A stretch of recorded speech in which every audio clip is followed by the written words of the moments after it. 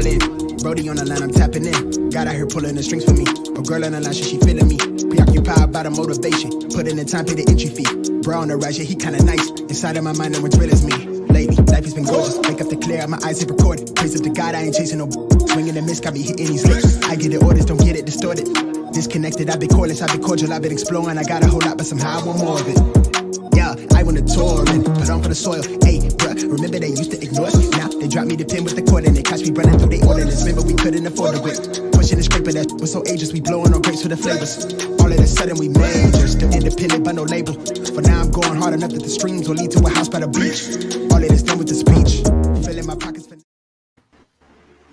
Welcome back for night 2 of the NFL Draft. We are here, Jeff Barnes, Bill Carroll, Dom Chorosky, breaking down every pick here in the second round, talking about the trades, everything that happened. This is the NFL Draft as we know it. And boy, oh boy, are we all excited for night 2. Bill, Dom, how are you guys feeling tonight? So for me, right, and I think I speak at least to some extent for all of us, there's a lot of players that people, the term, like I said, I don't use the term first round lock because no such thing exists. No player is a lock. There are players that we'd be shocked if we didn't go in the first, but things happen. And once again, for those who don't already know, teams know things that other people don't. There's stuff that leaks out, but there's stuff that doesn't leak out. So there are players left that I think are better than players that were taken already. And, you know, we'll see who's right. If the NFL is right with all the information or if I'm right with less of the information. But there are players that are going to go tonight who are going to help a team win Super Bowls. There are guys who are going to go tonight. They're going to go to multiple Pro Bowls, be multiple All-Pros, and maybe even one or two guys that go tonight and find themselves in camp. All right. How about you, Dom? I think the thing that I'm most excited for, I feel like too many people treat the draft as if the first round is the only one that matters. These rounds are important. Day 2, day 3, like these days, this is where you build your team. This is where you really get to see who knows what they're doing. This is where you still get a ton of really good players. You're going to get some really good value out of some guys. Like I said, there's definitely a bunch of guys that are still available that I thought definitely should have went last night. But like I said, tonight is about team building. And like I said, these rounds matter. It's not just the first round. The draft is a 7-round event. So let's get to it with 2 and 3. Indeed. I think you said the magic word of the day, value. People have to understand you get value for the pick. You don't pick a player because you think he's a first rounder. You go by your evaluation. Whatever you grade that player as is where you want to look at him in the draft because you're grading it by round, by value, not overall by projection. All right. So it's one of those things that people that aren't draft nicks don't understand, you know, but it takes a while once you get to learn it. So we got a lot of players that fell from yesterday. We're going to throw about most recent board from yesterday as far as available big board, top of the big board. And you look at some of the players that fell. You know, a lot of us expected Owusu Komora to go in the first round. He didn't. Okay, we said that Ojulari was most likely going to fall. He fell all the way out. Yep. You know, I mean, we have some other players that were. I mean, Oweh went faster than certain players that we expected to go. You know, so Tevin Jenkins fell out in the first round. You know, Jalen Mayfield's one of those guys. I didn't think he was a first rounder. Some people had him up there. Nope, didn't happen. You know, let's talk about some of these guys and where we think they're going to go today. Well, Creed Humphrey is a guy that's going to go somewhere today. And at one point, I'll be completely honest, I would have been okay, a little disappointed, but okay if he was actually the Steelers' first round pick. For 2 reasons. One is he is an elite level. The term elite level center prospect doesn't get used very often because people don't realize that, once again, how much centers matter. We throw on terms like the captain or the leader or the quarterback of the offensive line. But that's not just a term. Like, he is the center of the, physically the center of your line, but also depending upon what you're doing, especially in hurry-up situations, he may be doing as much as the quarterback to get certain things called in those, to 2-minute and under 2-minute offense situation. He is, especially with young quarterbacks, if you have there was times when a veteran center may tell a young quarterback, hey, that's the wrong protection. We're going with this instead. Some of them will overrule the quarterback because they know the quarterback is wrong. And of course, we all remember the famous scenes of guys who love each other, like Jeff Saturday and Peyton Manning, screaming at each other. And later, Saturday saying, but I was right. And Peyton being like, yeah, but I'm the quarterback. So you have to remember how important centers are, even though we don't think of them as super important. We always talk about left tackles on offensive line. If your center is below average, it caps the efficiency of running game, and it means you're going to make more mistakes in the pass protection as well. So he's going to go somewhere, and I think somewhere pretty quickly. Obviously, we talked about Jeremiah Owusu-Koramoah, and I tried to sort of warn people that there are people who had him in the top half of the first even. He is a tweener who wasn't super productive.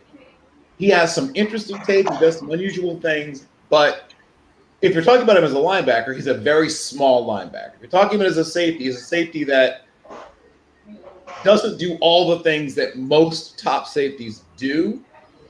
So you have to really have a plan for a guy like him. And if you don't run some of the things that he's best at, I mean, he's best suited to being in a big nickel, right? Where he's that quote unquote, that third safety or that however many linebackers. Sometimes you have one linebacker, but he might be that one linebacker. But he's that guy that patrols the middle of the field.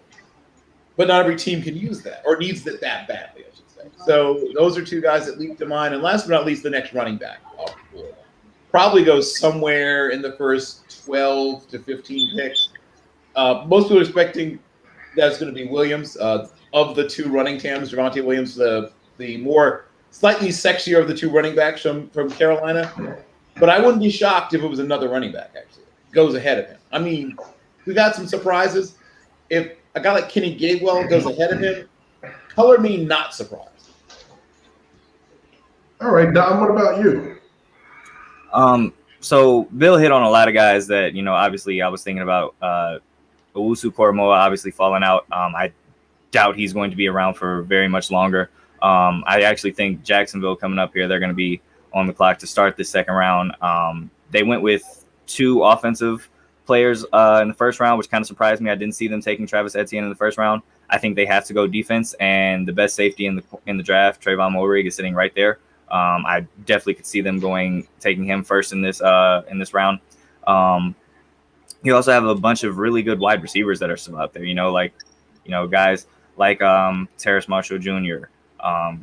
Obviously, we saw some other guys like Kadarius Toney go earlier, but you still have some really good depth there. And then the offensive linemen, like I said, that's something that's kind of been a real big point with this draft, is that the offensive line is pretty deep, or this offensive line class is pretty deep. You still have Samuel Cosme, you still have guys like Liam Eckenberg, Creed Humphrey, Landon Dickerson. So there's a ton of, again, just good value and good talent in this round. Also going to have some guys going round 3. I'm really interested to see maybe I think in round 3 is where you're going to see maybe some of that second tier group or crop of quarterbacks go. So, maybe will Kyle Trask go in the second round? Who knows? Washington didn't get a quarterback in the first round.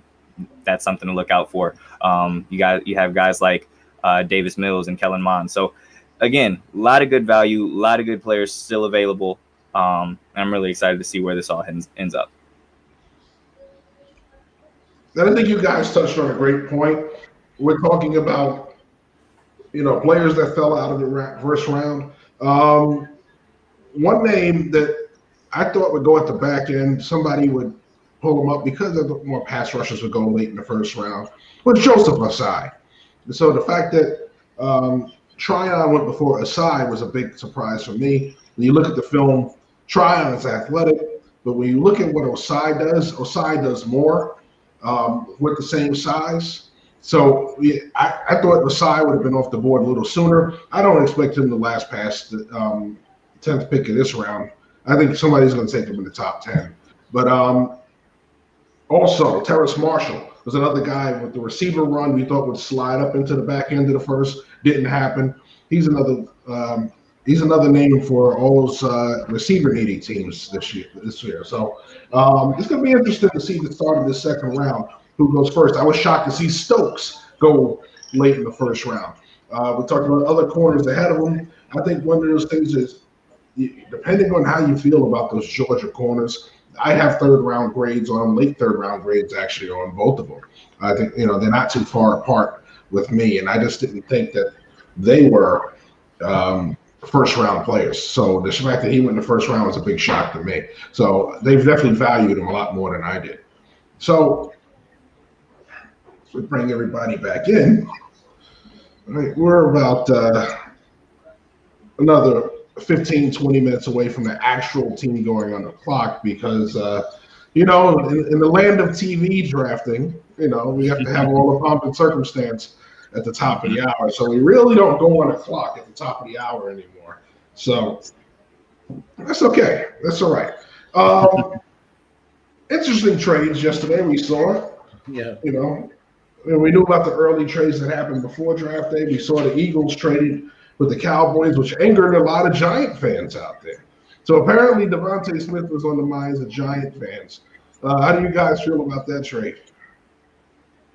Well, I understand why some fans may be upset as far as that trade because I get why would you trade with your division rival. I understand you don't want to help out, even if it may seem like a good deal. You have to understand that they're probably doing this because they feel like they're getting something good out of this, or they feel like they're getting the better end of the deal. So I understand, and I get why Giants fans were probably upset because I'm pretty sure they would have liked to have gotten Devontae Smith, having the Eagles trade up and kind of get ahead of them there. I know it hurts double because you lose the player that you were really looking forward to, and then also now he's going to a division rival, so you're going to have to see him twice a year in different uniforms. So I definitely understand it. As far as how it played out for everyone else, for the Cowboys, trading back, I think it was a smart move for them. Giants. I'm sorry. Had that mixed up for a second. But I think it was a smart move trading back. And like I said, for the Eagles to get Devontae Smith. Now for the Giants, still kind of works out. You obviously get Kadarius Toney later in the draft, which I think was an underrated player. Some people might have felt that was a little bit of a reach getting him where they got him. But all in all, I think it worked out best for everyone. But I do get why they were upset. What about you, Bill? So we're talking about all the trades or just one? We're talking about just this trade right now. Okay. I think that in general, we just talked about value, right? When you can truly maximize value, when you can say, we're going to get a player that either the player we want or a player we want. And that's another thing. We always talk about teams wanting this player. And let's be 100% honest. Not that teams don't have preferences, but there are teams that want more than one player, and they almost literally want someone to sort it out for them. Let's move down 2 or 3 spots, and maybe it'll be 1 or 2 of the players we want to be gone, and the decision will be made for us. Does that happen? It does, actually. Teams do have guys they have rated identically. They have the same grade. It happens. I should know, Mr. Ties, right, Jeff? That sometimes you have guys who you think have the same grade on. And so what do you use to break the tie? Sometimes it's positional need. Okay, we like all 3 of these guys most, but we need safety most. Or we had one of our guards retire and another one we had to lose because of a cap situation where we couldn't afford to keep him. So the guard wins, right? So if you're able to move down, get more, especially if your team's not right close to the Super Bowl, right? If you're not right about to win the Super Bowl, so this one player isn't the difference between the Super Bowl and not winning the Super Bowl, you can move down and still accrue more assets and get a player that you can use. And Dom, one of us said it yesterday. I think it might have been you, Dom. It said one of the good things about your team being bad is you can use everything. That's, if you're looking at it that way, it's true. If your team needs everything, if you move down, you can still get somebody that can do some of the everything that you need. Indeed. So let's talk about another one, of course, involving the team that got left out of the last trade. the Bears and the Giants. Now, like I said, I found this one of the most surprising moves to me. That listen, we talked about a lot of things Chicago could do in this draft. Last thing I expected them to do was leapfrog up for a quarterback, but it made sense. They knew Fields wasn't going to last when it got to him. So, but how do you guys feel about that one? Huh. Well, so I live in Chicago. So I'll start by saying this.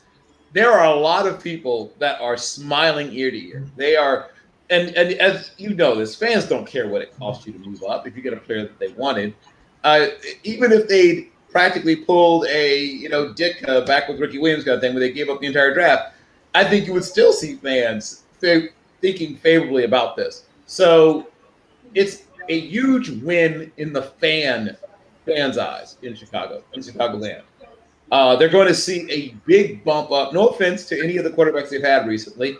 People, I'm sure, bought some Foles jerseys and a good amount of Trubisky jerseys and even Cutler jerseys and the long list of others. But you'd have to go back to, I don't know, probably maybe no quarterback in the history of the franchise is going to sell as many jerseys as Justin Fields has. There hasn't been this kind of excitement at a quarterback that has been drafted by this franchise.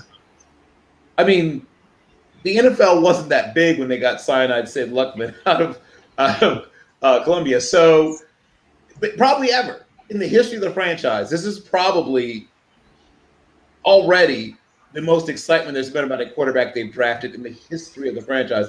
And to put it in perspective, this is one of the original franchises, people, right? Mm-hmm. When the NFL began, George S. Halas was one of the guys there writing out like who gets what and what teams are where when they literally started the league. So this team is, I mean, I don't have to go through the litany, but this team has really been lost in an endless desert when it comes to the quarterback position. And now finally they may have found just a little bit of sweet, cool water to drink. All right, Dom. Right. Go ahead. So again, like I said, I'm a Pittsburgh Steelers fan first, but like I said, I'm originally that's where most of my family's from in Chicago. Spent the first 5, 6, 7 years of my life there. So I do have love for the Bears, right? And I am definitely one of those people that Bill spoke about when he said they were smiling ear to ear when the Bears moved up. It was definitely something that was unexpected, but I think that sometimes, and it's not always the best move to make when you are kind of making a move out of desperation, but sometimes it pays off, and I feel like this is going to be one of those situations that pays off. For me, Justin Fields was the second best quarterback in this draft class, and for the Bears to get him, you trade up from 20 to go up there, and you get him. And like I said, I brought this up yesterday. The Bears are the only franchise in the NFL that hasn't had a single quarterback pass for over 4,000 yards in a single season. You have someone who can legitimately do that now in Justin Fields. You bring him there. Yes, they still have a lot of other concerns that they need to address, specifically on the offensive line. Justin Fields' mobility will help out and maybe alleviate some of those struggles a little bit. But you still have two really good running backs in David Montgomery, Tariq Cohen. You have a true number one wide receiver in Allen Robinson. And now you have a real viable quarterback to throw him the ball. No disrespect to Mitchell Trubisky or Andy Dalton or Nick Foles, but Justin Fields is clearly an upgrade and better than really anything that the Bears have had in decades. So I think it's a home run for the Bears. And Justin Fields they're going to go and say Andy Dalton's the starter for the time being, but once they make it into training camp and all that other stuff, Justin Fields should be starting day one.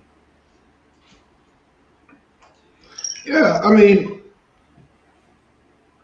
I'll tell you what. I like what Dave Gettleman did here for a couple of reasons. You knew you could trade back if you weren't in love with anybody you had on your board at the time. And what do you pick up in return? All right, so you get a 5th round pick this year, but you get another first next year. Yeah. All right, so unless he trades a 1st round pick next year away, he's going to have 2 1st round picks next year. And you still got the player that I assume he wanted in Kadarius Toney, when he did come on the clock at 20. But he added another 4th round pick next year as well. So he got plenty of value for the trade. Like I said, I guess he felt Tony was the best player available at 20. Was there anybody better than anybody he could have got at 13? Absolutely. I mean, he had somebody better. I mean, there were offensive linemen still on the board better than Kadarius Toney. All right, so there were better players there. If he didn't think they were a fit, if he thought he could get something as far as skill-wise later in the first round and still add an offensive lineman in the second round, it's a win all around for him. Kudos to him. You know, I know he's had some picks that we look at him and go, what are you doing? He's had some picks you go, okay, we see what you're doing, Dave Gettleman. So only time will tell to see how this trade works out for him, how Kadarius Toney works out for him. Yeah. But it's one of those things now where you have to look at the trade and say, okay, he got good value, but what did you get from it? Overall, what did you get from it? What did you pass up? What did you get, and how did it work out for you? All right, yeah, I was just gonna say real quick, I do agree with that as far as because I do like Kadarius Toney. I like him a lot actually. I just felt like it was kind of a situation where I felt like it wasn't the most pressing need, especially with Christian Darrisaw right there on the board. You could have had him help solidify that offensive line. There were a couple of edge rushers that you could have got that you like. Those are the two main concerns for the Giants, and they ignored them in round one. Going to be interested to see what they do here on night 2. Yes, well, those who are watching on TV and seeing the Hall of Fame class come out, I see Drew Pearson on the stage. I'm very happy to see him finally go in. I think that took way too long, by the way. Some of the people are already in there, and Franco Harris and a lot of the Steelers up there, Anthony Munoz, and the commissioner is up there to officially put Jacksonville on the clock. All right. All right, so we're about ready for business here on day 2. Yes, sir. Or I should say night 2, since we're in prime time now, you know. Yep. It's so different from the old draft days where it started early on a Saturday morning and even earlier on a Sunday morning for the rest of it. Yep. And it was just a long weekend. Yep. Yeah. Yeah, So, I remember those old days, and there were more rounds then too. Oh yeah. I can remember. So I can remember the 17 round days. That's how old I am now. Yeah. I know, Dom. I know. You can't even relate. I remember they dropped it to 12, and they dropped it later to 10, to 9, then to 7. They jumped right over 8 for some reason, and eventually, they're stuck at 7 cents. But yes, I remember it was a very long affair, and like I said, when I was a kid, I became obsessed with the draft fairly early in life. To get information was so difficult. You would have to beg people because I lived in a non-NFL city, so I would have to sort of chase up, contacts with other places, people in other towns. And when I was about 12, I started mowing lawns, and I used that money to get myself a UPS account. And I would ship tapes. I grew up in a Navy town to friends of mine who now lived in other parts of the country. They would ship me back tapes. This is pre all this ESPN and everybody else broadcasting all this college football. So if I wanted to see West Coast guys or see guys from New Mexico or whatever, I would have to make friends in other parts of the country. And then in exchange, I would ship them tapes of like Lawrence Taylor or Boomer Esiason. And they would ship me tapes of players that I normally couldn't get a chance to see. Oh, yeah, here's some Randall Cunningham or whatever. Because it was just so hard to see guys on television because only 2 or 3 games per week in college football in those days. And it was usually just the same region. You get like one national game, Keith Jackson, would give you it usually would be like, Nebraska, Oklahoma or Notre Dame, USC, whatever. You get that national game and you get, for me, an ACC game. And then they would have a HBCU game, usually Grambling versus somebody, that was tape delayed and then compressed. So, you could watch the whole thing in probably about, hour. And then they would have Coach Eddie Robinson would talk at like halftime about certain things. Then boom, you get the second half of the game. It's so different now. You're so lucky, Dom. You have no idea. just listening to that, I could not imagine. Like it just, and I think when you grew up with that, it's kind of like, okay, yeah, this is what it is. But like me, I understand that I am extremely spoiled as far as having the wealth of knowledge and just having everything available, right? Like it, like, and that's the thing. Like I can literally go and if you want to do the work, you can go and find tape or any type of information on any prospect that you want. All you have to do is put the work in at this point. Like everything is available. It's at your fingertips at this point. Indeed. Right. Well, Jacksonville is now on the clock with 6 minutes left. So what are we looking here for Jacksonville? Oh, well, I said it earlier. Trayvon Moehrig, I think he's still out there. He's the best safety in this draft to me. And I think it would be wise for Jacksonville to rebuild that defense. You know, the last time they really had any Super Bowl aspirations was when they had an elite level defense a couple years. And that's the crazy thing. Like that wasn't that long ago that they were in the AFC Conference Championship game, but it feels like decades ago. Like it feels like it happened decades ago. And as I said this before, you know, the Jacksonville Jaguars have always done a pretty good job of evaluating talent and drafting talent. Now it's just a matter of keeping those guys. It's a culture thing in Jacksonville. But I love Trayvon Moehrig, and I think he's someone who is worthy of going in the first round. I definitely think he's worthy of being the first pick selected in the second round. Dom, the Jacksonville Jaguars remind me of that cousin you have who hit lotto and was broken 3 years. Where you ask them, where did it all go? It's like, man, I had a good time. Well, you have nothing to show for it. I got some memories. It's like, come on, man. Come on, it's all gone. And that's kind of how the Jacksonville Jaguars have been, because it's the old saying, like, it's not how much you make, it's how much you keep. That's how it is with them in the talent acquisition. They've had a few misses, but they've had a lot of really spectacular hits in terms of talent, and it's all slipped through their fingers, and all they have is memories. So it would be really good to see them figure out on the front end the plan for keeping talent. And of course, what's the best way to keep talent? One, win.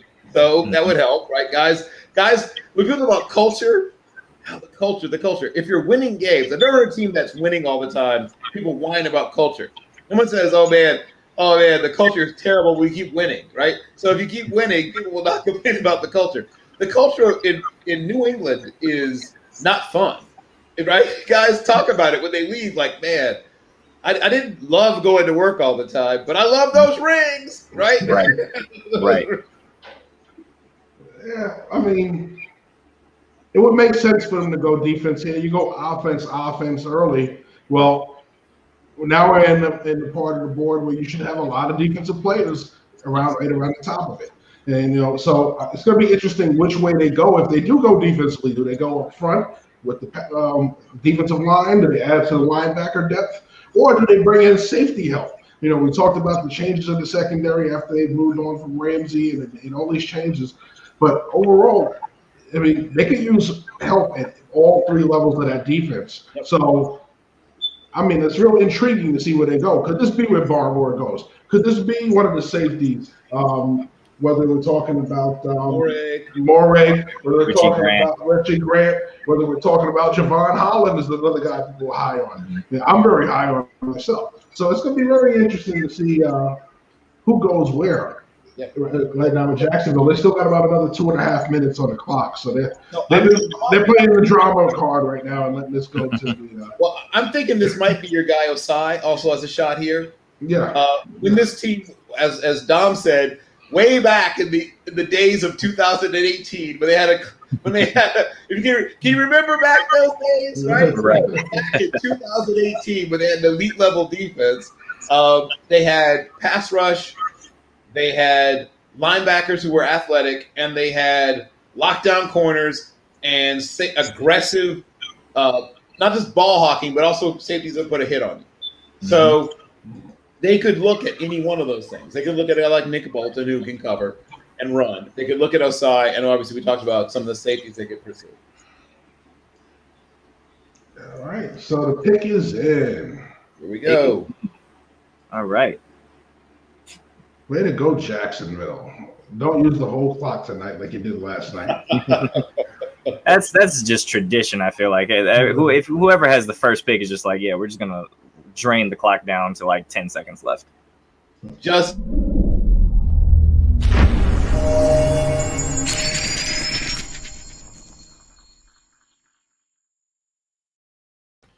So while we wait for them to print the name on the jersey, looks like the Jacksonville fans are dancing that they got their pick in. So with that being said, Jacksonville has got their pick in, and let's see who's going to be the second one. Yeah. We see they're excited over there on the Twitter side. Yeah, so that puts the Jets back on the clock again. We talked about their picks yesterday. We got their quarterback in the future. Got the guy in front to help protect them. All right, so it's another team who use help on both sides of the ball. Could they go cornerback here? Wait a minute, who is this walking up to the podium here? It's not Goodell this time. This is we got but right, by the time you move on to this point, you get the old days and current players. Right. Yeah. It used to be Genie Washington. Oh, it's Kevin Hardy. It's Kevin Hardy. Oh my gosh. So fun fact, when I was a graduate assistant at the University of Illinois, Kevin Hardy was our defensive team captain. Mm-hmm. All right. So by Lou Tepper. All right. So another Georgia corner goes off the board here. Tyson Campbell was the pick. Yep. All right. So let's talk about this one. All right. Why don't you start this one off, Bill? So, as we know, his partner in crime is already off the board. They're both very fast. Stokes and Campbell, guys with extensive track and field backgrounds. In fact, some people prefer Campbell. The difference is that Campbell is a guy that needs to be in sort of like that Seattle system, right? He's a Seattle-ish corner. Despite being very athletic, he's not a guy who's comfortable in just pure man. He's better in a situation where we can see the quarterback. That's the triangle we talk about, right? Where ball, you, man, quarterback. He has a good sense of where his man is, a good sense of where the quarterback is, and he's anticipating and reacting based on what the down and distance is, what route combination you're expecting. He's a guy that's better in either a zone or sort of a matchup zone, right? Where you have some man-ish principles, but you're still keeping eyes on the quarterback and you've got help. So some people look at the fact he's super athletic and say man corner, but that's not the case. He's a very athletic zone corner, and I think it's a good fit for him. I think he's going to do well in their system, and I wouldn't be shocked if he ends up actually having a better early career than Stokes, who's going to have some of the more, it's rougher to just become a man corner when you get into the NFL as a rookie because these are better players. I mean, even if you come from the SEC, these are better players. There's no Vanderbilt, no offense to Vanderbilt, whoever else on your schedule. It's all killer, no filler when you get to the NFL. Dom, what do you think about the pick? I like Campbell. Like I said, I like his size. Obviously, he's a taller corner, but he has really good length. I love his speed. Like I said, he doesn't have the most fluid hips, and his change of direction leaves some to be desired, but he has the speed to make up for it. I do agree with Bill. He's really athletic in zone, right? Like you don't necessarily want him to play a bunch of man. He's really great as far as, anticipation on underneath routes, things like that. So when he doesn't have to focus solely on the man and he can keep his eyes on the quarterback, I think he'll be fine.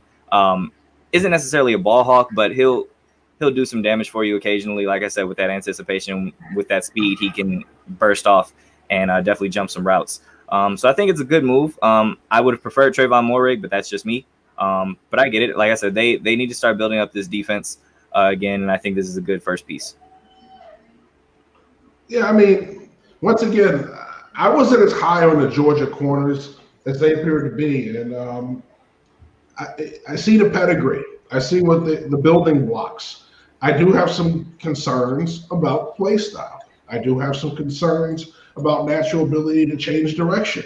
I do have, there's a lot of concern when it comes, and some of that is technique. Some of that is just innate ability. You cannot teach instinct. You either have it or you don't. All right. So, Football's about muscle memory. We do a lot of repetition, but you can repeat. If you don't have the ability to read and react, no matter how much we do it, it's never going to just click. Yeah, some guys are just thought process driven. So, he's one of those guys to me. If he sees it and he understands what he's seeing and he can react quickly, then he does. But he's not a natural. We talk about twitchy players. We talk about all those things, smooth transitions. None of that is him. So to see him go so high, still, once again, I'm not on that high on him because I don't see that with him. Well, I would say he is twitchy. He's just not smooth. I mean, he was a tremendous track and field athlete. He can. His issue isn't being able to accelerate. His issue is being able to change direction. Well, there's a difference between acceleration and change of direction. One thing, yes, you have to get, but you have to recognize and instantly react. Think about when you see that out route when you're a DB. Some guys see the guy make the break, and their feet don't react until their mind just finally says go. Some guys see it and immediately snap to it. And I just don't see that when I watch his film. I see a guy, he sees it and then goes. It's like that quarterback that sees the route that throws the football as opposed to anticipating. Automatically, okay, it's over, gone. All right, so yeah, that's the one thing about it with him. I don't see that kind of reaction on his film. I see everything is thought process driven. He sees it, he reacts when he sees it. It's not instant. Yeah, zone corner, Jeff. That's what he did. He is a zone corner. Yeah. Shuffle Bale is the bane of my existence. I've spent I don't know how much time whining and complaining about Shuffle Bale, but he's why it exists, right? Guys like it's like, oh, okay, I kind of get why I still don't like it. I'll never like it, but I just say, okay, now I understand. At least I understand it. I won't shoot it in the foot because I spent the second half of my career in Shuffle Bale, and it saved my behind. And the Jets have the pick in.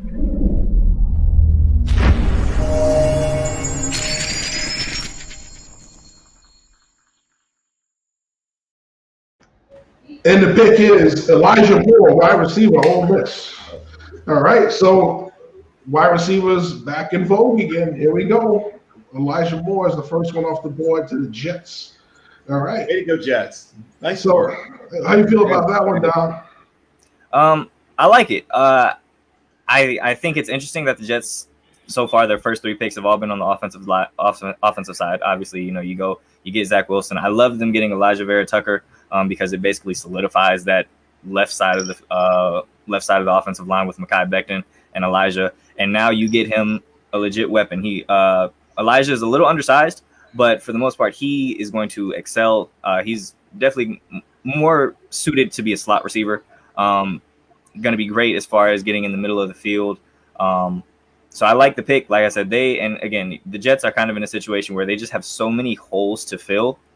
Anyone that they take makes sense right now. I do like Elijah Moore. I think he has really good natural hands. Like he's not someone who kind of catches with his body. Like he has really good hands, strong hands. So I like Elijah Moore. I think it makes a ton of sense for them to go out and do this. So I think the Jets are off to a good start. I like what the Jets have done so far. Bill, you guys remember Lee Evans, right, from Wisconsin? Correct. That's who you're getting. And despite the fact that people are going to talk a lot about, how he's, 5'9" and all those kind of things, I've seen him moss people. He can get up. He is an explosive player who consistently outjumps guys who are 3, 4, 5 inches taller for the ball. He's going to keep doing that. He is a guy who can play bigger than he measures. He's powerful for a little guy. He is the only more explosive guy who's also short amongst wide receivers in the class is the other Moore, right? Who's even smaller but even more powerful. So these little pocket rocket guys are going to be a little further down the board because of their size, but I think they got great value. He's going to help them in the return game. He's going to be on the field early and often in his career in both special teams and 4 wide receiver situations. I think it's a great pick. Yeah, I agree. You talk about adding weapons for your young quarterback. Here's a player who's explosive, brings a lot of dynamic ability to the offense. if they could utilize him properly, he's going to be a person that's going to really, really fit into what they really want to do. And just like that, the Denver Broncos have a pick in. Way to go, Broncos. Right. Let's go, So we're Broncos. moving pretty fast tonight. That's interesting to me that the Falcons traded back here. I'm interested to see what happened there. Yeah, we have to get the details on that trade.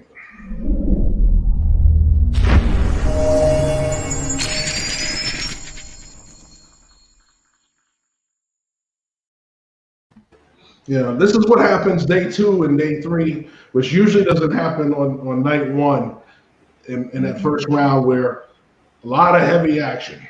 Everything is on and off. So we're going to have a lot of trades, a lot of up and down by teams, trying to pick up more picks. Broncos require 35th. Go ahead. And there's teams, as we talk about, teams' boards are different. There are some teams that maybe even have a player or two left that have first-round grades. And there's some teams that ran out of guys with first-round grades around pick 14, right, of the first round.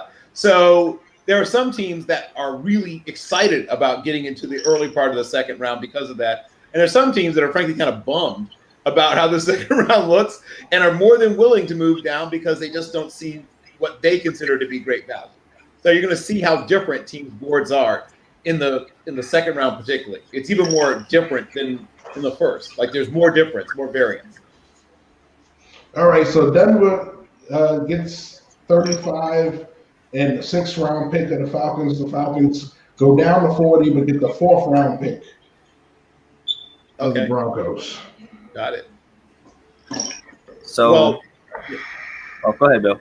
No, I was going to say, the Falcons are in an interesting spot as a franchise. I think we could all agree that while some teams that are in the same situation as the Falcons have already sort of turned the page and are deciding to basically, tear down to the studs and gut rehab, it looks like the Falcons are trying to figure out a way to hammer, glue, nail everything and hold it together for at least another year or two to see if they can squeeze out another Super Bowl run before it all has to come basically blown apart.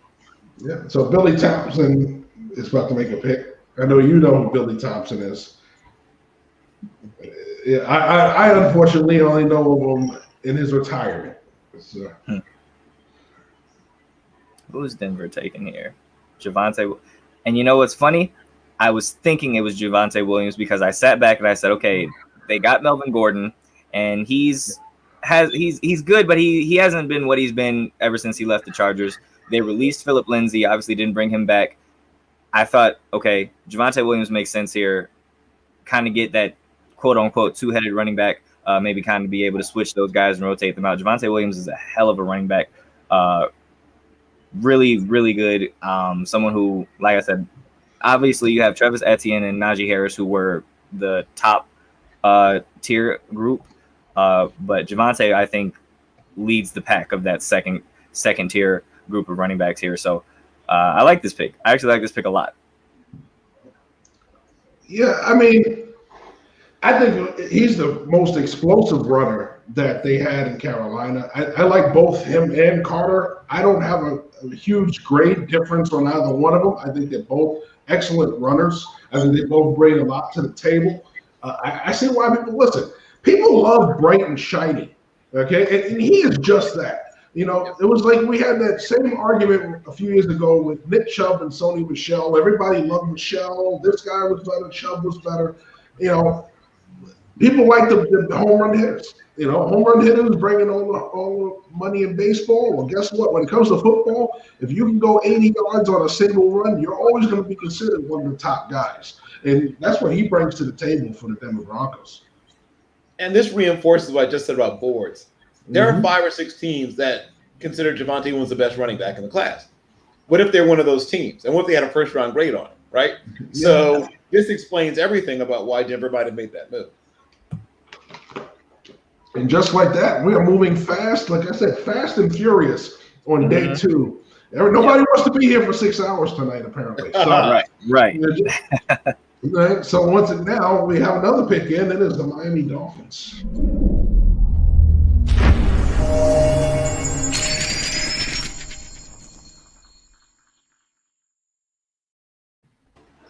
at some point we'll have to sneak in a commercial here, the way these guys are going with these Fast and Furious space here.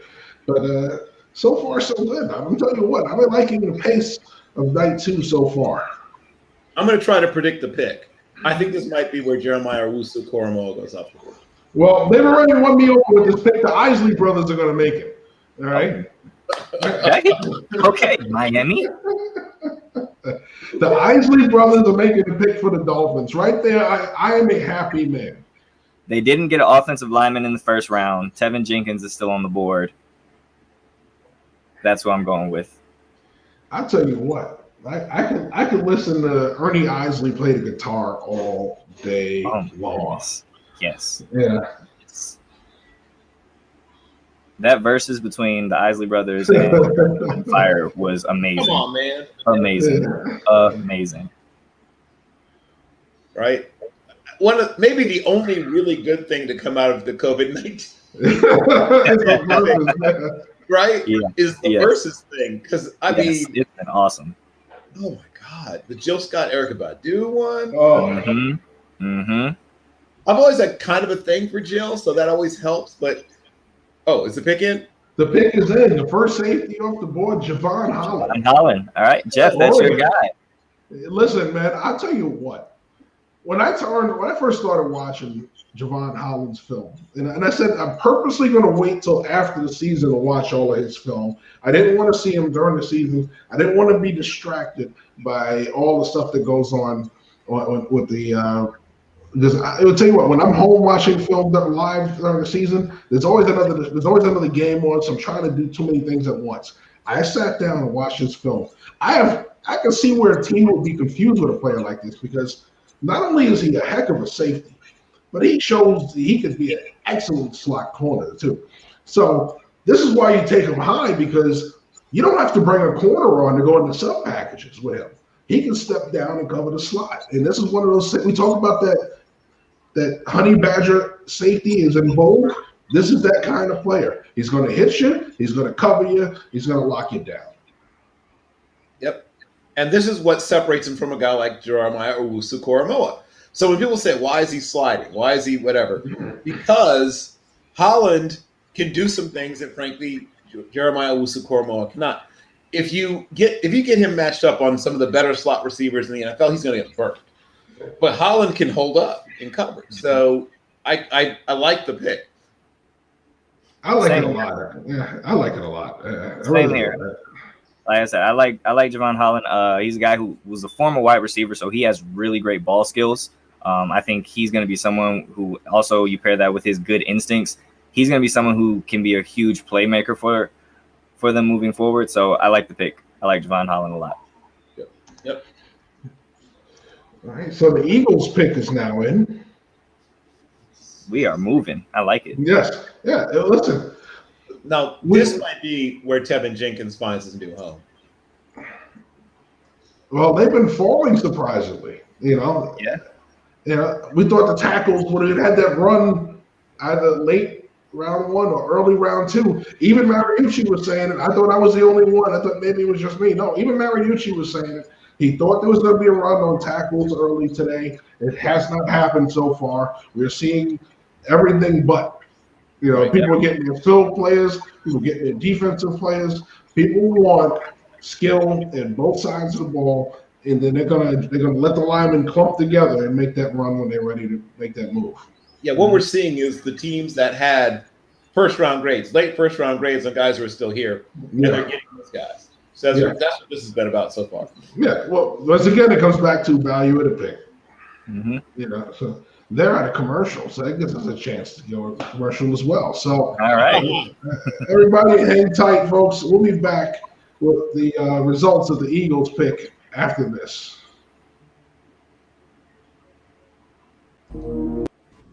This commercial is brought to you by TrueBrain. Say hello to TrueBrain. We're not magicians. We're not going to turn you into a rocket scientist, unless you're already a rocket scientist. We're not Big Pharma, and our products are custom made to boost mental output. We empower people to do their best thinking. All right, and believe it or not, we went to a commercial. They still haven't announced the pick. So still, Still, so but at least we can give them their graphic attention. So how about that? We'll at least let them know the pick is in. Everybody knows it on that end.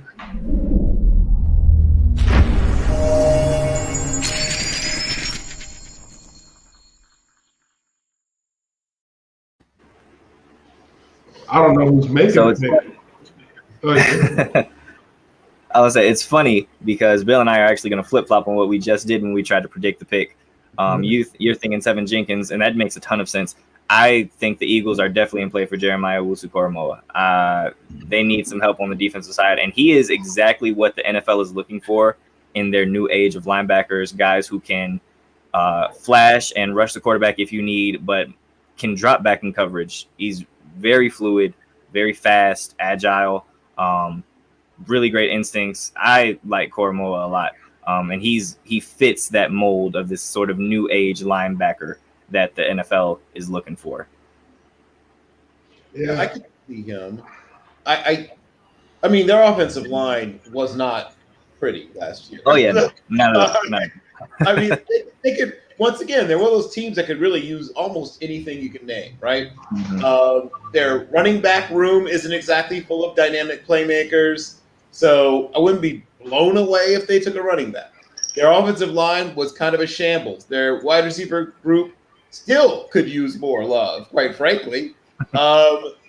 They were stacked at tight end, but one of their tight ends is moved on, and the one who's left, I don't know if he's as good as everyone thinks he is, but we'll see. But I'm probably a little early for any of the tight ends. I think Freiermuth goes off probably towards the middle of the second.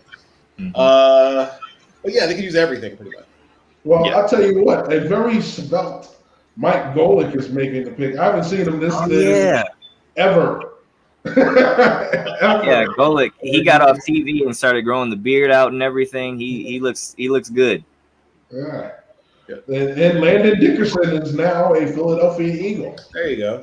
Hey. So, I mean, we talked about centers. This is not the first center that people said was going to go off the board. Everybody else was saying it was going to be Creed Humphrey. So, it depends on what you prize at the position.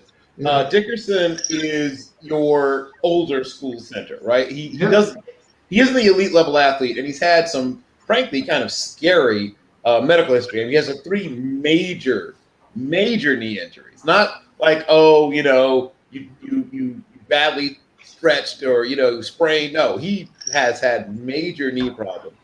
So that scares you a little bit. But clearly their doctors were a little more comfortable than some other teams were with Dickerson's knee situation. But he is like I said, sort of a great – he would have been a guy who would have gone earlier in the old days when you really prized that classic downhill guy. He's not quite as good on the move as Creed Humphrey because who is? Creed Humphrey is a rare athlete in the center position. But closer to like Pouncey, right? We talked about, I'm still hoping somebody makes it to the Steelers. But Pouncey was that new age center who's great on the move. This guy is an old school center. He is a guy who wants to basically go downhill and flatten defensive tackles for a living. Yeah, I mean, the last time we saw him in pads, he was coming out for a kneel down when he was already injured. So I said, why would you risk putting your injured player in the game when he had no business playing? Just for a kneel down, somebody pushes him. So we hear he'll be on time for training camp with his rehab. We hear all the good things about his injury, but it is yet, like you said, another major injury. So it's going to be interesting. And, look at that. The trade is in. The Bengals have traded back with New England. So New England trades up, and guess what? They've already run the card to the table. So rapid pace tonight, folks. The way they are drafting right now, we're at a day 3 pace. So we may be off the air by 10 o'clock. So let's play Predict the Pick one more time. This could actually be the home for Jeremiah Owusu-Koramoah because who else would know what to do with him, right? That's what I keep thinking. He has to go to a team that actually knows what to do with him. This might be that team. Absolutely. I 100% agree with that, Bill. Going back to the Eagles pick real quick, though, I think Landon Dickerson is a good pick for them because they are a team that's trying to rebuild that culture. And Landon Dickerson, one of the things that you always hear about him is leadership. He's a guy who's great in the locker room. He's someone who rallies the troops. And I think that's something that's super important for them right now. The Saban Belichick connection strikes again. Christian Barmore is going to New England. Okay. So, That's the other guy that I should have thought about, right? Yes. Of course. I should have thought of that. I really should have. Yes, of course. Right.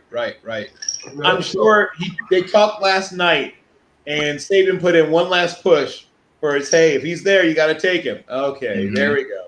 Makes sense. A ton of sense. Makes a ton of sense. When you have an interior lineman who can get pressure, that's huge, right? And Barmore can do that. He's going to eat up double teams. He's going to make it easier for other guys to get after the quarterback. He can stuff runs. It makes a ton of sense. It makes a ton of sense for the Patriots. He's not quite Richard Seymour. He's closer, even though he's built like Richard Seymour. He's closer in the way he plays to a guy like Michael Bennett. But still, that's a good football player. Yes. Yeah, I mean, he's the kind of D tackle that you need these days, that thicker body that can stay on the field all 3 downs, okay? He's going to be able to give you the same kind of production versus the run and pass, all right? But that's what he didn't do. I don't like his run tape.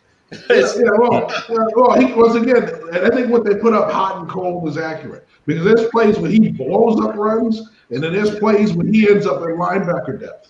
And that, I don't know if it's a fatigue issue. Maybe he just never was a 60-down player. Especially it's a combination, Jeff. I think it's fatigue, and he's a guesser. We talked about that before, right? Yeah. Now, if you're an elite level guesser, right? Asante Samuel Sr., right, was an elite level guesser. Troy Polamalu was an elite level guesser. But if you're Terrell Buckley and you're only an okay, it doesn't work out the same. So I need him to either get better at guessing or get better at reading his keys. And yes, they need to either he needs to get in much better shape or play fewer snaps. Well, the Chicago Bears, lightning quick. Here's the Bears. I'm telling you, we're at a 3 pace. We're going to be out of here at 9 o'clock. I'm telling you, we're going to forego the graphics from now on. We're just going to sit here and give commentary because they're just moving. Oh my God! If they manage to get Tevin Jenkins here, that's what I'm thinking. Davis. Wow, that's a name I haven't heard in a long time. That's what I'm thinking. The Bears need offensive line help. You just went out and got a quarterback, and it's Tevin Jenkins. There you go. Well, this had to be the pick, right? Yeah. Good for Chicago, man. They're going to be able to run the ball, right? Because he's really. When I just graded out the tackles as run blockers, he was my number 2 run blocking tackle in the whole class. Mm-hmm. And though he's not always exactly what you want at least yet in pass protection, he's more than capable of doing it. It's just you could tell that it almost like they didn't. I get the feeling that the offensive line coach is like good enough. I mean, that's what I felt like.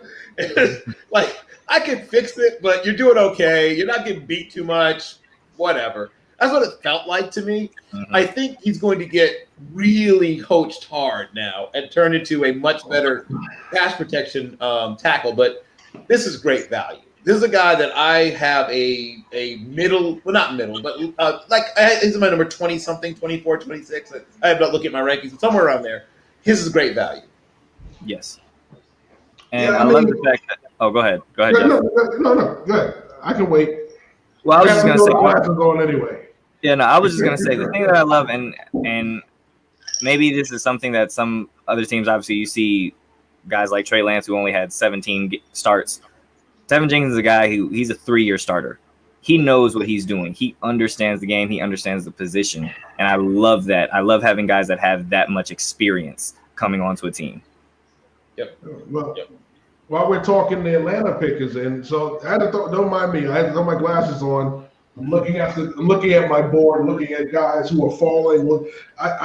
So if you see me turning around, there's no TV behind me. The TV's in front of me. That's how I'm seeing the picks. But I'm looking at my draft board, trying to see who's falling, who's coming off, where I think they should go. So hold on. I don't want to be the odd man out. Hold on. So everybody's putting on their glasses. Yes. There we go. Yes. You know, driving a car during the daytime, no problem. Yeah. Looking at a board across the room, I need glasses. I 100%. 100%. Yeah. So back to guys that we were just talking about. I once again, I wouldn't be shocked if it's a running back. I wouldn't be shocked. I don't think that's what it is, but it wouldn't shock me. Once again, offensive line, very easy to do that. Dylan Reduns is a guy that might be in play. Eichenberg is a guy that might be in play. Mm-hmm. Right? Even Mayfield, though I have a lower grade on Mayfield, I think he is, into the second, into the third, maybe. Let's see. Well, they got the military making. Oh, Morag and Trevor. Right, Morag. Right, of course, Trevor Morag. Before I forget, Trevor Morag. I was gonna say, how do we feel about Morig or maybe even Asante Samuel Jr. here? The Falcons need defensive help. Mm-hmm. Yes. Well, they need a lot of defensive help. I was gonna say a lot of it. Yes. Yes. Huh. Yeah. The problem is there's not a lot of defenders that feel like great value at this point. Right. Some of them are guys you're going after the super raw pass rushers and you're pushing them up, or you're getting some of the guys that are polished but not super physically talented. There's not a lot of guys that are both left because they went pretty quickly. But yeah, there's definitely, let me see. Morag feels like a good fit. I like that for them. Yeah. How do we feel about the Falcons? Richie Grant. Richie Grant is the pick. There we go. There we go. Okay, so let's take a look at this. Okay, so the first one to go off the board was Holland. Now you got Grant. Morig is the one falling now. Okay, Why? so we've got two fallers right now. We keep saying falling, but I get the idea the NFL never liked him as much as Draft Twitter liked him. Yeah, that's There's true. players like That's Barmore. true. There's a bunch of guys that I had identified as I knew that Draft Twitter was higher on them than the NFL, right? And so when I did my final mock, the one that I tweeted out from the NFL's whatever they call predict the pick or whatever little game thing. Yeah. I tried to, instead of going with sort of my thoughts, I thought about what the NFL sees when they look at some of these players as opposed to what I see. And that's why it was more accurate than my thoughts.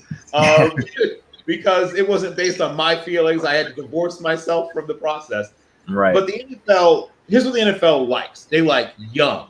So guys who are 23 years old, those guys going to slide, right? Mm-hmm. If you're a 21-year-old, you're going to go earlier in a draft if you're close to the same player than a 23-year-old. And Yeah. I think the quote-unquote couch scout doesn't take that kind of thing into account. The couch scout doesn't always know medical histories and often doesn't care about medical histories, right? Oh, yeah, the guy had, bone on bone, big deal. I love his tape. Well, the NFL can't afford to take that. They can't afford to take that. They got to worry about if this guy's going to be able to make it through 3 years. Indeed. And that's always what you hear when you talk to the executives is, well, everybody was saying this guy was so much higher, and they'll always answer with, they don't have all the information that we have, which is true. Yeah, I'm sorry. When I talk to coaches, it takes a lot for me to get a lot of information out of college coaches. Why? Because I don't have the blessing of the shield on my business card. So, so when I have to earn a level of trust with those guys for them to impart that knowledge on me. Same thing with scouts. You see them on a road, you're sitting next to them in the press box, observing the game together. I'm doing the same thing they're doing. Difference they're doing, they have a shield on their paycheck. Mine doesn't. So the shield gets a lot more access than we do. They have investigators. I don't have any investigators doing my homework for me. Okay, Right. I've met their investigators on the road, and trust me, I would love to be able to afford those guys. I cannot. So, they have the ability to get way more information, character-wise, medical-wise, than we ever will.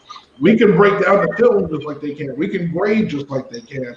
But one thing that's going to mess from that grade is all the medical information. That's the reason why they have a combine where their medical people get them there and break them down and they find injuries that the colleges didn't know about.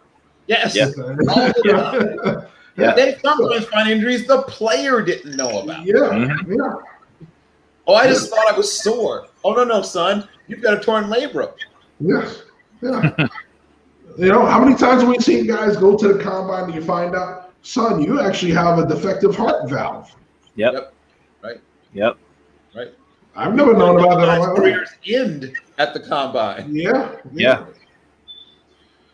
You know, so it's one of those things. You look at it and go, I have to give them that part. They do actually know more than me when it comes to things like that. Yep.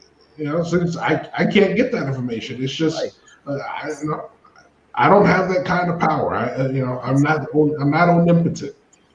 Goes back to what we were talking about earlier about access. Yes. Access and availability. Right. You know, Some guys in this draft, the strength coaches said this guy doesn't like to work. Right. We don't have a guy. We don't have the strength coach admitting to us, hey, he's a talented player, but he doesn't like to work. He doesn't like to lift. He doesn't like we don't know that about some of these guys, but it comes out in the wash. It always comes to the surface at some point. Mm-hmm. Yeah.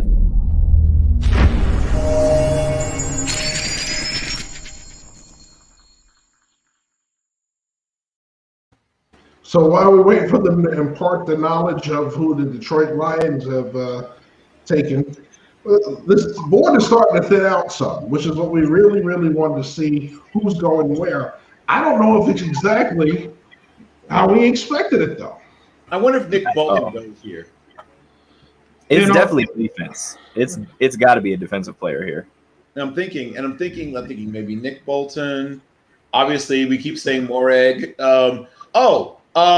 Levi Onwuzurike could also pass here. Yes, well, that's one of the guys we're going to talk about. Yeah, Levi Onwuzurike could be the man as well. Oh, yeah. This is why I just say Levi. Levi O. You just have to practice it. It's Levi Onwuzurike. I've got it. There you I have go. to practice it again. Onwuzurike. It's just reps. Yep. There's always a couple of those names. It's always reps. Oh, there it is. There it is. All right. So Levi Onwuzurike goes There we go. to the Detroit Lions. Listen, it took me 4 years to decently pronounce Albert Akbawanam. Okay, 4 years it took me to get that one. All right, I am horrible pronouncing longer than 2-syllable last names. Okay, all right, I'll tell you that right now. So I just wrote this guy up recently, or rewrote him up, and I sent you some things up on him. He's very similar to a lot of the sort of tweener tackle types. He played out of position at Washington. His best position is 3-tech, and he really played right on the nose a lot. When he gets to play 3-tech all the time, he's going to do really, really well. Remember Kentwan Balmer? Yes. If you remember him, that's the kind of guy I see him as being.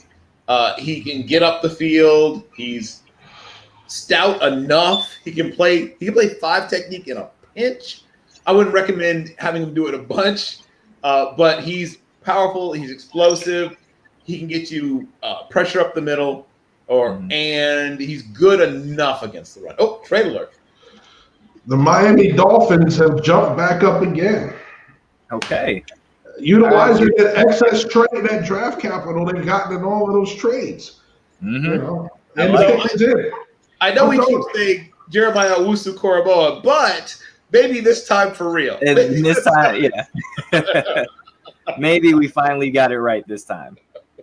As far as Levi goes, though, Bill, I agree. He did play out of position a lot at Washington. I think some people might have looked at that, and because that's something that, like, if you only looking like, oh, he only had 7 sacks, that's one of the things that you kind of maybe can gloss over when you kind of don't really pay attention to that. So I think he is someone who, like you said, you put him in the right position, he's going to be really disruptive. He has really aggressive, really good hands to get off blocks. And he has really good speed for an interior lineman. So he can close, he can finish, and he can find the ball. Well, the pick is Liam Eichenberg from Notre Dame. So now we're starting to see that run on tackle starting to form. There we go. We saw Tevin Jenkins go. We see them jump up for Eichenberg. They didn't think he was going to be there when they picked again. Cosby's going to go soon, too, I think. Yeah. So we're going to start to see that run. This is where we would say the run with Leatherwood be involved, but unfortunately, Oakland took him in the first round. So, Maybe they double down. Maybe they take Cosme right here.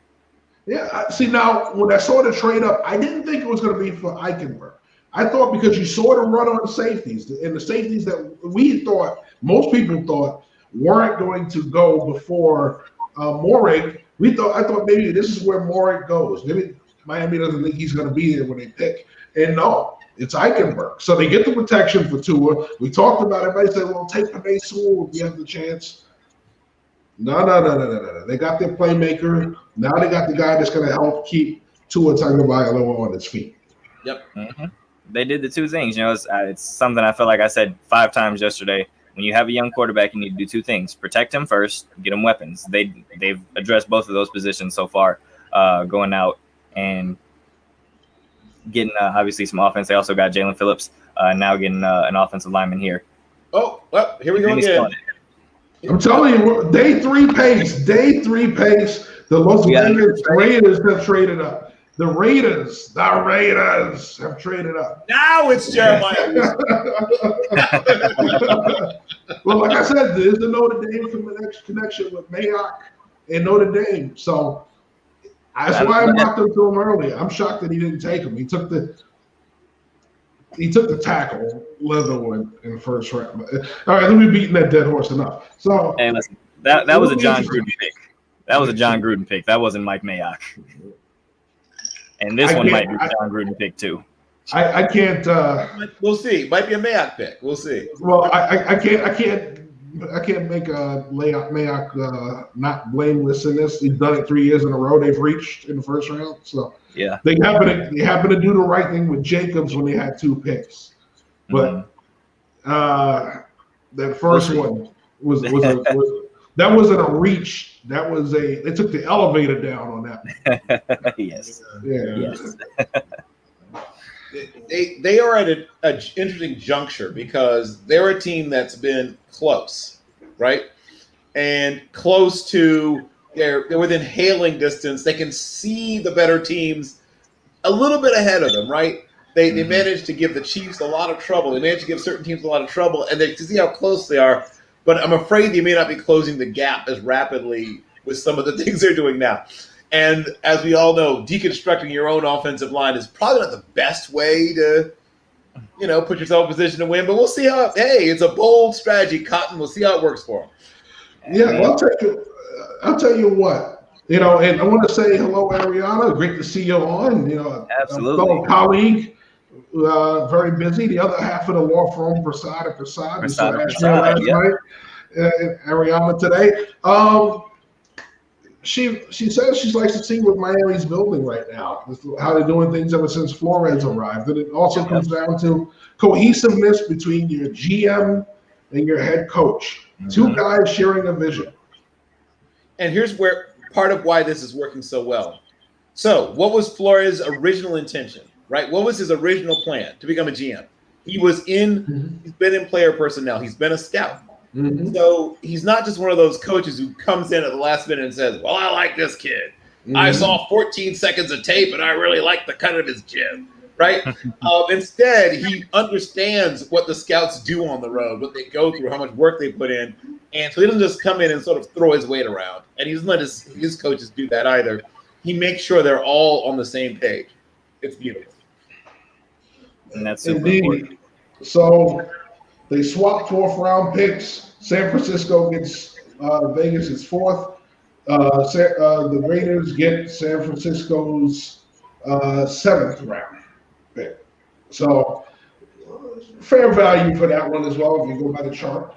You can find it on the internet, folks. They're no longer secret. Mm-hmm.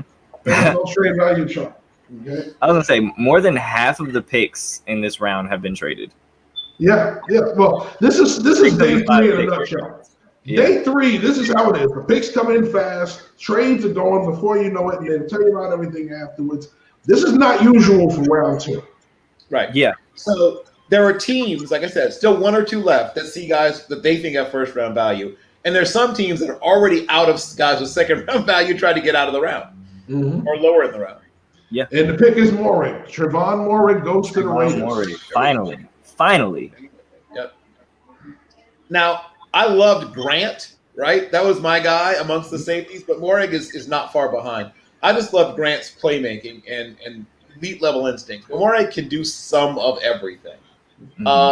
If you're sort of like Kenny Vaccaro-esque a little bit, in that some people think he can play in the box, some people think he can play free, some people I don't love him in the slot, but he can hold up a little bit against some guys. Like I don't want him against elite level slot receivers because that would not be a good matchup. But against certain teams, he can hold up in the slot. But he can do a little bit of everything. He's a good enough athlete, not elite, but a good enough athlete. In fact, he's not elite at anything, but he's good enough at everything. And I think it's a good spot for him here.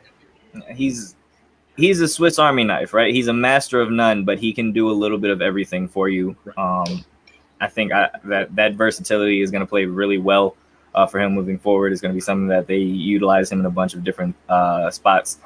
Really good open field tackler, things like that. So, like I said, I like Trevon Moehrig. I had him as my top safety in this draft. So I think this is the Raiders make up a little bit for this for a botched first round, getting Moehrig at 11. So I had on my board these three players with second round grades, all right? And they went in reverse order where I projected them. So look at it. Holland goes first. Grant's in the middle there at second. And Moehrig was supposed to go first. They flipped. So but I'm happy with the fact that I understood that my value for the player was similar to theirs, but overall, I didn't expect the order that they were going. Well, so the Cowboys pick is in. Drew Pearson was on the stage. So let's see what they get. I know they're disappointed that Cowboys Nation didn't get any of the safeties they were hoping for. Didn't get any of the secondary players. But so next year we get to talk about the Cowboys needing to pick a safety early. Well, I was gonna say, last year you guys got Trayvon Diggs in the second round. He struggled early, but came along as the year went on. Got a couple good corners still left. Could possibly maybe you do that again. I wouldn't be shocked if Nick Bolton was the pick, though. They clearly have a need at linebacker. Bolton fits what they need in that mobile, instinctive, good in space. We'll see. But they could also use edge depth. You know, they're starting to reload that front. A couple of retirements, a few guys walking free agency. Randy Gregory's back, but is he back for good? We don't know. No, I can answer that question. He is not. Probably not. Probably not. Yeah, probably not. I can answer that question.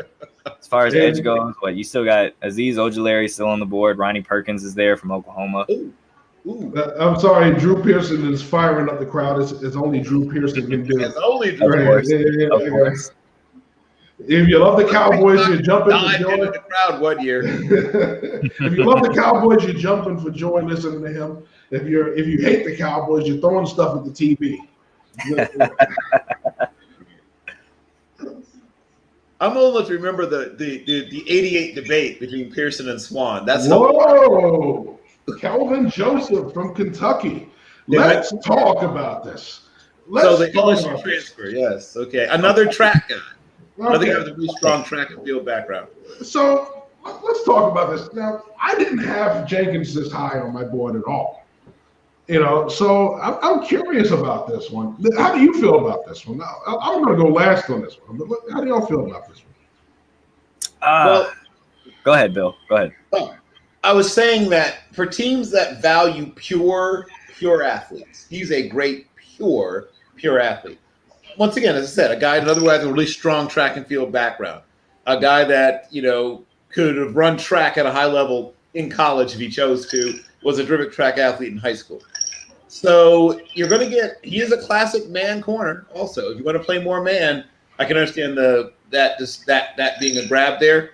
He is going to struggle at times. Also, I'm not wild about his instincts, but he can definitely run.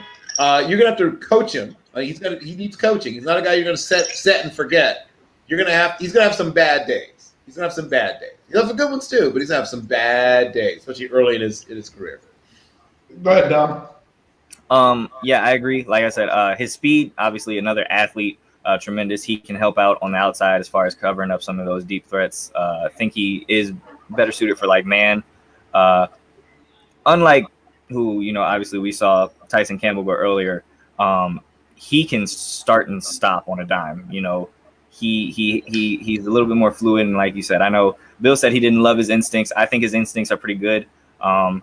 So it's interesting. I think it's a little early for him, in my opinion. I think there are a couple, maybe other guys that they could have went, but it makes sense to me. They could have gone, obviously they got Michael Parsons in the first round. You could have gone to another linebacker possibly, but I like the pick. Think it's a little rich for my blood, but all in all, I think, like you said, he's going to need some coaching. He's going to have some moments. He's going to have some rookie moments where it's similar to Trayvon Diggs, who early in the season struggled, but coming on, you also got Dan Quinn there, who I think is a good defensive coordinator. He'll teach him up, and we'll see what he can do moving forward. But he's got potential.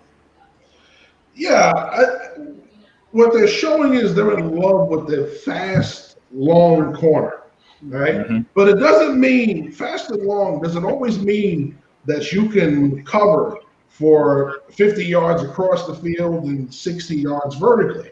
All right. You have to be able to start and stop and accelerate quickly. And when you watch the film on him, he can run with anybody. I don't think running with people isn't the problem. The problem is when that ball goes up, 50-50 ball situations, he has his issues. Okay. When it comes to tight window throws, where they're able to complete, even though he has a long frame, he still gets bodied at times by some big receivers. So there are certain things about his game that you like. The speed is an aspect, the length is an aspect. Not as physical a tackler as I think you need him to be, especially with the receivers you're going to face that can catch and break tackles after the catch. So I think he needs to be a little more physical when it comes to getting people on the ground.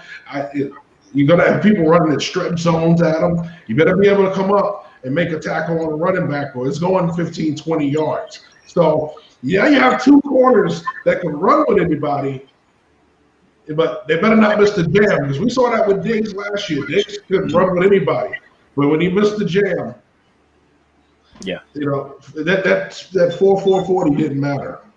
So looks like we have the Jaguars picking Walker Little, offensive lineman, offensive tackle out of Stanford. Here we go. Shocked that he went before Cosby. Yeah. Walker Little had some really impressive tape, but it was a while back. Yeah, way back. Right. And of course, the other issue is forced injuries. He's another guy that injury has.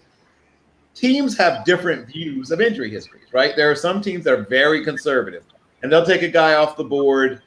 Essentially, it's like a two-strike policy. Oh, you've had 2 serious injuries? Boom, you're off the board. Hey, if you're trying to be great, good luck to whoever got you, and you're trying to be great. We're not willing to take the risk. While others are very case by case. If you're a good enough player, we have a sliding scale on injuries. So this is what that is. They're willing to take that risk because they think he can be a starting left tackle. Indeed. So what we're going to do is we're going to let the commissioner make his pick. After that, we'll give a little brief analysis, and we'll take a second commercial break. All right. So, the commissioner's not making a pick. We have a minority entrepreneur, means Cameron, is going to make the pick for Cincinnati. All right. This better be Samuel Cosmi. Could be Cosmi. Once again, we keep saying Jeremiah Owusu-Koramoah. One of these times we're going to be right if we say it enough times. Let's see. Jackson Carman is the pick. Now, this is somebody I liked. That's one of your guys. Yes, this is somebody I like. A lot of people are saying, I think he's a guard. I think he'll be fine at right tackle. I mean, you talk about him, he is a stoner. When he gets his hands on you, you stop. Okay? That is the punch that you want to see out of most offensive tackles. Look at people rush, he hits them, they stop. There is no forward progress. His feet are average, right? He doesn't have great feet, so he's going to be a right tackle. But when you look at his ability, he plays with great leverage, great bend. Gets a little overextended at times when he really wants to make a big impact. But overall, you're talking about a very solid player who's going to come in and be an instant starter for the Cincinnati Bengals. Yep. And I think he can play on the left or the right side. I think he starts his career play on the right side. Mm-hmm. And as he gets refined and used to the speed and used to everything else, he may eventually be a left tackle. There's a lot to like. And he's not a rare athlete. He's not a special athlete, but he's a good enough athlete. And once again, there's another thing. Teams are very different about how they evaluate athletic ability. There are some teams where it's part of the mix, but they don't put a lot of stock in it. Other teams, if you don't hit a certain number in terms of spark, you can't go before day 3, except maybe quarterbacks. But at any other position other than like specialist and quarterback, if your spark numbers are below a certain level, and now RAS, shout out to my friend Kent Lee Platt, is now also gaining a certain amount of traction in NFL circles as well. So that's another thing that some teams take into account, things like RAS and spark and other things. And if you don't hit a certain number, they just won't take you before day 3. Yeah. So we're going to take that commercial break. We'll come back. The Chargers pick is in, so we'll recap all of that right after this break. All right. This commercial is brought to you by Play Pickup. Pickup offers fun props to play from our publishing network and fans. Users make picks on our props and track their progress while racking up points to convert in the Pickup marketplace. Signing up is easy, and once you're verified, you can begin developing your player profile for the chance to compete in exclusive contests. All right, so the Chargers haven't announced a pick yet. Dan Goodwin, who was covering the NFC North for us last night, was actually recording a podcast, so he missed our commentary on Tevin Jenkins. So let's do a quick recap about what we said about Tevin Jenkins. So he plays with a certain amount of mean-spiritedness, which is something I personally enjoy in offensive linemen. Despite the fact that he looks very, like if you look at him, he looks sort of like, first of all, he looks very young. He has very much a baby face. Yes. But he's a baby face killer. He's a guy who, once again, loves the weight room. The strength coach has to kick him out of the weight room. He's a guy that thought about going into the draft last year as a redshirt sophomore, came back for his redshirt junior year. Still a little better on the move, in the run, things like that, than he is in sort of classic, old school pass protection. And a lot of these spread teams, because of how fast they move, guys don't get a chance to even get fully into their stance sometimes before the next play goes. So you get a little bit of sloppiness technically sometimes because of just going and going and going in an up-tempo offense. But if you get him really coached up, I think you're going to get a really good starting left tackle for a long time. Indeed. And I think one of the misconceptions, I think I heard some early analysis on him this year. People call him a finesse tackle. And I just looked and said, no. Ask the guys at Texas if he's a finesse tackle. Yeah, this is a very gritty player who looks to finish to the ground. Okay, he will find work. He's not going to make a block and then watch the rest of the play. Yes, he has the ability to get out or reach blocks on the edge. He has the ability to block in space. Yes, that is very finesse, if that's what you want to call that end of it. But he is far from it. He is a grinder. Okay, he will wear you out for 4 quarters. Just because you're athletic doesn't mean you're finesse, people. Exactly. So the Chargers pick's about to be announced by a very clean-head gentleman. I'm trying to figure out who this one is. Hank Bauer. He looks totally different. Hank Bauer. Wow. Wow. I did not recognize him. Maniac Hank Bauer. All right. Did not recognize him when he walked on stage. Man. Yes, that was one of my heroes as a young special teams player. It's like, way to carve out a career for yourself as an undersized fullback. Well, Asante Samuel is the pick of the Chargers. Asante Samuel Jr. Right. That's So, really good value. yeah. There are some people who had him in the late first. He wasn't a good enough pure athlete in my mind to go in the late first. But anywhere, around this point, this feels like good value. Middle of the second, that's good value. Yeah, and you're talking about a player who, once again, we said he's not a special corner. He's going to fit a role in a scheme that best suits him. Right? And a lot like his father, great with the eyes forward, great with the eyes facing the ball. He's going to make a lot more plays on the ball that way than he is with his back to it. So he's one of those players. I like him going there. Look at the players that he's around. We talk about Jalen Ramsey's tweeting about him. He loves it. Yes, because guess what? That's a heck of a guy to have playing behind me when I get to play zone. Cover 2 zone, whether it's 3, doesn't matter.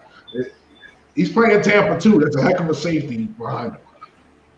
Yeah, the things you like about him, and you mentioned his father. What he lacks is his father's closing speed. Yes. So apparently he has mom's closing speed, I guess. But Dom, when I said I wasn't in love with Joseph's instincts, what I meant more his ball instincts, like his ability to find the ball, right? Right. Okay. He's a guy that does everything right, and then sometimes the ball's still completed, though he was in position to get his hands on it, because he doesn't always know where the ball is. So this is the opposite issue with him. If you combine Joseph and this guy, you've got a guy who's probably going in the top 10 or 11 picks. But unfortunately, you're not allowed to do that. They don't yet have gene splicing in the draft.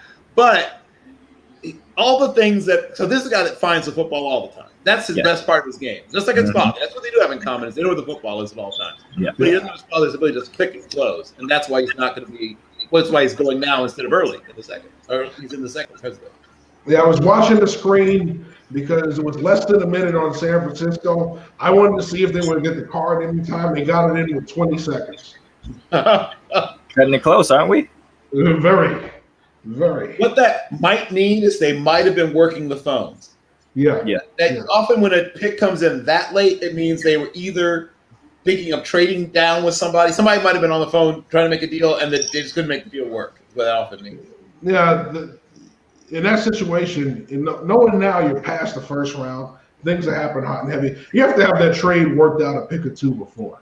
You can't wait till you're on the clock in this situation. The clock is going to run out faster than first round picks still.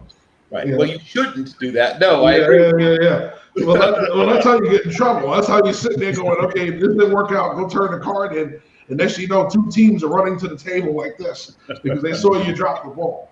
Right. It happens. But the thing is that for teams that want certain things, this second round is going great. And for other teams, it's been a mini disaster. So, and you can figure out which sometimes by, once again, how long it takes the teams that are thrilled with how the second round is going, they can't wait to get their pick in. Oh, it's our turn? Woo! Right? Yep. And then for the teams that aren't so thrilled, it's like, okay, fine, all right. I guess we'll take this guy. Mm-hmm. Yeah, well, can the commissioners walk into the podium? I tell you what. I'm not sure if I like the fan sitting there in the middle of the ramp because he starts walking and then he stops and has this 2-minute conversation. At this point, let's just get the card read.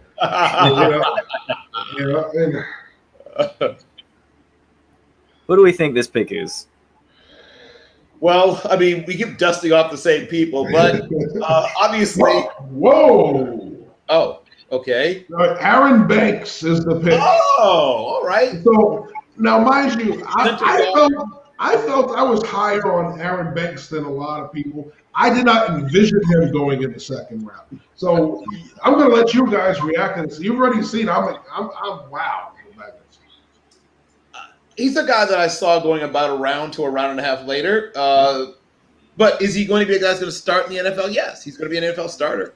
So, I mean, I don't disapprove exactly, but maybe they were trying to trade down because they knew they could still get him if they traded down, and then they couldn't make it work. And that's probably why the pick came in so late. I'm just going to say that's probably what happened. They like him enough, but they really wanted to trade down and still get him, and they couldn't make it work. No, what you got to say about that? Aaron Banks, I think I agree this is a little early for him. I think he's someone who probably would have been better suited maybe as a third rounder, maybe even a late third rounder. I think if you wanted to go with an offensive lineman or specifically a guard, I think Quinn Miners is still on the board. You could have went there. I think that would have been a little bit better value. Nothing against Aaron Banks, though. I do think that he can come in and be a starter for you if you need him to. Their offensive line is pretty strong in San Francisco. One of the things that Aaron Banks does really well is he's really, really technically sound as far as run blocking goes. And obviously that's a huge part of Kyle Shanahan's offense, So they want to run the ball, kind of make it easier for Jimmy Garoppolo if he's going to be there for this upcoming year. And then when Trey Lance comes in, we'll see what happens there. But like I said, I think he's someone who can come in and be a starter for you. I just think that they probably reached a little bit and could have gotten a little bit better value, maybe with like a Quinn Miners or someone else here. But I don't hate the pick. I think it's a good pick.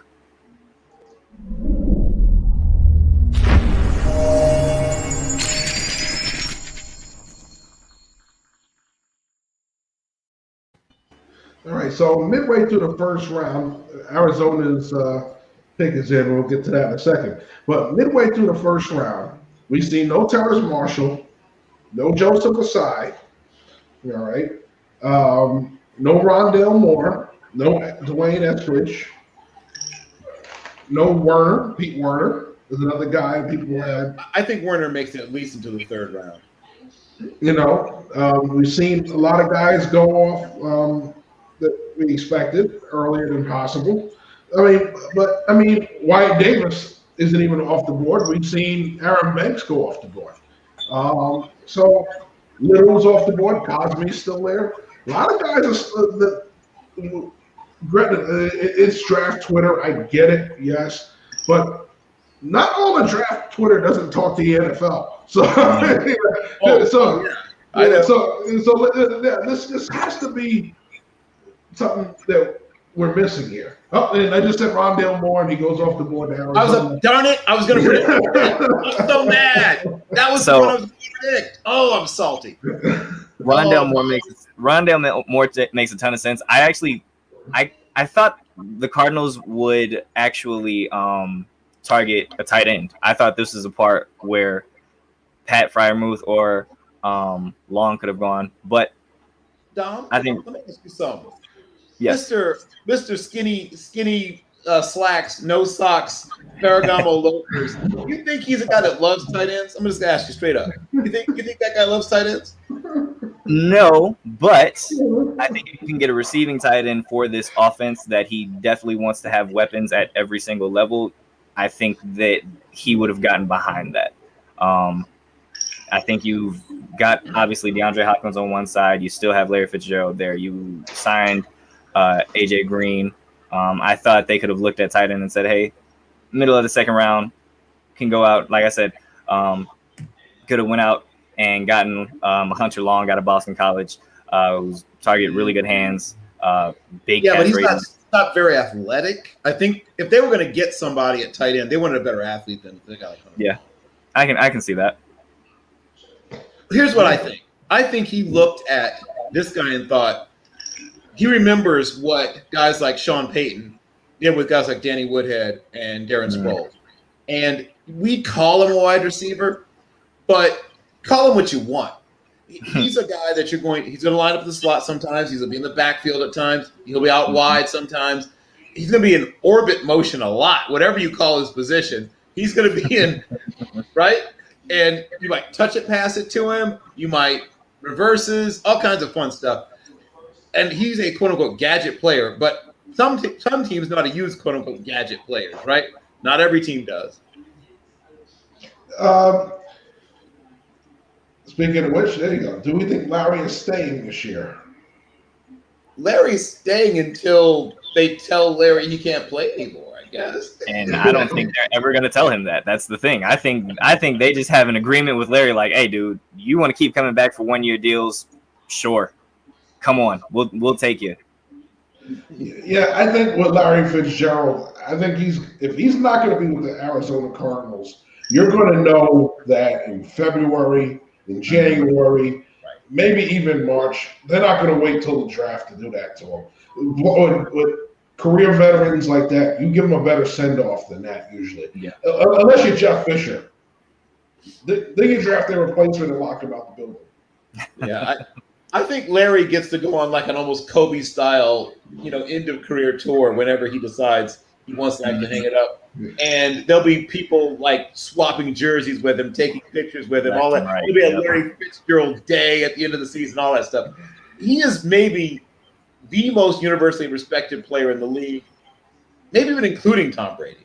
Like there's people who, just so you know, who don't love Tom Brady. But I can't find anybody anywhere in the league who has a single bad word to say about Larry Fitzgerald. Exactly. I've never heard anyone say anything negative about Larry Fitzgerald. You never will. All right. So we've seen the 3 safeties go off the board. What's your next batch of safeties? Let's see if Andre Cisco's my next one. I was going to say Andre Cisco. I can pull up the 100 and see. Do we have any other safeties in the top 100 on there? Well, it depends on what you consider Elijah Molden, right? People call him all kinds of things. But, so what do you consider him? If you consider him, I mean, at this point, I guess nickel is a position unto itself.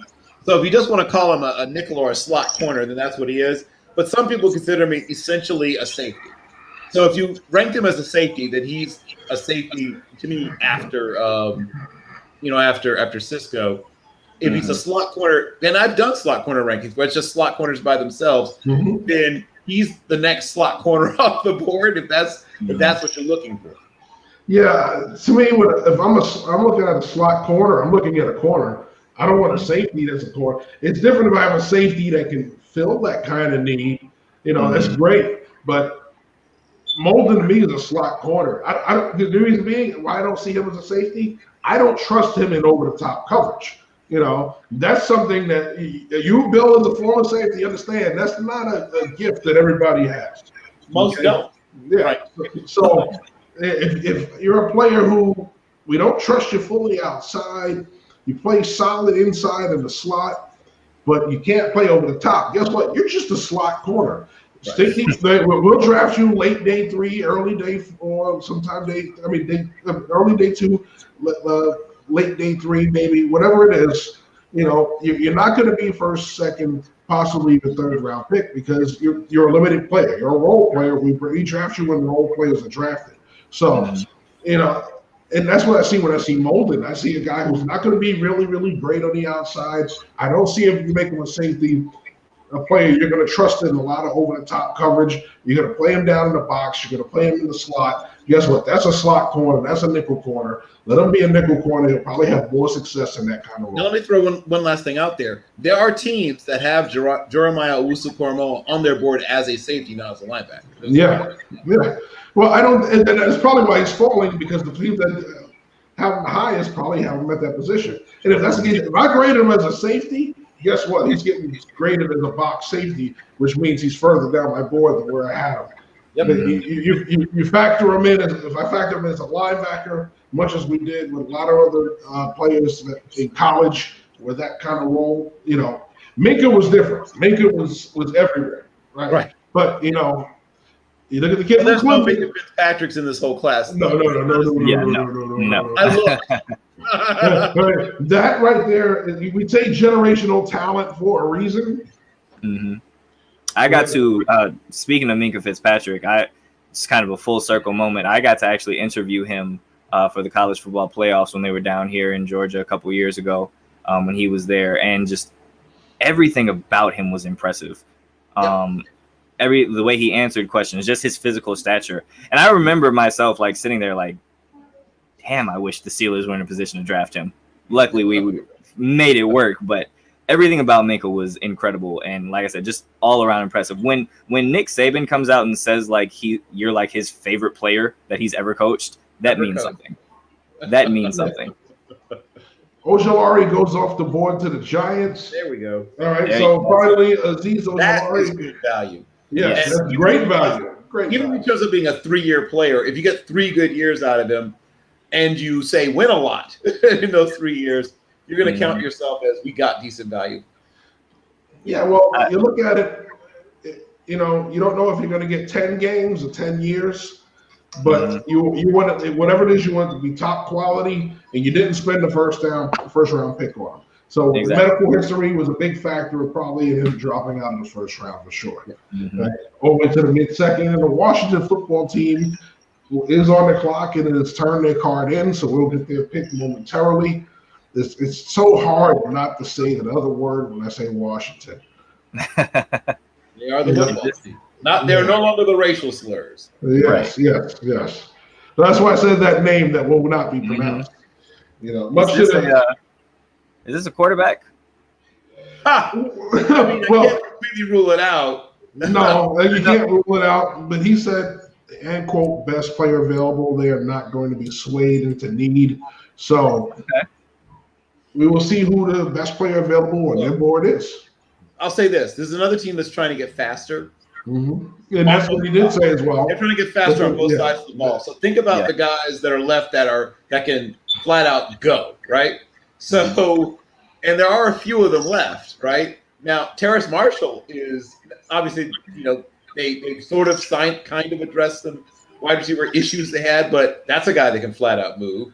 There's a couple of guys on the other side of the ball in defense who are still really athletic left. Monty Coleman is making a pick. Oh my gosh. I got to meet him when he was the head coach at UAPB. He's a really, first of all, that guy played forever. I think he had, was it a 17, 18 years, something like that, NFL career? Monty played a collision position. He was a standbacker, dude. And he played that. Cosme goes off the board. There we go. And guess what? What I say? Speed. The fastest of all of the offensive tackles in the class. 4.87. Yeah, and we talked about him. He's one of those guys, he's really light. So, you know, but he has the length that you like. I think he's still going to add a little more muscle. He's got to get stronger. The footwork is still a work in progress. Yes. A work in progress. But overall, listen, he's an upgrade over the current tackles on the Washington roster. Yes. You need this kind of player. It's a great move. And we have another trade. So the Browns have jumped up and swapped with Carolina. Oh my gosh. Are they going to get Jeremiah Owusu-Koramoah? I know I keep saying that. We're beating the dead horse, but it's going to happen eventually. It eventually has to happen too. And the ghost of Macho Man Randy Savage is in Cleveland. But just back to Cosme, the best pure athlete of all of the tackles in the class. Yes. But yes, he's got to get better with his hands. He's got to get better with his feet. He's got to get better with where he puts the center of his balance. He definitely gets too far out over his skis at times. His footwork is it's all of things. Like there's too much going on, right? It's not quiet. It's not patient. It's loud, and it's wrong. It's loud and wrong sometimes. But he can make up for it because he's long and super athletic. But yes. So do you know what the trade is yet? What the terms are? We'll get that for you momentarily. They put it up real quick and took it down because they wanted to get into their analysis. And they actually have the guy on the stage that's dressed as Macho Man with a Cleveland Browns belt. Wow. I've now seen it all. And he actually has the mannerisms down. I have seen it all, folks. I have seen it all. Wait, and he has makeup on his face. Yes, okay. Just like the real Randy Poffo. Yes. Always had makeup on. So yes, it fits. Yes, with the actual, it was actually a pretty good outfielder. Okay, well that's good. If you're gonna do it, you better do it right. Yes. Okay. So, yeah. I will continue to look up that trade while they have the fake Macho Man gyrating on the stage. Yes. So these are words and phrases that I hope if you had on your bingo card, you're scratching. Man, oh man. So I'm wondering who Cleveland traded up for.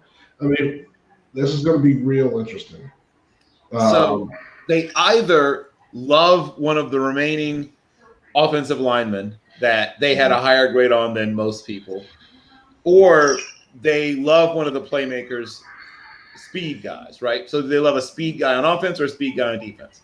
I think one of the things we're going to talk about when this is all over is how obviously speed matters. I mean, for those who haven't watched football the last 20 years, that the trend is towards more and more pure athletes, putting the most pure athletes you can on both sides of the ball, because the game's more and more about space and matchups and less about alignment and assignment and all that stuff that I grew up with and you grew up with, Jeff. Now we're trying to out-athlete people. Well, no, we still have that in the game. Oh, of course. But you want to get as many athletes out there because the way offenses are spreading now, they make you defend every blade of grass, and now defenses have to cover every blade of grass. Why do linebackers Dallas is upset with their linebackers? Why? Because you're asking two young linebackers who have all this physical skill to be perfect now.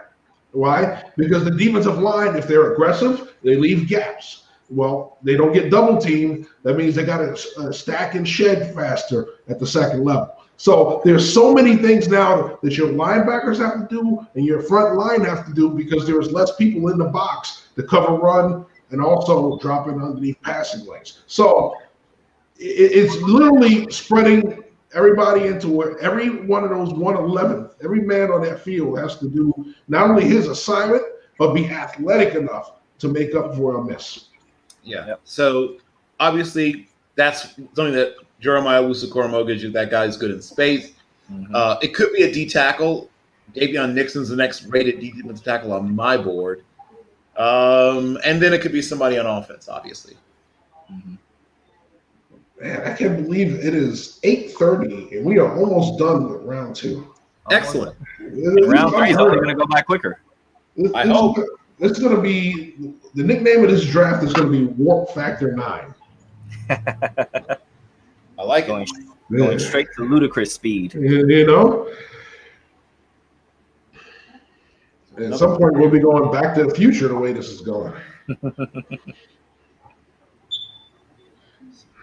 All right, so the Brown selection is in. I didn't see who's making the pick, but he's wearing a nice set of Dockers. He's a coach, Coach Marty Gibbons. So he was the Browns high school coach of the year. So he's in Ohio. You called it, Bill. Owusu-Koramoah comes off the board. Finally, I can stop saying the name. So Jeremiah Owusu-Koramoah is a player that I first became aware of when he was still in high school at Bethel High School, right? The same high school that gave us Allen Iverson. And the Bethel Bruins program was a very good one. And obviously when he was there, very, very good. He makes his way to Notre Dame. And like any time a player gets there, there's always a period where figuring out where that guy fits in. And there was concerns even in college about his size. You know, is he a safety? Is he a linebacker? Like, this is nothing new. This has been discussed really going back to high school, where he was about 190-something pounds, playing some linebacker and even some safety even then. So you will have to finally say, this is what we feel like you are. And, of course, you can still do both at points, but you've got to define his role a little bit, right? It can't be completely amorphous. So if you're a guy who's playing linebacker on these downs and you're a third safety on these downs, or if you're a guy who's, you know, you're going to actually be a slot defender in certain situations, you're going to be deep middle in other situations, whatever it is, a star, right? The star position has now become a thing, and you see it more and more. That might be his role. I think I think that's a little bit of what we kind of saw the Cardinals struggle with Isaiah Simmons, with him being in that situation where it's like you can do so many different things, we just don't really know what to do with you. Which is why I think like he struggled in the beginning of the year to really get on the field, because the Cardinals just didn't really know how to use him. As the season went on, they finally found a pretty good role for him, and he was able to be a more important part of the defense. I think the Browns, they'll figure out a way to make Jock work. He is phenomenal. Don't look forward to seeing him twice a year. Yeah. Well, they're getting very athletic on these. They're getting very athletic. Those are two really good athletes. And I'm interested. I'm intrigued. They're comparing him to Harrison Smith. I don't see that. Do you see that, Bill? Well, no. Yeah. I don't see that. No. I don't see that. I mean, I gave you the guys that I thought he could be or was more like earlier, and I mean he's closer to a guy like Jamal Adams if you want to compare him to a safety than he is to a guy like Harrison Smith. But if you are trying to make him a linebacker or linebacker-ish, which is really, I guess, what it's about, he's linebacker-ish. There are guys who played like the guy I really runs was Deion Buchanan. Frankly, if you want to, that is exactly what we're talking about. You're talking about a guy who was a safety in college, but realistically played like a linebacker. He is, matter of fact, he is what Roy Williams would be if Roy Williams played now. Okay, Roy Williams at that time. A diet though, because Well, Roy Williams. Parcells always said he was half a biscuit away from being a linebacker. So, he was on that David Fulcher fitness plan. Yeah, well, the better thing was he was a better cover than Fulcher was. Bro. Yeah. I mean, that's not saying much. That's not saying a lot, really. Yeah, definitely. It's the Titans are making their pick now, and Kevin Dyson. Oh, yes. Music City Miracle. Music City Miracle. And, of course, for those who remember, he was the last wide receiver taken before Randy Moss. Dylan Radins comes off the board. Oh, Dylan Radins off the board. Yeah, there we go. We're talking about tackles going off the board. There's one. We talked about the run. It's finally happened. The tackles are coming off. Everybody's getting their tackle before the developmental tackles start to come into play. So I'm a little upset because this is kind of who I had my eyes on as far as the Steelers picking. Obviously, we went and got Najee Harris in the first round. We need to address the offensive line. Dylan was someone who I had my eye on. I like what I saw out of him at North Dakota State. He was someone who, when you watched, obviously, because if you were watching North Dakota State, you more than likely were watching them for Trey Lance. But when you watched him, you noticed Dylan, really good athlete at the offensive tackle position. Does a good job of staying in front of guys. I mean, he's great in pass protection. That's obviously something that we need in Pittsburgh. I think it's a great pick for Tennessee. He was someone who I was hoping would fall to us. Seeing him go 2 picks before us kind of sucks, but hey, it happens. Yep. Which is why I was prioritizing tackle, because I knew there'd be loads of running backs left later. But here's what I will say about Dylan Radins. I think he's the 3rd best pure athlete of the whole tackle group. And I mean, obviously, Cosme's an utter freak, and Rashawn Slater is ludicrous. And then Raduns, and then Raduns and Tevin Jenkins are sort of battling it out for that third, fourth spot. But he's really good on the move. He is a terrific run blocker. He's a guy that can really erase. He can slant down on the inside and erase tackles. 3 technique tackles do not like seeing him slant down inside because he just collapses people. And, I've seen him on screens and things just run down and pick off, linebackers and safeties. So he can do a little bit of absolutely everything you need from a tackle. I was going to say, he's great at getting to the next level. Like, again, like you said, not someone who just is going to block one person and then is like, okay, I did my job. No, he's, okay, I put you on the ground. Let's go move up and let's put one of these corners on the ground too. Yep. All right. So we have the Colts with the pick in.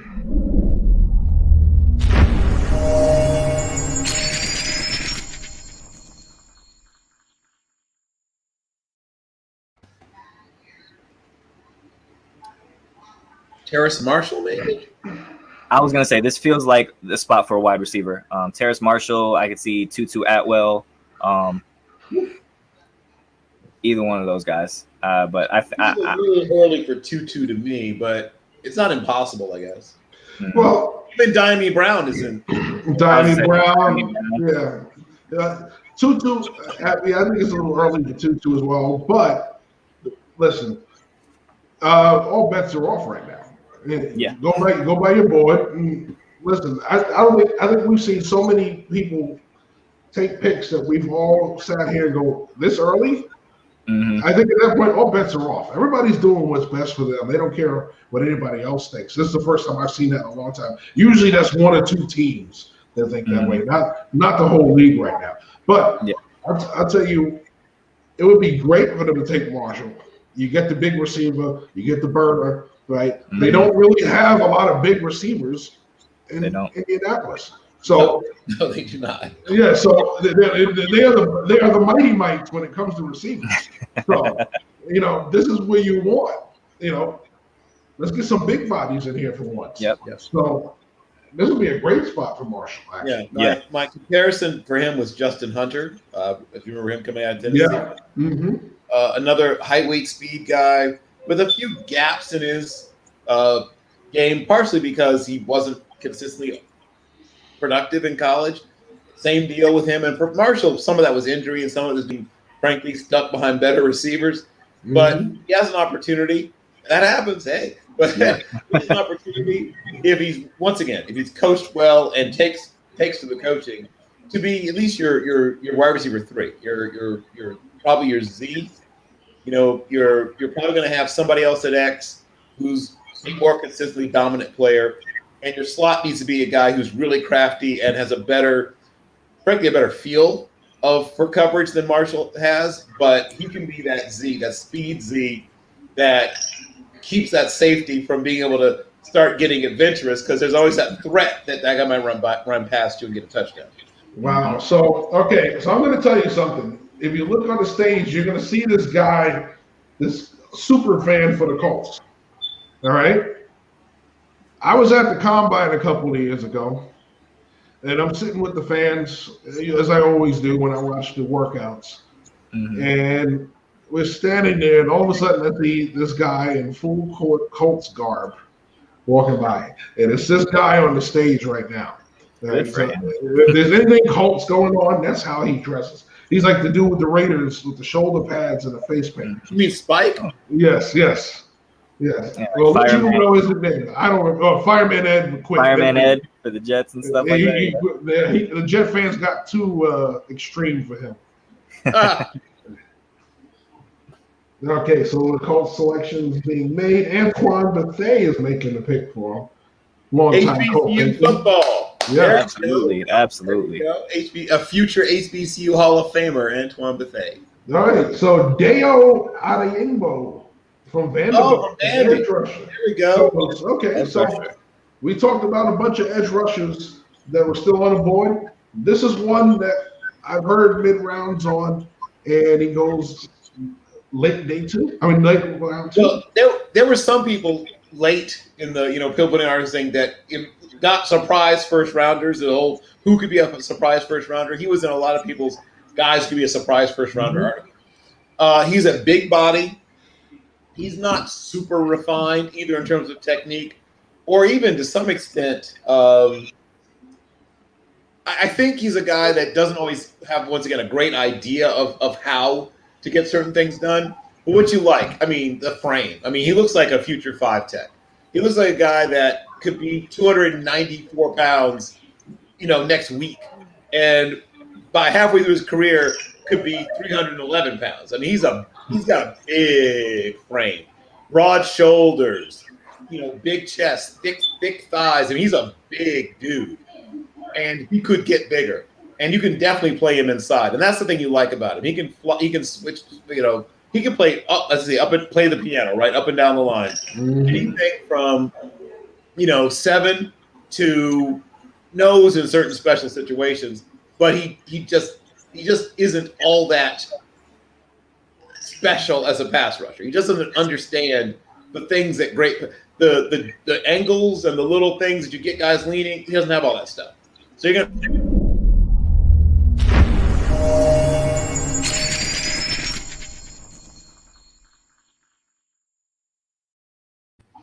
Sorry, the Steelers faithful were waving their terrible towels. I had to give them their moment.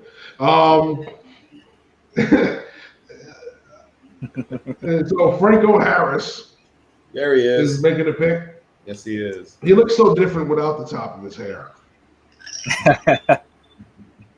His face looks totally different. Yeah, well, I remember him at Penn State, and obviously, his career in Pittsburgh. I watched the game.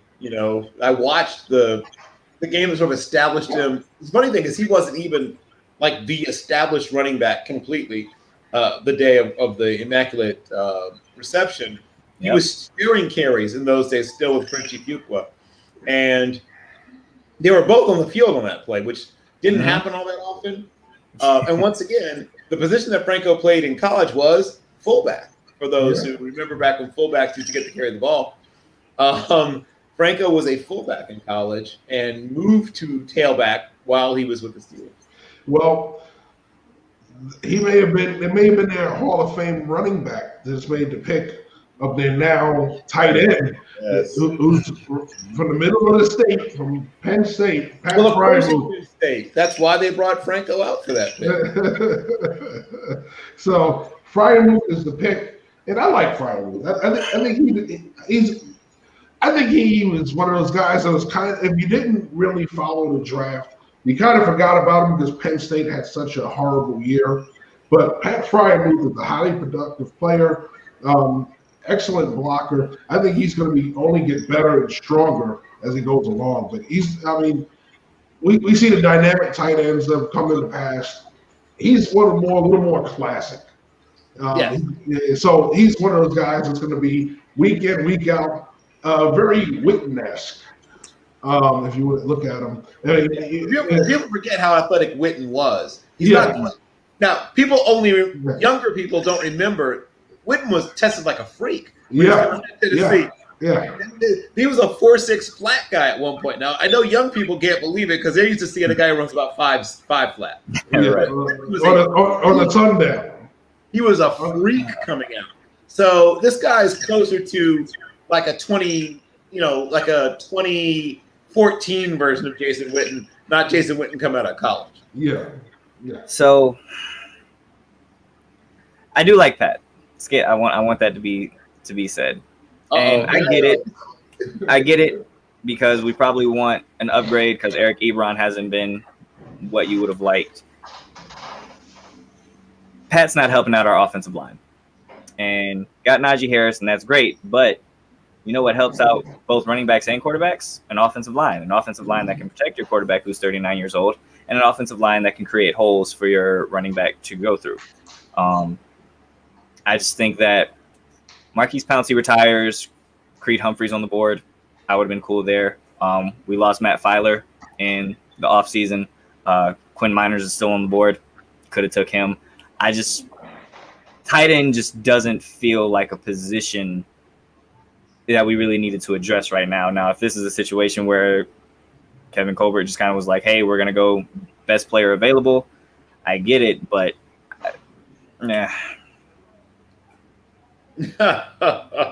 So let's just say, for the sake of argument, and trust me, I wanted to address offensive line immediately. Yeah. I didn't want to wait. And this is what happened. There was probably somebody they wanted in the second, and that guy's gone. Right? That's what happened. I'm pretty sure, Dom. They were playing to address offensive line in the second, and the guy they wanted isn't there. Now, I agree with you. I wouldn't have minded Quinn Miners, but I'm going to assume that they had a pretty good grade on him. Probably, let's say they had him early second. Let's say they had him right top of the second. Might have been one of the top-rated players going into the second that they had on their board. Right. He's there. No one else they like anywhere close to as much as they like him. And they say, what the heck? Let's do it.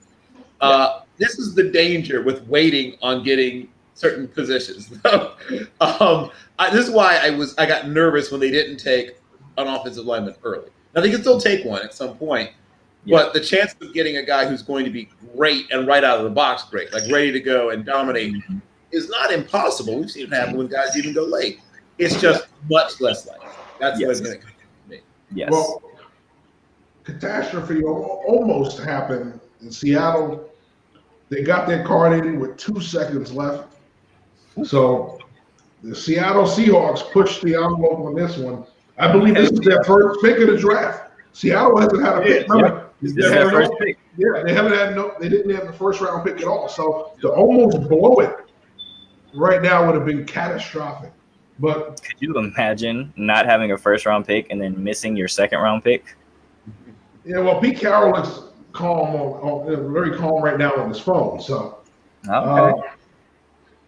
They seem to have gotten it sorted out. I like how they have the cutouts of the other scouts that aren't in the room there sitting in the normal people. It's like scouts matter, folks. Scouts matter. Absolutely. Absolutely. There's still a lot of really good players on the board, and Seattle, despite being a team that contends pretty much every single year, they have a lot of holes. Oh yeah. I wouldn't be shocked if we talked about Quinn Miners a second. I wouldn't be shocked if he found a home here. I mean, any of the remaining offensive linemen with second round grades could go here, frankly. They could use every position on the offensive line. They could use most of the positions on the defensive line, quite frankly. Their lines, offensive and defensive, are both crying out for attention. Well, they're about to make their pick. Here's an interesting tidbit. Could this be Melifonwu? Max Strong, by the way. Could this be Melifonwu? You know, the affinity for long corners. They do. And it could be. And I've heard people, mock him in the first sometimes. And there's fun stuff to work with. But, man, does that kid gives up a lot of plays too. I mean, yes, he does. You have to really trust your coaching staff. You're going to take Melifonwu early. I'll put it that way. So Eskridge is the pick. Dwayne Eskridge. All right, so we're getting receiver help for Russell Wilson. Yep. He desperately wants it, desperately needs it, and he's getting it. And the young man, Western Michigan has quickly become a hotbed for receivers. Yep. And they've got one coming out next year too. That's going to go probably somewhere in the middle hall. Because go somewhere probably in the middle rounds. So here's what Dwayne Eskridge is. He's going to give you Doug Baldwin, but supercharged, right? You're going to get Doug Baldwin that kid, instead of being chased down or run down, he's going to pull away from people in the open field. You're getting a Doug Baldwin that instead of taking a pass and maybe shaking somebody and getting another 8 or 9 yards, might take it to the house. So you can throw the ball to him deep. You can throw the ball to him short. You can throw the ball over the middle. Despite, once again, sort of like we talked about with Rondale Moore. He's not a big guy, but he can jump over people. I think he had something like 39 or 38, 30, something like inch vert. He can go up and over people, and you're seeing how he can pull away. People, he doesn't get caught from behind. And you can say at the MAC, he might get caught from behind occasionally in the NFL, but not often. He is special. And return, right? He and D'Angelo Amos, in my mind, are the two best return guys in the whole draft. Yeah, I have him on my board at number as my 5th receiver. Yeah, so, listen, I'm a big fan of him. Once again, you're looking at the game now in the NFL. Everything is spread out. The ability to catch the football, run for yards, and break. They run like a running back after the catch. Is highly, highly touted, highly needed by most offenses. It's always great to have a guy that can take the top off the defense, but when you can catch a slant and take it 80 yards, you are even more valuable. Everyone wants their own Tyreek Hill now. Yeah. Well, Tyreek Hill is just. I don't think there's too many clones of him. No, you're not finding another Tyreek Hill, but they're gonna try. They're gonna try to find him. I think you could. I think you should settle for finding an upgraded version of Steve Smith. You know what I mean? It's an upgraded version of Steve Smith. It's about like a little bigger frame. You know what I mean? So he can handle the press. The stronger corners that are out now. Because that's one thing. When Steve Smith was playing, he was small. But let's be realistic. Most of the big corners that played, there was only a handful of them who were really, really able to match up with him. He played against Chris McAllister. He played as a. McAllister was in the league when he entered the league. Those guys were more the exception. They weren't the rule, though. Well, here's what I will say. Steve Smith fears no man. He is undefeated. First of all, he is undefeated. He is the training camp fight champion of the NFL. Never lost. And he fought everybody. He was Cam. He beat Ken Hamlin. All comers. He beat them all. Big, small, whatever. So don't tell me that he was going to have trouble with. There's no corner in America that was going to give Steve Smith Senior trouble. We All also right, have the so Rams. I would say the Rams are making their first pick. yeah, another.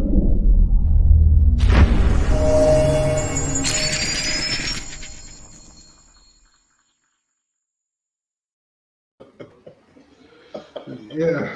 I'm loving the Roger Goodell portrait in the background. Well, listen, I've seen everything now. Like I said, we've seen the Macho Man wannabe. I've seen a Tony Dungy wannabe in Colts gear, the sweater vest and all, headset, everything with a mask on. So I think we've seen every wannabe. All I need is a Jimmy Johnson wannabe. If somebody points out one of those, that'll be. Yeah. So I wouldn't be shocked if it's a guy like Boogie Basham. I wouldn't be shocked if it's, once again, Quinn Miner's name was bandied about a second ago. I think we mentioned Terrace Marshall a little bit ago too. Mm-hmm. Those are guys that I think have a shot here. Somebody mentioned Ifeatu Melifonwu. I guess Ifeatu Melifonwu has a chance. He needs to go to a team that plays a lot of zone, and I don't know if that's a big. Well, I don't have him this high, but I've seen him on lists this high. So it's like, okay, well, people have had him on their big boards in the 40s. Yeah, I've seen people even say he could be one of those quote unquote surprise first round draft picks. Yeah. But the thing about zone corners is people feel like they can wait on them, right? and they're usually right. You can. You know, there's a reason people usually feel like they can wait on them. Orlando Pace is making the pick for the Rams. Yeah, and Tutu Atwell. Oh, there we go. There we go. Speaking of mighty mites. Yes, the Hollywood Brown light. Okay. Yes, literally light. Yes. Yeah, Orlando Pace is slimmed down beautifully also. Yes. Looking like his high school graduation, except for the hair and beard. But he came out of high school at like 290, so he's probably back around that weight. He's looking like a taller Gerald Levert right now. There you go. I wonder if Gerald Levert knows how to kick slide. I doubt it. But all right, so let's talk about Tutu here, and then I'm gonna let Dom start this one because you did mention him earlier. So I like Tutu. Like I say, he's a small slot receiver, obviously, but he's got super quick feet. He can beat you off the line, and like I said, he is extremely fast. You talk about someone who can catch the ball and take it 60 yards to the house. Tutu can do that. He has that type of speed. He can pull away from guys. And I like it for the Rams. Obviously, you went out and you traded for Matthew Stafford. They're investing in him, and they're trying to do as much as they possibly can to make sure that they get a good return on that investment. Surround him with weapons. You add Tutu Atwell to a team that has Cooper Kupp, Robert Woods, guys like that. So I like Tutu. Obviously, small catch radius because of his size, but he's, like I said, that speed is just something that you can't teach, and he's liable to, like I said, out of the slot, take a slant 60 yards down the field. And it's always great to draft a guy your head coach can look in the eye, but he's always faster than your head coach. So who was a slot receiver himself back in the day. Absolutely. I got a chance to watch him play. In fact, I watched him play in person. I went up to see him play against was it Northern Illinois? Yeah, they played Northern Illinois, and I got to see him play up in DeKalb when he was in college at Illinois State. But the thing that jumps out about Atwell, when I watched him, is most of his big plays came on passes he caught underneath, like you said, drag routes, like little mesh concept things, and then you get one or two downfield blocks, and boom, right? Yep. And he only ran about 4.41. I say only because that's still flying, but that's because he's one of those guys that's still accelerating at the 40-yard mark. Like where he probably tops out is about probably the 58-yard mark. I bet he has one of the fastest 58-yard dashes you've ever seen because he's still accelerating at the 40-yard mark. And because he's a guy that is not enormously strong, it takes him a while to finish accelerating because he doesn't have that immediate burst of power a stronger guy would have. Okay, so just to let everybody know at home, This is going to be the last of the traditional rounds. Okay, so in other words, there are 32 picks in the first, 32 picks in the second. When it gets to the third round, the compensatory picks start to get out on the back end. So the round is a little bit longer. Right. So and now they're tradable. Yes. So you're also going to see a shorter pick time and more picks in the round. So we've hit the 9 o'clock. We've surpassed the 9 o'clock hour. We're at pick 58. We're almost out of round 2. They're about to jump into round 3. Will Shields is going to make the pick for the Kansas City Chiefs, who's already turned in their card. And a very slimmed down Will Shields. Yes, I was going to say another guy who's almost like an underwear model version of his former self. These guys make me feel bad because I am twice the size I was when I played. So I am the Benjamin Button apparently, and Nick Bolton finally comes off the board. There we go, Nick Bolton. So I had mocked him to the Chiefs at one point, but it was actually back when they still had pick. Will Shields, 31, yeah, recognizable. Yeah. He's probably lost 80 pounds. Yeah, he played at darn near 320. Yeah, but getting back to Bolton.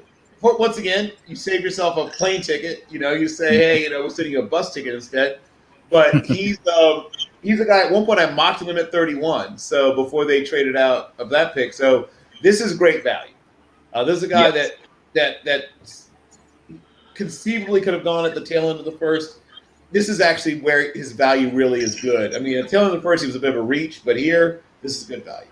Yeah, he is that perfect will backer. That rangy thumper that's going to be able to find the ball, and when he gets there, he's going to hit the hurt. Okay, he is, he's able to drop into coverage and make some plays for you, but he scrapes extremely well. As long as you keep the big bodies off of him, where he has a free rein to roam, he is always going to be around the football. So I like this pick. You look at it. I think they're at the point now where it's almost time for a third contract for the linebacker that they got from Dallas. So it's out of Iowa. You're talking about hold on. I know exactly what you're talking about. Oh, goodness. Yeah. This is what happens with the draft. We get so focused on the players in this one, we forget about some of the names in the previous. But it was a guy I really liked coming out of Iowa, too. Yeah.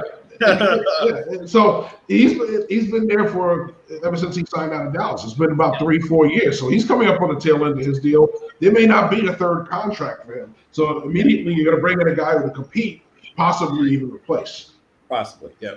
And one of the things about Nick Bolton is he's a guy who his time speed is not he's a guy who you need to pay attention to his play speed during the game. He's someone who, because of he has really good instincts, he can shoot gaps really well.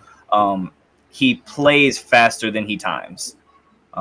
So just something to look out for there. But I like Nick Bolton. Like I said, like Bill said, I think in my first mock draft, I had him at the end of round 1 going to the Chiefs.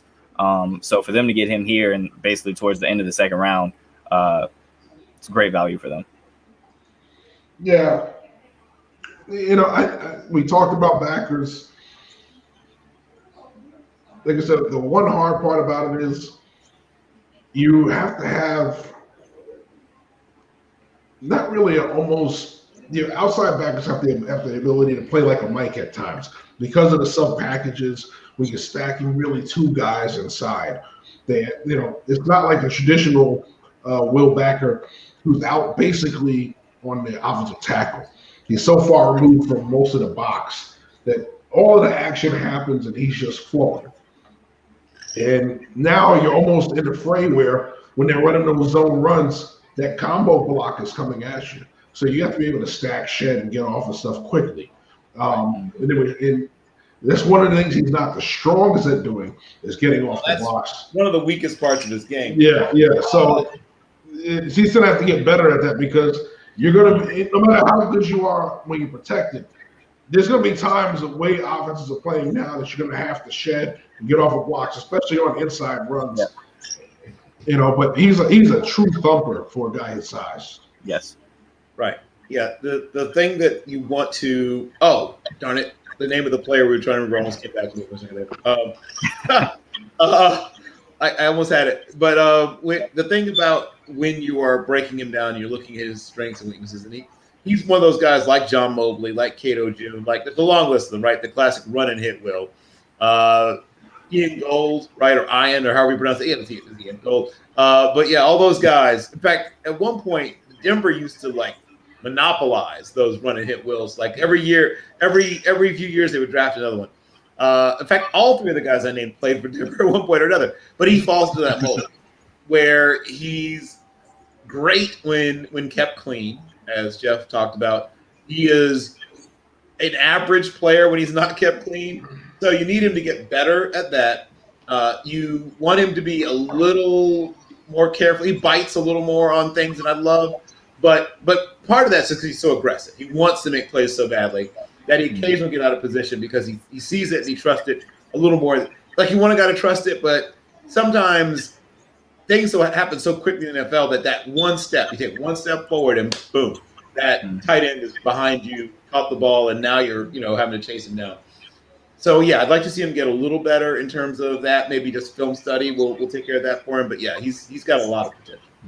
So here's a question. Hitchens. Anthony Hitchens. Anthony Hitchens, yes, thank you. I knew it was something with an H, but I would have blown the name. I'll tell you that right now. It was. I could almost literally see it like right out of my peripheral vision, and finally I could focus on it. Carolina's pick is in. Now we know they signed McCaffrey to a lot of money. He missed a lot of time last year. Is running back a possibility here? I mean, look at some of the guys on the board. There are a lot of talented runners there. Is this a good spot for a runner? You have insurance. I'm going to say no. I think teams are going to wait. I think the run on running backs is coming in the next round. Yeah. That's going to go in the next round. The third include Kenny Gainwell. I think goes in the third. I think that Michael Carter, the other Carolina back, goes in the third. I could see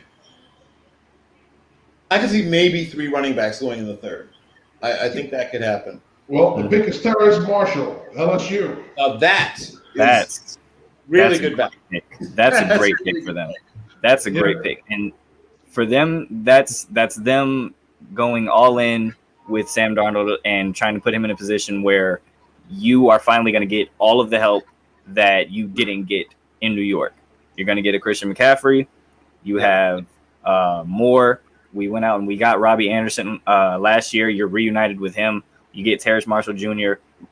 Sam Darnold, you're not going to have any excuses this year, right? You had excuses with the Jets because the Jets, obviously just terrible organization, terrible head coach, all that other stuff that didn't put you in good positions. You've got weapons now. You're in a good situation. No more excuses for Sam Darnold. I find this pick interesting. We looked at Carolina last year. They signed Teddy Bridgewater to a nice deal. Not overly expensive, but market rate. Yep. Right. And when they went into the draft, they went heavy defense. Go out there and win. All right? They make the trade this year. They move on from Teddy Bridgewater. They bring in Sam Darnold. Now they're going, okay, well, now we're going to give you some more weapons too. Your running back is coming back. We paid a lot of money to. We're going to protect you. We're going to give you another option. Where was this last year where we talked about coming in to win? Did it take a year to figure out that you had to score points in the NFL and that you had to help your quarterback? Well, let's be honest. I think they even went into Teddy thinking he was probably a temporary stopgap. Yeah. And once they had decided that, they built everything around really next year, which is now this year, right? And so Darnold is part of their plan. I think if he works out, and that's a big if, but they're going to build around him continuously. And I think that they think he's a good enough player that if they do build the right team around him, they can win with him. That's what I believe they believe. Yeah, I was going to say, I think they had the same, I agree with Bill. They had intentions when they signed Teddy Bridgewater. It was, you're our stopgap. You're our bridge quarterback. And, we're just going to keep you around so that way we're at the very least respectable and that we have a viable option at quarterback, but we're not going to do much to really empower you or put you in a great situation. We're going to get the rest of the team set and then find our quarterback moving forward. Seems like they've done that with Sam Darnold. So Teddy Bridgewater kind of got the short end of the stick. That happens. Yes. Well played, Roger Goodell. He wanted no parts of that dancing fan on stage. He quickly went to the high five. Pete Werner off the board to the Saints. Okay. He's a fit for what they like to do on defense. And he's a better athlete, I think, than people give him credit for being. Once again, he's not a guy that's special in anything. There's nothing. If I were to show you the best plays of Pete Werner, you'd be like, that's solid. And if I were to show you the worst plays of Pete Werner, you'd be like, that's still pretty decent, right? Mm-hmm. So his floor and his ceiling are about that far apart. And that's not always a bad thing. But right. You're not getting a guy that's headed to, a bunch of Pro Bowls. But he's going to be a guy that's going to come in, he's going to be a really good special teamer. He's going to probably be a guy that relieves or play, because he can play all of the linebacker positions in a class in the old school 4-3. He can play Mike, he can play Sam, and he can play Will. He's just a good enough athlete to be able to play Will. He's got enough toughness and sort of steel in his spine to play Sam, and he's definitely got the head for the game to play Mike. So you can do a little. So the versatility is definitely there. Well, they're definitely showing what the traits that they like, because this is similar to the Anzalone pick a few years back. Yes. Not the tremendous athlete, but a gritty inside player who's going to find the football and constantly be in the frame. If he's not making a tackle, he's around the tackle. So I get where they're going with this, and I like Werner. He's a very understated player. We talk about all the things that Ohio State had. He was always down the list for a lot of people because he's that very blue-collar kind of player. It's not flashy. It's just consistent work. And you kind of respect it because he consistently shows up on tape. And one thing you reward is consistency. Sure. And it's funny, we talked about Anthony Hitchens not long ago, and he's a guy that can do some of those Anthony Hitchens things and has, like I said, just a little more physical. There's a little more to him physically, just enough physical size and strength that he can do a little bit more. He's a guy that can be in a congested area and can navigate it and has enough toughness, enough strength to fight his way off of blocks, which is something that, Hitchens is a guy who's more of a space linebacker, but he can do some space linebacker stuff. Like he's sort of, like I said, versatile. That's the thing you like about him. He's versatile, he's smart, he's tough. He's an above average, not great, but an above average athlete. And like I said, even his worst plays are not bad. So, like I said, if you don't mind his ceiling and his floor being very close to each other, you're going to get a good player. So let me ask you guys about one player who hasn't been drafted yet. We've seen two inside linebackers taken in these last three picks. Maybe this is a guy who you all have kind of deemed as, Twitter players that, Twitter likes a lot. Are we surprised Jabril Cox is still on the board? I am not. He's a guy who's in the middle of the third. Yeah. Mm-hmm. Okay. Yeah. Jabril Cox, I think when you are one of those players who goes from the big school down to the small school and shines, it doesn't always work in your favor. And he's one of those players. He was at LSU. If he would have stayed at LSU and shined. No, it's the other way around. He was at North Dakota State and then went to LSU. That's right. He went to LSU. Yeah, sorry. I'm sorry. This is what happens when you've been on the board too long. But all right, so he was one of those guys. He actually rose because of it. It's not that he fell; he rose because had he just been from NDSU, it would have been definitely a later pick. One of the things you don't see a lot of those guys going high all the time. I think you see it this year with two guys that were rated very high from NDSU, and that's of course Lance and Radins. And those are, we always talk about rule and exception. Those guys are usually the exception. Easton Stick had a very good career, but you saw how it was. It was level of competition. He was a good player with this level of competition, and he went late because it showed on film. and also, yeah, it's physical tools. I mean, he's a backup. He's a backup quarterback. I mean, so you don't take backup quarterbacks. I mean, preferably you get him as undrafted free agents. Here's the thing that really happened with Jabril Cox. I'm going to disagree with you a little bit. I think it'd be well. Actually, no, you're right because NDSU only played one game, so you're right. He would have gone later because of that. If they played a normal season and he dominated and just had this amazing tape, which he might have had, and then he goes to the Senior Bowl and is incredible, he would have had a chance, I think, to go even earlier. The issue is that he got a little bit lost in the sauce when he got to LSU. And about 3 or 4 games in, he started to look like himself. But if you saw him early in the season, he looked quite frankly lost. And then he got better and better and better. So it puts in people's minds, okay, this kid has talent, but it's going to take him a while to find his stride. Maybe that's not a guy who can plug in and play immediately day one. Right away.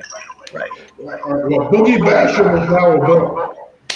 There we go. There's Boogie. Right. This is a player that I liked early.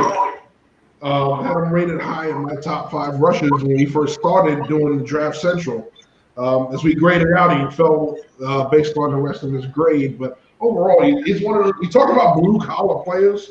Yes. Boogie Basham is that. Not special speed, not special hands, just effort rusher, nonstop motor. Has some power in him. He gets enough baits to get pushes on tackles when he's rushing them down the middle.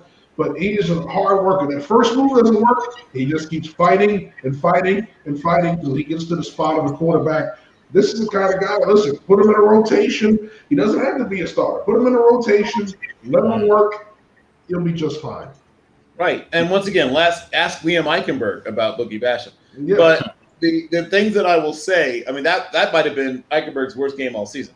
Yeah. But what I will say about Boogie is I called him a less stiff version of Tamba Ali. Mm-hmm. And he has, once again, a motor that always runs hot, which I love. I mean, people sometimes down effort. Well, that was an effort sack. Yeah, is the quarterback laying on the ground? And did he not get the ball off? Like, I know people say, well, that was a low-quality sack. I'll take it. Give me low-quality sacks. I'll take it. I'm one of those people that, I mean, I understand advanced metrics is cool. Like, I love metrics. I'm a pro metrics person. But if a guy is getting people on the ground and they don't get the ball out of their hands, I don't care if it came because effort, if it came because somebody else scared him into him. If you're doing it enough, you're still ending the play. And that's the idea. That's what defense is about. Did you stop the play from getting yardage? If that happens, I want that guy. He's really good against the run, too. We don't talk about that enough with defensive ends. Yeah. A lot of the defensive ends in this class are not always great at setting the edge. I know you love your guy, Greg Russo. The first time he sets the edge really strong on the outside, that'll be the first time he does it in his life, Jeff. So, some of these guys, they're going to be a work in progress on learning how to set the edge. Not Boogie. Carlos Boogie Basham was born knowing how to set the edge. This is going to be, I know people don't talk about run-stopping defensive ends, but that's really what he is, and he's going to give you a little bit in the pass as well. Yeah. All right, so Josh Myers goes off the board to Green Bay. Now, that feels like a Brian Gutekunst pick if ever I heard one. Yeah. Now, am I correct in assuming I haven't heard Creed Humphrey's name yet? Nope. So please. This is very interesting that Creed Humphrey is now 2 picks away from falling in round 3. Okay, Dom. Let it happen. Kevin Colbert on the phone. Let it happen. Playing straight up. Man, listen, Kevin. Whatever you have to do, okay? If we have to give up 4th, 5th, and 6th in this year to trade back into the 2nd round, Creed Humphrey, please make it happen because I don't know how much longer he's going to be there. But Creed Humphrey, yeah, he's not going to be there much longer. Like I said, Gutekunst, I don't know what. Josh Myers out of Ohio State, good. Creed Humphrey, I think, has really high-end talent. It's a little funny. It feels like the Packers are trying to make up for upsetting Aaron Rodgers after he said that he wants to leave now by trying to get him some protection and stuff like that. But, yeah, Steelers, make the call. Kevin Colbert, please make the call. it's a power versus speed thing. I guess they want a power center as opposed to a speed center. I guess. I mean, I'm trying, man. I really. You're trying to shoot him some bail. You try and shoot him some bail. I understand. Well, it's interesting because, like I said, I like Myers. I had him third on my board as a center. Yeah, but he's a solid third-round pick. Yeah, well, he's at the top of the third round. And we're at the tail end of the second, so I can't quibble too much. No, I'm not saying it's not a reach at all by any means. It's just interesting that once again, the stock that everybody put in the Creed Humphrey, we're watching everybody go ahead of him. It's the same thing that happened with Morick. We had so much stock in Morick. Safety's going ahead of him. All right. Kansas City's pick is in. The commissioner's saying hello to the fan that's on the stage. Yeah, I wasn't surprised so much about Morick because he doesn't have that one special elite quality that makes you, oh man, I got to have this guy. Yeah. He's good at everything. He's went up. I think you use the term, a master of none. Master of none. Yes. And some teams, they want you to at least have one thing where it's like, man, he's great at that. Mm-hmm. And on cue, Creed Humphrey goes off the board. There we go. Oh, man. Dom, if only you got them on the phone. It makes sense, though. I mean, Kansas City, I have to give a ton of credit to Kansas City because at the beginning of the season, right after the Super Bowl, when they were letting go of, and they were releasing their offensive linemen, it was like, okay, what are we doing here? And very quickly, they fixed that. You went out, you get Kyle Long out of retirement, you sign Joe Thuney, you trade for Orlando Brown. Now you get Creed Humphrey. The Kansas City Chiefs looked at their team and saw what their biggest weakness was in the Super Bowl and said, never again. We don't want to see Patrick Mahomes have to run for 500 yards before he throws the ball in a Super Bowl ever again. And I think Kansas City has absolutely hit it out of the park this offseason, rebuilding this offensive line. Let's be honest. Is Brett Veach, in terms of his operations, not just him, but is there anybody better at consistently getting the best player available, right? Look at their track record in Kansas City. Who's better than them the last few years? Who? Nobody.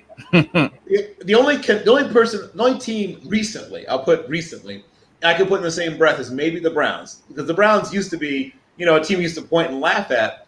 But the last couple of years, I mean, we did. Like, the Browns. Look, they did something like the Browns would do it. And now they're a team that is, I think, breathing down the neck of Kansas City in terms of just really consistently hitting on picks. But that's what the Chiefs do, man. I mean, it's hard to think of misses for them the last few years. Like, oh, wait, who was it that wasn't great that they drafted? Oh, yeah, one or two guys. But, I mean, just look up and down the roster. It's so many guys. They got the guy in the third. They got the guy in the second. They traded up to get Mahomes. Like, it's just hit. They really – I've said it before. I'll say it again. Some teams actually understand the draft, right? And then there's other teams. I won't name them again, but I think we talked about some of these before that don't really seem to understand how the draft. Looking at you, Raiders. Well, the Bucks pick is in, but they're at commercial. So we are literally one card away from being in round 3 at 9:30. At 9:30, all right. I like it. I love it. I want more of it. 2.5 hours of round 3. So if you add in the comp picks, it looks like we're going to end up at about midnight, where we ended up with the first. So, and like I said, the picks are going to come a little faster. But I mean, so it may not come 2 rounds in as opposed to 1 round in the same amount of time. I'll take it. Yeah. But wait, we're going to outdo it tomorrow and squeeze 4 rounds in almost the same amount of time. Yeah, probably a little longer, but not much. Yeah. So there are some people who are in favor of them trying to find their quarterback of the future, a developmental quarterback. And that means they might possibly consider guys like Mond or Mills or Trask. Yeah. I think you can probably wait. If you really are determined to get a developmental quarterback, you can probably wait another round for that. I think so as well. If you're asking me.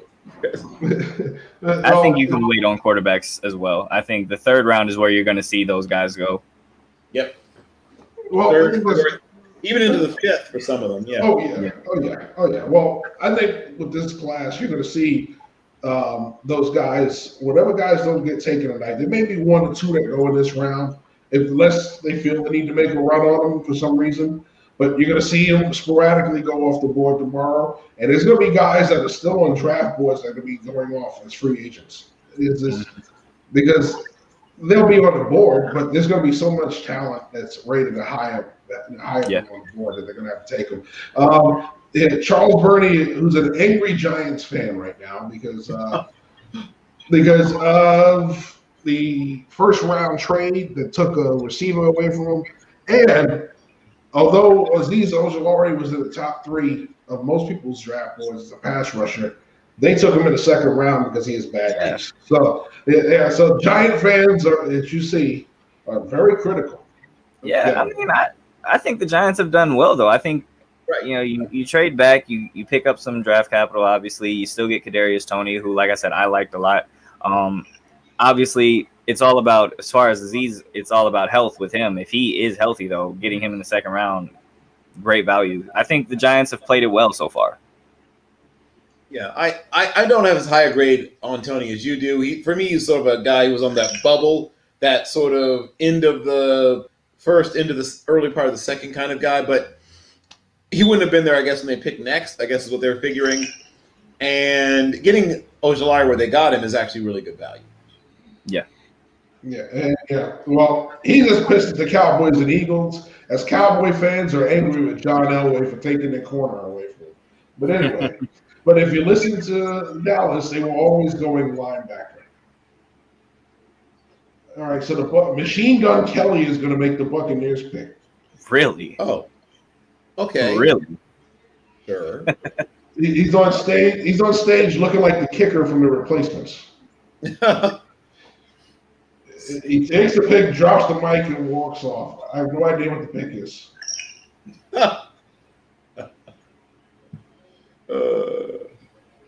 Well, that's an interesting choice. I will say that. Yes. I wonder. Did he make the pick? I was going to say, did he pick somebody? He just grabbed the mic and walked away. Just dropped it and walked away. Yeah, I don't know what that was about. Interesting. Okay. Well, apparently we're in round 3, but we don't have the result of the end of round 2 yet. What is going? What's? Okay. All right. This is interesting. Okay, so no, he didn't make the pick. I don't know what that was about. Oh. The beauty of having the TV on mute is you just see lips moving. Got you. All right, so we have another legend coming out making a pick. Gotcha. Okay.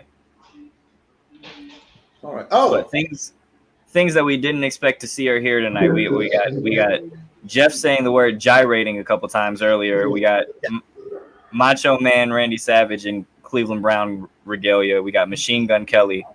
is that Jimmy Giles? They didn't show the name, but No. I don't need the name. That's Jimmy Giles. Come on, man. You don't need a name. I don't need a name.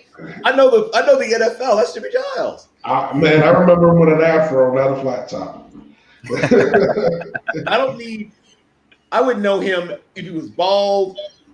If he had long blonde locks, I would recognize him. Come on, man.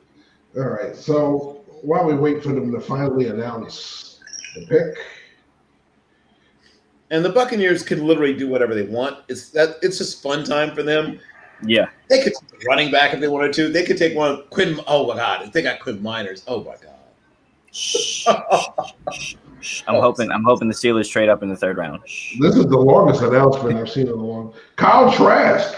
Wow. The quarterback of the future. So the heir apparent that Tom Brady is in the house. Is Kyle Trask, and he doesn't have to go far. Gets to stay in Florida. Yep. Once again, save on airfare. Gainesville is only 2 hours up north. Yep. So, you know what them drafting Kyle Trask says to me though? Poor Josh Rosen. Josh Rosen is just never going to get a chance to be a starting quarterback ever again. No.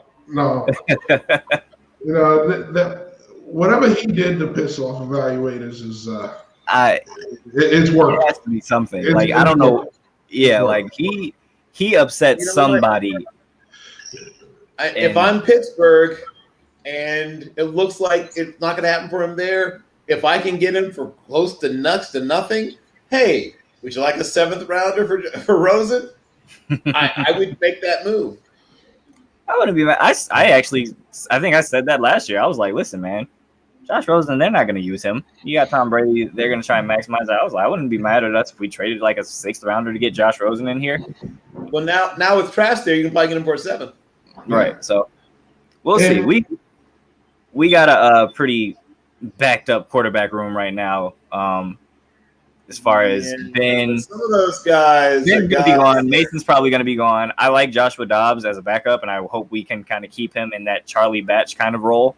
And then Haskins, we'll see moving forward if they give him an opportunity to show if he can be a starter for the Pittsburgh Steelers. But we got a couple guys to evaluate. Right. I mean, I can't help but feel like that Haskins and Rosen and Roethlisberger is a slightly more interesting bunch than what we have with, okay, Mason Rudolph might be moving on, and then we've got to figure out what we've got, obviously, in Haskins. I think Rosen is a guy that if somebody were to essentially embrace him, he would flourish. He's never had that, ever, in his NFL career. At all. And the thing with Rosen, and the thing with Rosen was it wasn't like Rosen was bad in Arizona the one year that he started. He was just on a terrible team. He did the most with what he did the most with what he had. Yeah. Well, Andre Cisco was the first pick of the 3rd round to the Jacksonville Jaguars. Nice. So hard not to like the pick. Yeah. That's a guy that I would not have been mad if he'd gone half a round earlier. Was still in good value. Yeah, I agree. And that was really one of the questions we were going to talk about, which safety would be next. We did mention it briefly. We said Cisco was the first name that flew out to everybody's mouth. Yep. I'm still waiting to see what happens with Washington, Darius Washington. He's going to go later because people are worried that he's going to fly apart, basically, right? Yeah. When you're a slower and even more slightly built version of Bob Sanders, that's a tough sell nowadays to Yeah. You know, when we get later in the 3rd round, we'll start to talk about guys for tomorrow. Yeah. One of those guys, I think I know a certain scout that was hoping he would go tonight, but I think he's going to go tomorrow. Is Tyree Gillespie out of Missouri? Oh yeah, that's a mid-round pick. He's 4th. Yeah, so I think that's where we're going to see him go is early some point tomorrow. But he's one of those guys. I know a certain scout was trying to get him, in not a draft nick scout. I mean, a actual team scout. Yeah, was actually hoping he would go in round 3. But Minnesota's pick is in, so as soon as they announce that, we'll talk about that a little more. So as far as other safeties go, you still got Jamar Johnson out of Indiana. He's still available. So it's a couple good guys. Yeah, the only issue with Jamar Johnson is he's just a below-average athlete at the position as the league is going towards elite athletes at the position. Yeah. So you've got to really protect him. You've got to really keep him in certain parts of the – essentially you need to say just stand there, basically, and let it come to you because it's going to be difficult for him to run into certain situations because when he has to be a genius at taking angles if he's going to succeed. If he's playing a lot of deep middle because he just isn't a sudden athlete. He isn't a guy that has a great ability to accelerate. So one player that we talked about, Bill, when we broke down the safety position was the safety from USC. Oh, yeah. I mean, so Talanoa Hufanga is going to go in the late 4th, maybe even early 5th. Yeah. Once again, same deal, testing. He just didn't test well. People were projecting him to being a much better athlete than he actually was. Yes. So looking around, just skimming through some of the lists that we still have. Matter of fact, let me go back to the top 100 again. Let's see who's still available from the original top 100 as we're now in round 3. Well, we're getting around the point where you mentioned developmental tackles. Towards the latter part of this round, some of those developmental tackles are going to start to go off the board. Guys that need a year to become something, but I wouldn't be shocked if we start hearing guys like Tommy Doyle or Brady Christensen or Himmelman, or even Drew Himmelman, though it might be a little early for Himmelman, but those guys are going to start coming into people's minds. I wouldn't be surprised if we started hearing Mayfield's still on the board, right? Jalen Mayfield, yep. Jalen Mayfield. Yeah. Right. Okay, I thought so. We're going to hear his name, I think, sometime in the reasonably near future. Adrian Ely is a guy that some people think is a guard, some people think he's a tackle, but his name shouldn't be too far down from what we're talking about. I think we're going to see another tight end reasonably soon. Probably Brevin Jordan, maybe Tommy Tremble, and maybe even a guy like maybe a Trey McKitty, maybe. And then there's still a bunch of really good wide receivers left. Yes. So many wide receivers. Tylan Wallace, Amari Rogers, Amon-Ra St. Brown, Anthony Schwartz. I mean, the hits just keep on coming at receiver. There's so many. Yeah, Right. Which is right, Dami Brown. Which is why some of them are available, because there's so many that there's no feeling of, oh boy, I gotta move on this. You always feel like I can wait, right, because there's so many of them. Nico Collins is going to go somewhere probably either tonight or early in the fourth. Josh Imardabebe is the guy who's going to go somewhere in the fourth, maybe latest the early fifth, fourth or fifth round on Austin Watkins, who of course is Sammy Watkins' little cousin. Des Fitzpatrick. I mean, there's so many receivers. All right, so there's a run on quarterbacks. Kellen Mond goes to Minnesota. Yep. And I brought this up yesterday. When is Minnesota going to move on from Kirk Cousins? Kellen Mond, they get him here, who I like. I like Kellen Mond a lot. I liked him at Texas A&M. Again, I'm a sucker for guys that have multiple starts, right? Like guys that spent a couple years in college and got those starts and got those reps. I'm a huge sucker for experience. And I think it's a good pick for them. I think it gives them a viable option for a replacement for Kirk Cousins. Is, in all honesty, maybe not as soon as this year, but next year. Yeah, it gives them the opportunity to not, depending on if he develops, obviously, to not be forced to pick one early.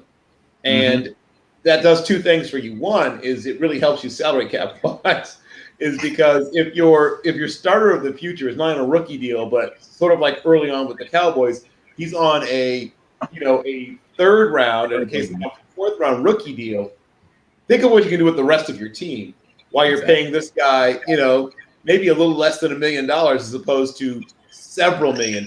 You might be paying him, $880-something thousand, well, instead of 30-something or $1 million. And that makes a huge difference in building your team. Indeed. And Mond had all the tools when he got there that made you go, okay, this guy's going to be something special. And for a couple of years, he gave you every reason not to believe that. And I think the rebounding this year actually did him a big justice, because at one point, I was watching year after year, and I'm like, okay, he is not developing into the quarterback that people believe he's going to be. And this year, he didn't take a step. He leaped forward. Yeah, he was very greatly improved. I would argue that he made steady improvement every single year. He was a player that when I watched his high school tape, I thought this guy's going to have to change positions. I'll be honest. I'll be honest. I loved that his passing mechanics, his lack of accuracy, his anticipation was negative, right? I mean, what's the opposite of anticipation? He had less than no anticipation, right? He had negative anticipation. Yeah. He got better from freshman to sophomore and sophomore to junior. And then, as you said, he made a really dramatic increase in everything, in terms of ball placement, seeing through disguises in coverage, being patient, not flushing from the pocket before he should. He's one of the few guys outside of the quote unquote top quarterbacks that I could see developing. And people use the term developmental quarterback. Well, developmental quarterback is usually a euphemism for a clear backup. Very few developmental quarterbacks actually develop, right? I mean, it's a short list. I mean, Matt Schaub developed into a starter for a little while. Kirk Cousins is probably one of the great success stories, I guess. But it rarely happens. I mean, people, I think, talk themselves into it, but it really is a thing that happens once every few years. Not even every year. It's not every 2 years. It's like every 5 or 6 years a guy actually develops. So Ron is one of the few guys I think it could happen with. Yeah, and you have to, you know, if you're going to develop a quarterback, you got to be patient with the process. You know, and I think part of the problem now when they're trying to bring in these developmental guys, if they're forced into action early, whether it's via injury or just poor play by the starter, you know, that you can't expect. If you brought him there saying he's not ready, you can't expect him to go in there and immediately show ready results. And I think that's part of what happens is they don't get the ready results the first year. They draft another guy just in case he doesn't give you the results the second year. He doesn't give them to you, and then he's gone. You know, and if you're gonna develop, one thing I've learned from coaching, if you're gonna develop somebody, you gotta be patient with the process. And part of that is with, you know, plain and simple. You know, if you're gonna pay somebody to learn on the job, as Jerry would say, then I'm not doing a good job of picking players. So I think that's part of the way it is now is it's all about the salary cap. You know, they're not going to pay somebody to sit for 2-3 years. You know, The run on developmental quarterbacks is in full swing. Yes. So now here comes Davis Mills, and I would say this is with the Texans' first pick in this draft. They didn't have a first or second round pick. Yep. So does this basically mean Deshaun Watson is gone? Well, it's not so much saying he's gone. It's saying we want to at least not be caught with our pants around our ankles if he is not available or whatever. Because they showed that he didn't sign anybody. I think they're hoping. All right, Taylor, but no. I think they're hoping they'll be able to keep him. I think that's what they're hoping. If for some reason it doesn't happen, they have Tyrod, right, and they have Davis Mills. Yeah. And first of all, Tyrod is. Think of people who don't get much respect, but Tyrod Taylor is a guy that's actually made a lot happen without a lot around him at very He's gonna have to do it again. Well, yes. Why they would have to? Because they know he's used to it. You know, he's used to it. Yeah, I think you need a very special player to make that situation work. Nothing's going to work for them right now, and their whole legal situation doesn't make it any better. But that's all, you know. With that, Atlanta's on the clock, but we'll wait for that pick to come in. But let's go back to Davis Mills. So we talked about this quarterback. Everybody loves the arm. Everybody loves the physical gifts, but the experience isn't there. So and been hurt. I mean, which is part of why the experience isn't there. Yeah. Right. He was considered by many the number one pro style, which means tall white guy. Quarterback coming out of high school, and you know he was one of the highest rated quarterbacks Stanford's ever signed. He actually had one more star than Andrew Luck had coming in, if that means anything. And so there was a lot of expectations for Davis Mills, and he and KJ Costello had a very pitched quarterback battle. KJ Costello, who was a year ahead of him, won that battle. Mills got a chance to play, got hurt. Which set him back. And then Costello later ended up losing the job. Mills won the job. And then still, you know, was a guy that struggled with injury. What I will say is, just in terms of his – there's Julian Mayfield now. I knew he was Mayfield to Atlanta. Yep. And once again, if you don't mind a guy who's really kind of a plodder, right? He's not a quick-footed athlete. Right, we talked about a lot of these other tackles, and what they love about them is their ability to just do great things in space. Well, this is not him.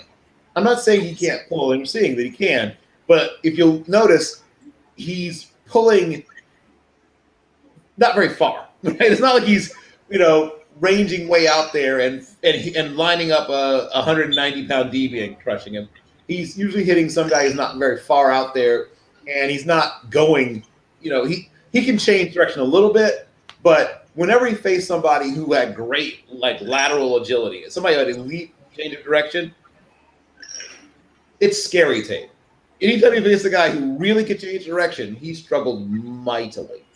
Anybody who stays in front of him, he blocks the living daylights out of him. But not everyone's going to just stay in front of him. Stay with you and agree to be blocked. That's the problem. Not everyone will agree to be blocked when he gets to the next level. but he's a old-fashioned downhill right tackle with power. Indeed. And Anthony Munoz is going to make the Bengals pick right now. They're coming in fast and furious, as we see. So guys that occur to me they could be there. Dimey Brown is a guy that has a chance to be a pick. They could decide to get another running back since obviously they let Defense, Joseph Asai. Oh, there's your guy. There's go. There. Side. Later than expected for me. I thought he would have gone the round that just ended previously. The good news about Asai is he's going to play super hard. Oh, yeah. He's another guy. We don't got guys who struggle to set the edge. He and Basham are my all edge setting team, and like they're the two DNs that they will set the edge. They will rattle your teeth when they set the edge. They set the edge like you slap their grandmother. Like he plays angry football. And once again, Nigeria is having a great night also. Yes. We've had one guy from who was Liberian in Quinnipiac, a bunch of Nigerians, and a good sprinkling of Haitians. But yes, Joseph Asai, yet another young man, along with Umwar Ezeki and a bunch of others of Nigerian descent. We have a trade. So Larry Ogunjobi, that's the guy I was trying to remember. Yeah. That Umwar Ezeki, who also is Nigerian, really reminds. Carolina has jumped up, and so has the Giants. So back-to-back picks with back-to-back trades. Yep. Okay. Right? So we're in the hot and heavy third right now. Because once again, these are teams. There's a couple of guys with second-round grades that are still here on the third. Absolutely. Yep.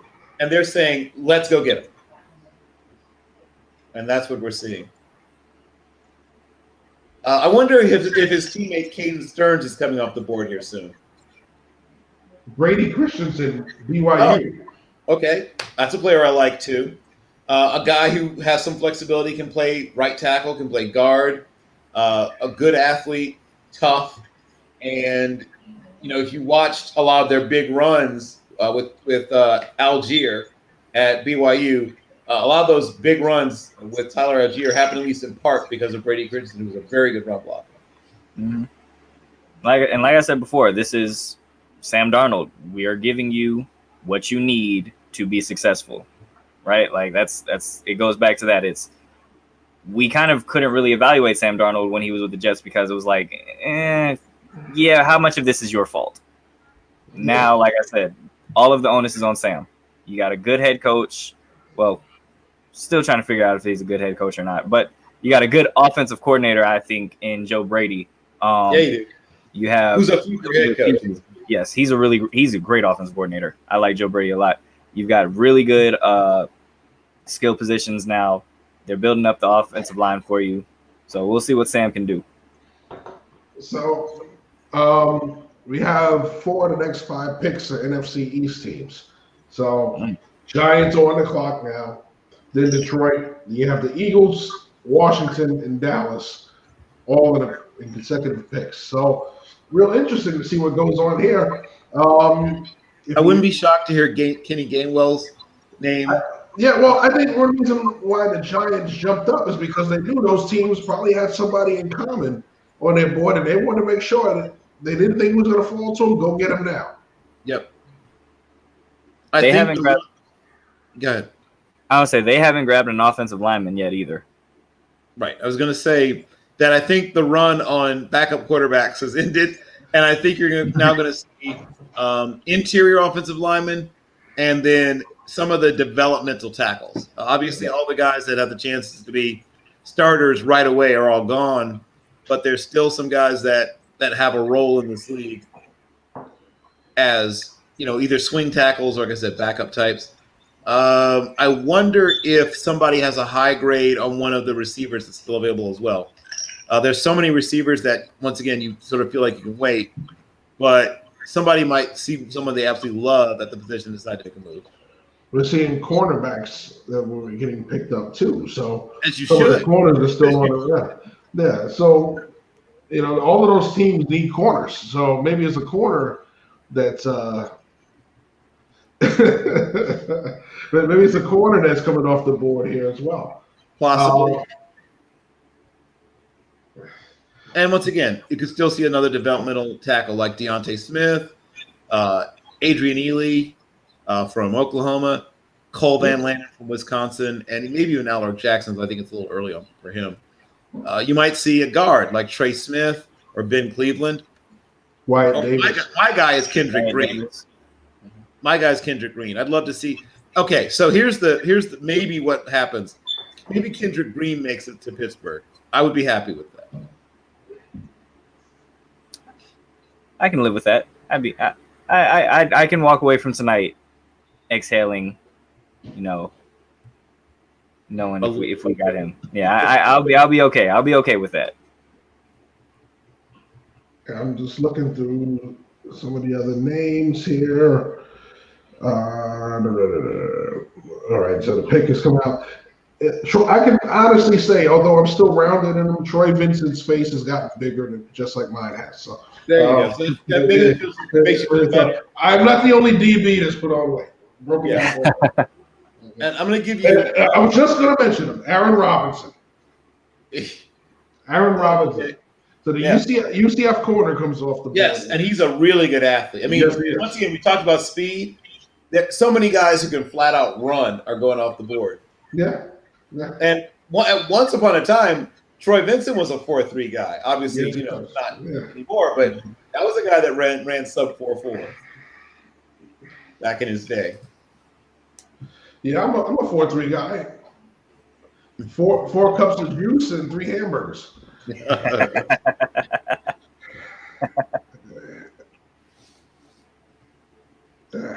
And somewhere later in this round, probably towards the end of it, you're going to see some of the D tackles start to leave the board. Guys like Lynn McNeil, guys like Marvin Wilson, who entered this, he probably was, most people was DT1 coming into the season. Bobby Brown III from Texas A&M is a guy that has a chance to go. Some people like Tyler Shelvin. I think he's a guy that I might wait one more round for. Darius Stills is the guy that I would probably wait one more round for, but somewhere around here. And then guys like Milton Williams are probably going to go somewhere around here. Some of those sort of athletic end tackle tweener types. Mm-hmm. I was gonna say you Shaka have Tony. for edge rushers. Ellerson Smith also. Yeah. I want to say Ronnie Perkins is still on the board. So big body, interior D line, Aleem McNeil. There we go. There we go. I just mentioned him a second ago. No, he's that one technique we were talking about. That guy that, and he's a little bit more motor than most of them, but you talk about a 317-pound D tackle. But I think because you're getting to those spread looks, he's going to be playing more than one. The things that you like about him is for a guy his size, he can play a lot of snaps without seeming to gas out. Yeah. Which I wish Leon Barmore would show me a little more of that. But he's a guy that gives you all the classic run stuffer stuff and has just enough ability to not just take on block but slip them sometimes. That as you're about to see that there it is, right? Right as I said it. But yeah, he has the ability to do that just enough that he can give you a little bit of pass rush as well. Yeah. So I think this is also when we're starting to get into that range where you see some of those interior D linemen come off the board. We had to wait on Barmore to come off till tonight. Mm-hmm. And there was once again, there's a gap, So Barmore came off the board. Owen Zvicki came off the board. Osa Odigizua is going to probably come off at some point in this round. Way to go, Jeff! You stuck the landing. And once again, yet another Nigerian. Milton Williams, there you go. La Tech in the house. Ruston, Louisiana. La Tech. I'm a big fan of Milton Williams. I'm a big fan. Like you both said, we're starting to see a little bit of a run on those interior defensive linemen. Yep. Especially the athletic ones. And once again, speed. I mean, this is the fast speed. Probably if you consider him an interior player, he's the fastest, the most athletic by far of the interior defenders in this class. He can really move. He has rare movement skills. A lot of people think he can play 5 tech. You could ask him to put on 12 pounds, or he doesn't put on 30 pounds, depending on what you want him to do. Or if you wanted to play him as a 4-3 D end, you could have him stay the size he is now. But he has the hands. He's got really good ability to dip. He can get under people. He has good hips. He has good feet. He's been asked to do some things that you don't often see people ask of guys built like he is. He's asked to do things that normally you ask 290-300-pound guys to do, and he's doing it I think he played about 284 most of the season, though he dropped a little bit of weight to run. He was 277 at his pro day. But he has, like I said, you see he has more pass rush than you normally would see out of that kind of player.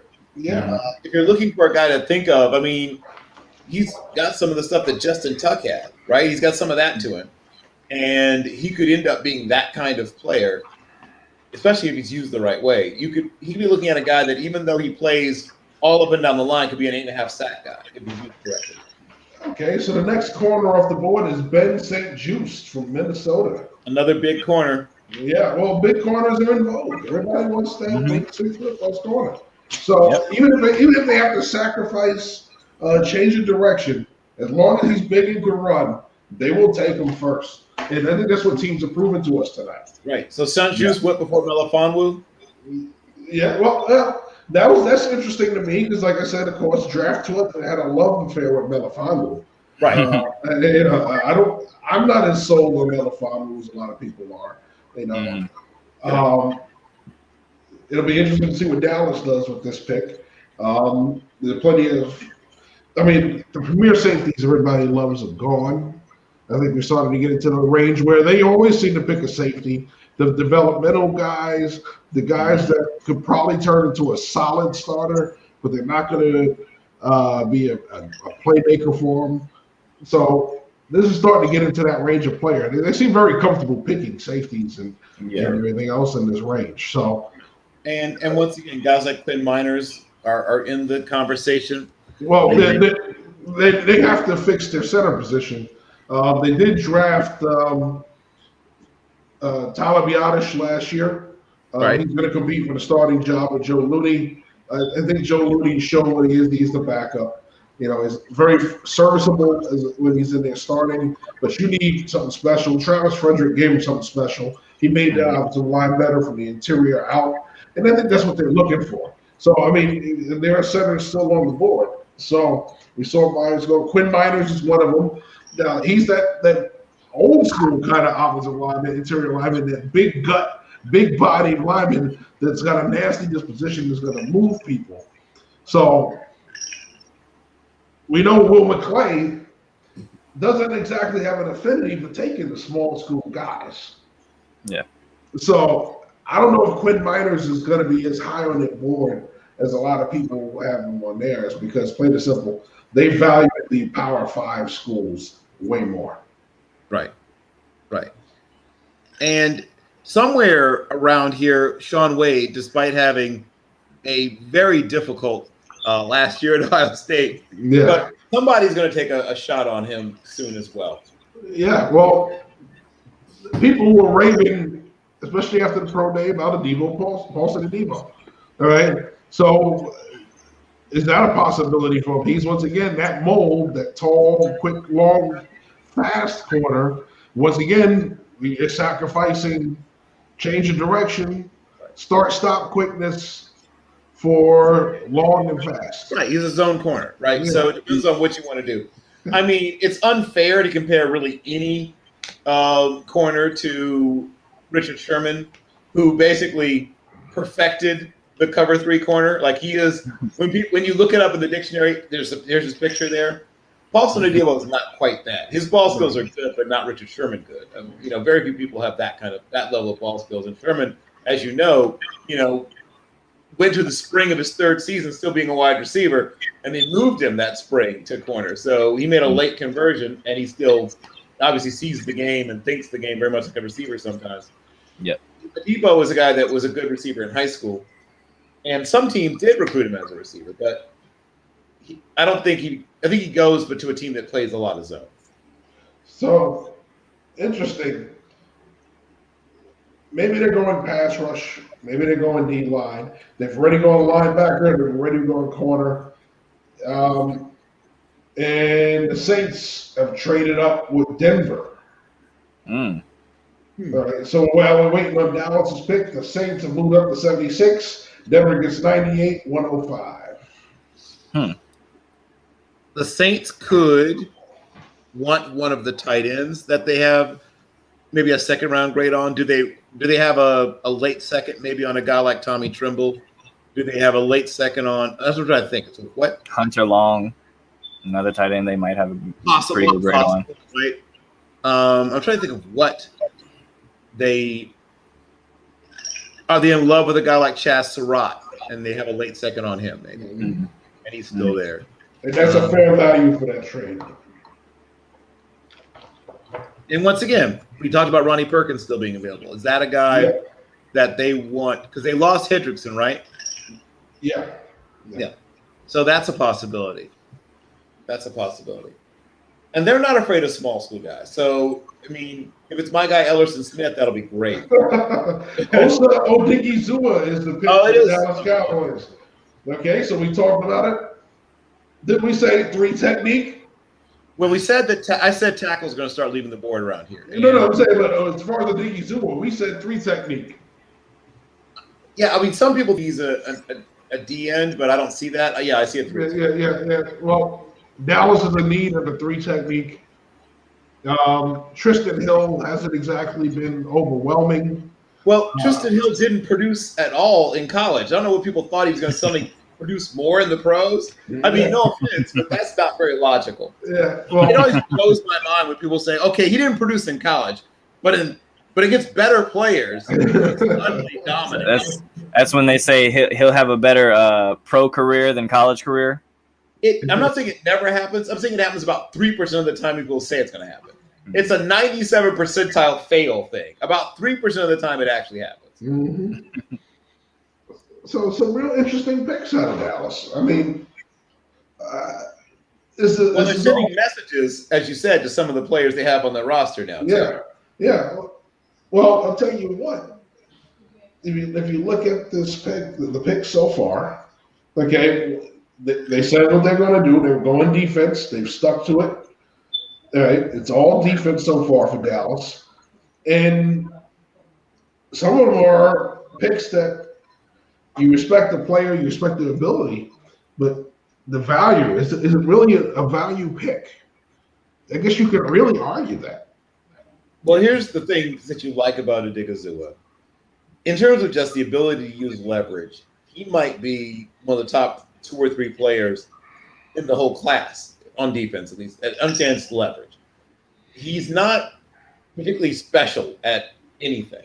No. Not that great against the run. He's a so-so pass rusher. And he's played at various points up and down the line, so he has a little bit of versatility, but he's not great at anything. Mm-hmm. So if indeed he displaces somebody that's currently on the team, that lets you know just how bad their interior players were, because he's not great, but if he's better than what you have, I guess it's not that bad a pick. Well, Adebo goes off the board to New Orleans. Yep. Well, that makes sense. And he fits what they do. He is going to see the field early and often, even if he's not a starter immediately. He's going to definitely be in some of their 3 and 4 DB packages. And I've heard some people sort of wonder if he might eventually become a safety a la Malcolm Jenkins, right? Mm-hmm. You draft him as a corner who is a big corner, who struggles a little bit with change of direction, and you let him see if he can figure that out. And if not, hey, I'll just play free safety.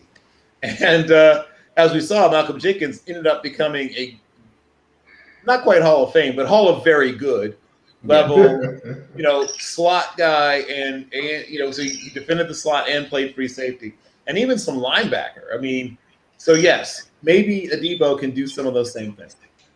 Well, I've already made my feelings known about him. I think that everybody that's watched Draft Central knows how I feel about him. I think, listen, he has all of that.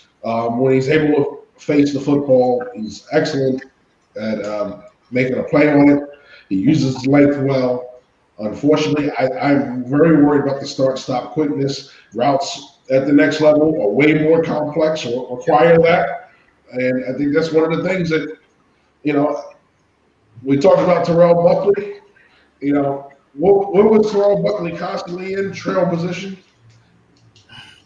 All the speed in the world doesn't always help you on it. I've only seen one guy consistently outrun a cushion, and that's Deion Sanders. Okay, even Champ Bailey got beat when he was in trail quite often.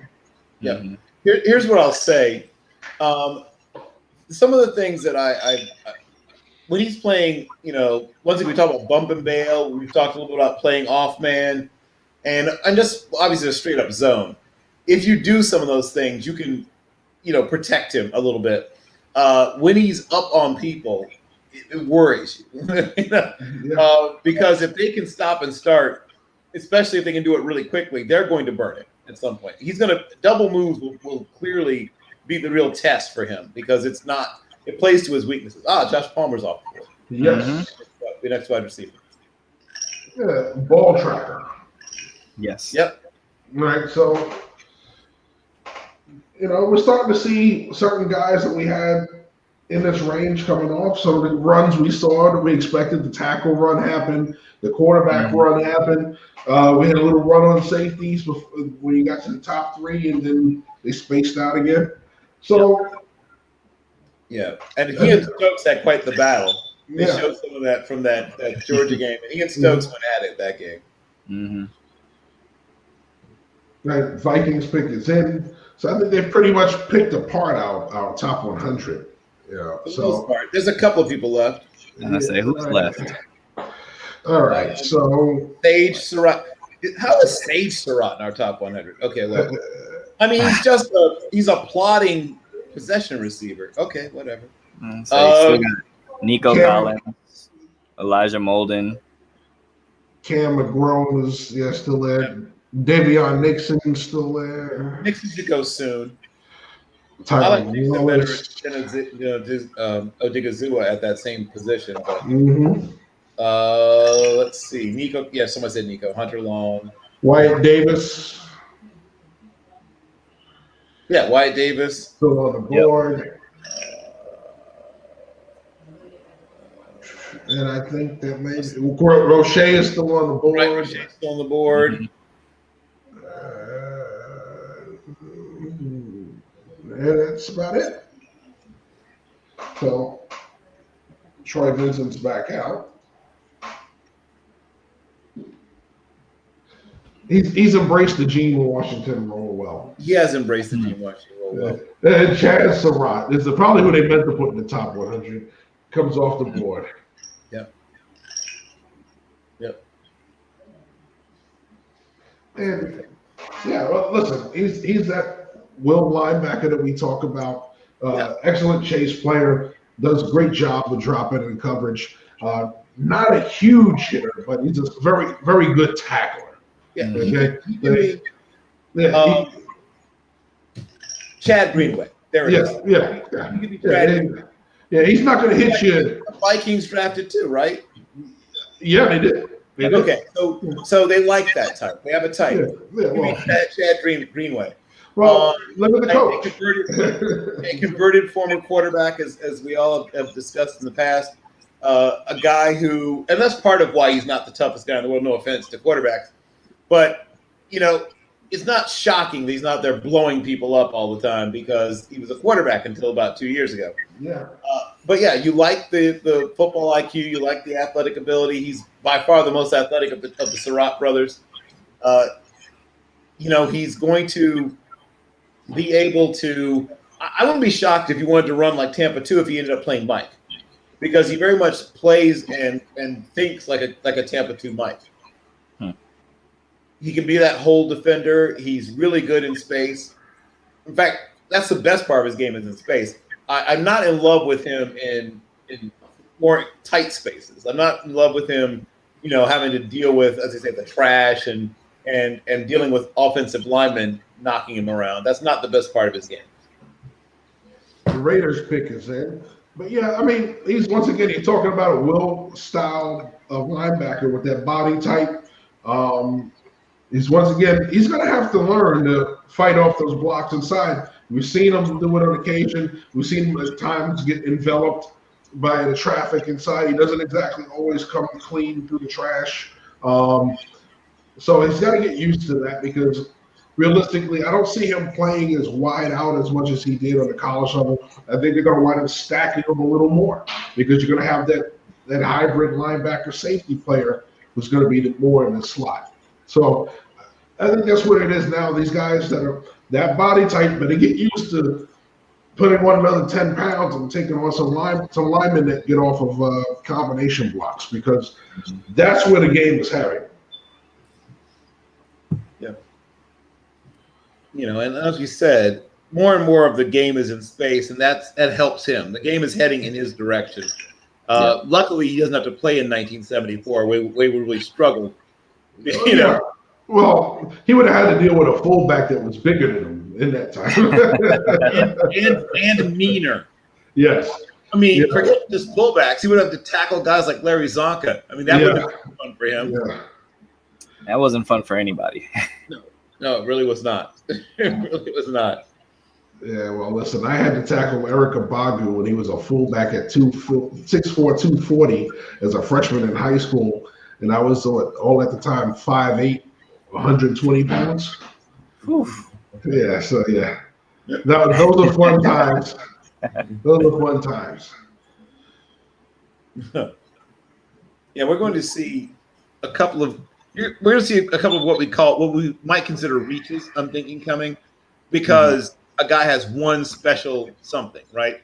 And they like that one team likes that one something enough that they're willing to take a guy who isn't a well-rounded player, who doesn't have everything in the bag. Yeah. So don't be shocked if, some of these sort of one-trick pony types start to leave the board. And then I still think Quinn Miners, here's his name called soon. Yeah. Unless teams are hiding that they're not as in love with him as we hoped or thought they were. And I think Wyatt Davis was the name that you mentioned previously. I think he gets called soon. I think Ben Cleveland. And maybe even my boy Kendrick Green come off the board fairly soon. I think this is where people like to get their interior offensive line players generally.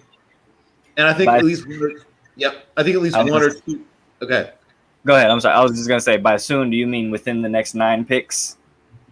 I think we'll see a couple of them. Not all of them, but I think one or two of them find their way in the next. I think here's the guys I think find their ways to the next couple of picks. At least one, if not two, of the interior offensive linemen. I think somebody likes. I think somebody likes at least one of the running backs enough to not wait until the next round. And we're going to see some sort of one-trick pony type defensive players.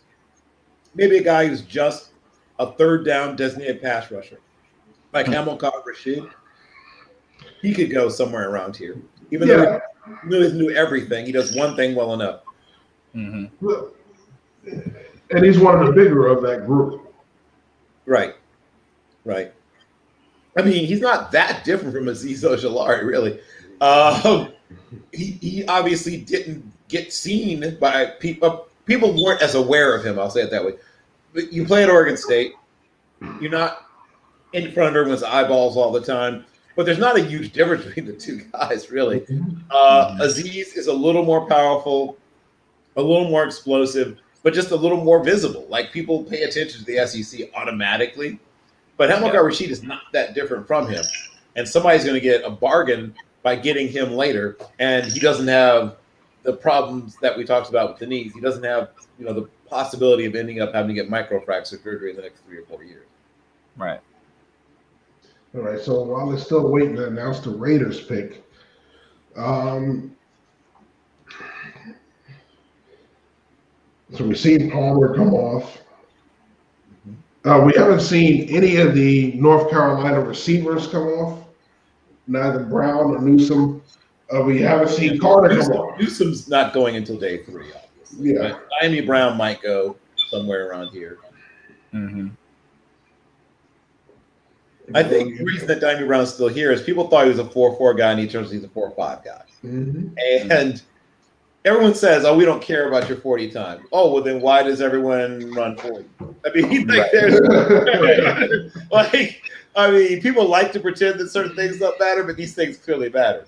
I know people who got taken off of draft boards because of a bad 40. Yes. So,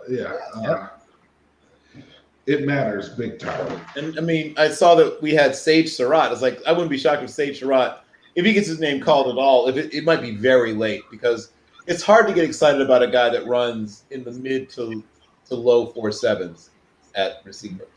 Yeah, well, some guys don't separate. And you talk about, there's a bunch of receivers like that in this draft. And if they're not, freak athletes that make those kind of catches despite being covered, then those are the guys they fall. Because if you can't get open in college, you can't create separation in college, you're not going to be able to do it at the next level. Right. You look at we were talking about some of the players from Notre Dame. Their linemen are going for a reason. Their skilled players are not going as high for another reason. All right, those receivers. Quiet as kept, Notre Dame does not have a lot of speed on offense. Like, they don't. It's one of those sort of things that people try to sort of brush over. Mm-hmm. But we saw, obviously, Air Canada or whatever. What they end up, Mapletron. Is that what they finally settled on as a nickname for Claypool. For Claypool? Yep. Mapletron.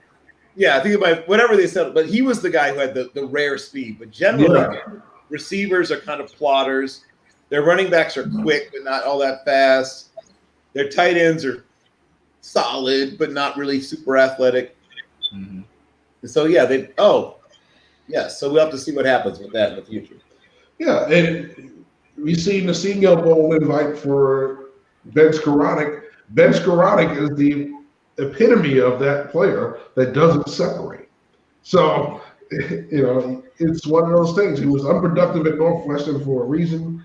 He was a little more productive because Book moves around and extends plays. Yep. But that's about it. He's not going to come in. I'm not sure Skoranek even gets drafted.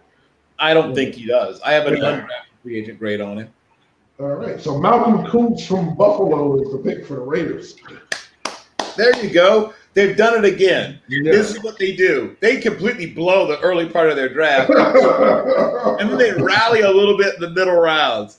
Watch Malcolm Kuntz be better than any of the guys taken ahead of him that they've taken so far. And that would be the case. Like I said, when you look at their ends now, okay, Cleveland Farrell, number 4 overall, 4th round pick, right, on the opposite side, Max Crosby. Is the better The 4th round pick looks like he was picked 4th. The number 4 pick looks like he was picked in the 4th round. Yep. And they've done it again. The best player they've taken so far in terms of value by far is Malcolm Kuntz. Kuntz is going to, in rookie minicamp, Kuntz is going to own Leatherwood. Mark my words. I don't doubt that. But, he might also own Colton Miller. Oh, right. Because, Colton Miller, and, people go, oh, he's this big body. But big body tackles that are 6'8" have a hard time bending. Because even when they bend, they're still taller than the guy that's rushing. Upright. Right? Yeah. So that's usually the problem when you get that 6'8" tackle. So the picks are coming in thick and fast now. Divine Diablo off the board. Yes! Woo! Once again, another young man of, you guessed it, Nigerian descent, and a terrific player.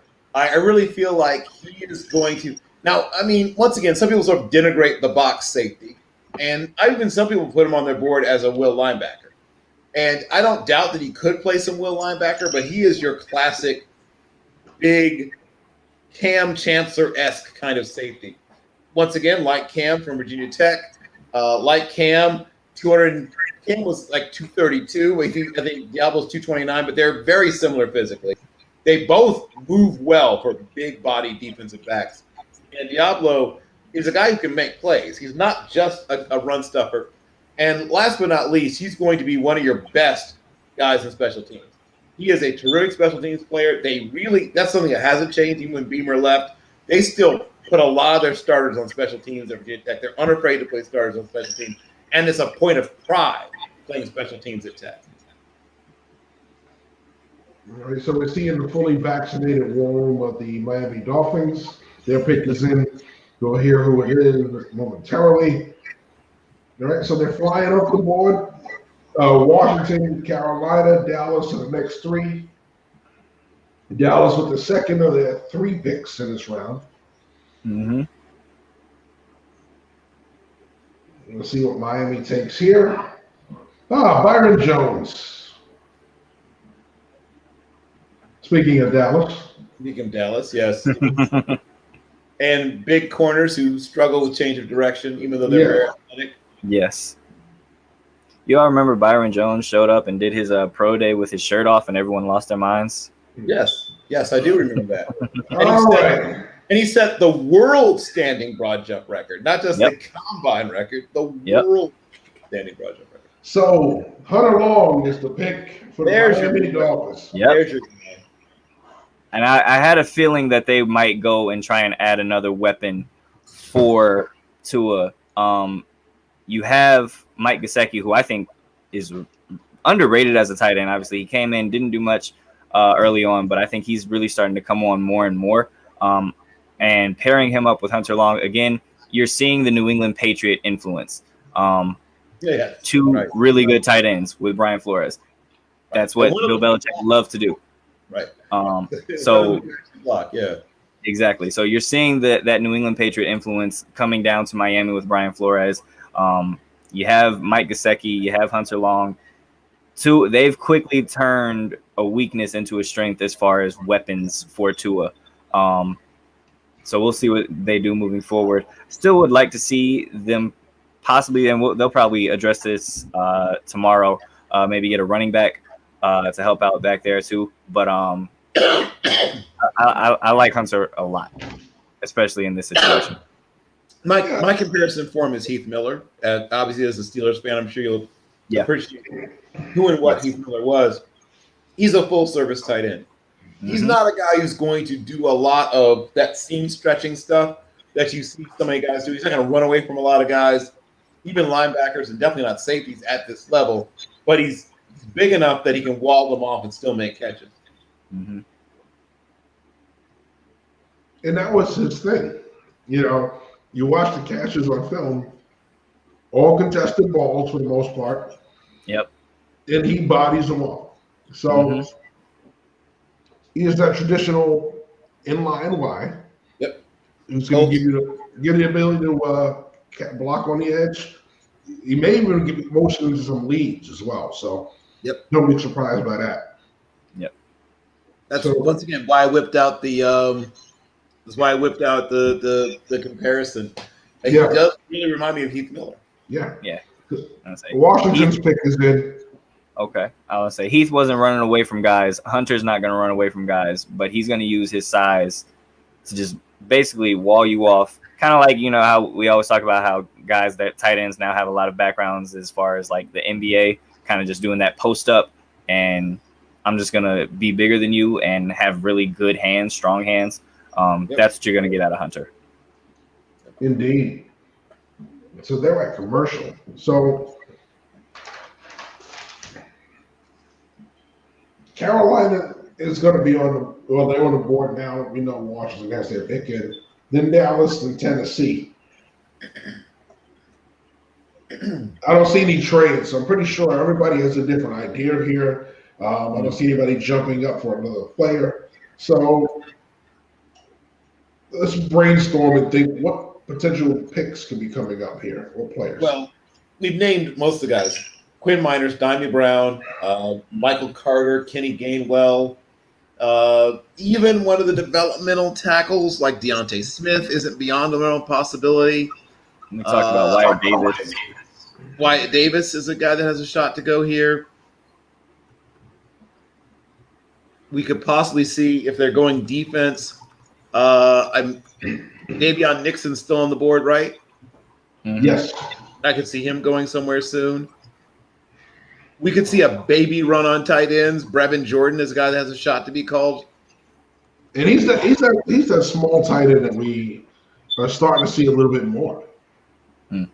You know, Right. for a long time, that small tight end teams couldn't figure out how to use them. They were too small to block on the edge. They didn't throw the ball enough as a pass receiver. They tried to make them in the lead blockers, and they weren't exactly the most physical. And we've seen them turn the corner a few different times. Delaney Walker, Jonnu Smith was another one. Right. He was only 6'2.5", I think, when he got measured at the combine. So they're starting to find ways to utilize those guys, flexing them out, motioning around the formation. They're the move guys. They're the H-back guys. And I think what we're seeing with Brevin Jordan, he's going to be that kind of player. They did a lot of scheming him open at Miami. And when he catches the ball, he's a freight train, right? No DB wants to get him down, then he'll actually run away from a linebacker. So it's real interesting to see who's going next. And we have Troy Vincent walking to the podium. Yep. One other guy, if a receiver goes off the board, I wouldn't be shocked if we mentioned Dimey Brown. Tylan Wallace is a guy that has a shot to go somewhere in the latter part of this round as well. Dimey Brown it is. Here we So go. the first of the North Carolina receivers comes off the board. Yep.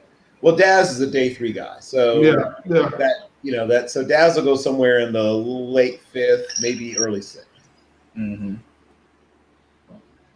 Diami is that big play guy. You know, we talk about not everybody can take the top off of defense. He does a good job of releasing versus press. Very explosive. And you can say Daz made some plays, but he's not as explosive as this guy. I mean, when you look at it, Diami Brown is the explosive guy. And when it comes to receivers, that's what you want. I think the possession receiver has lost a lot of value.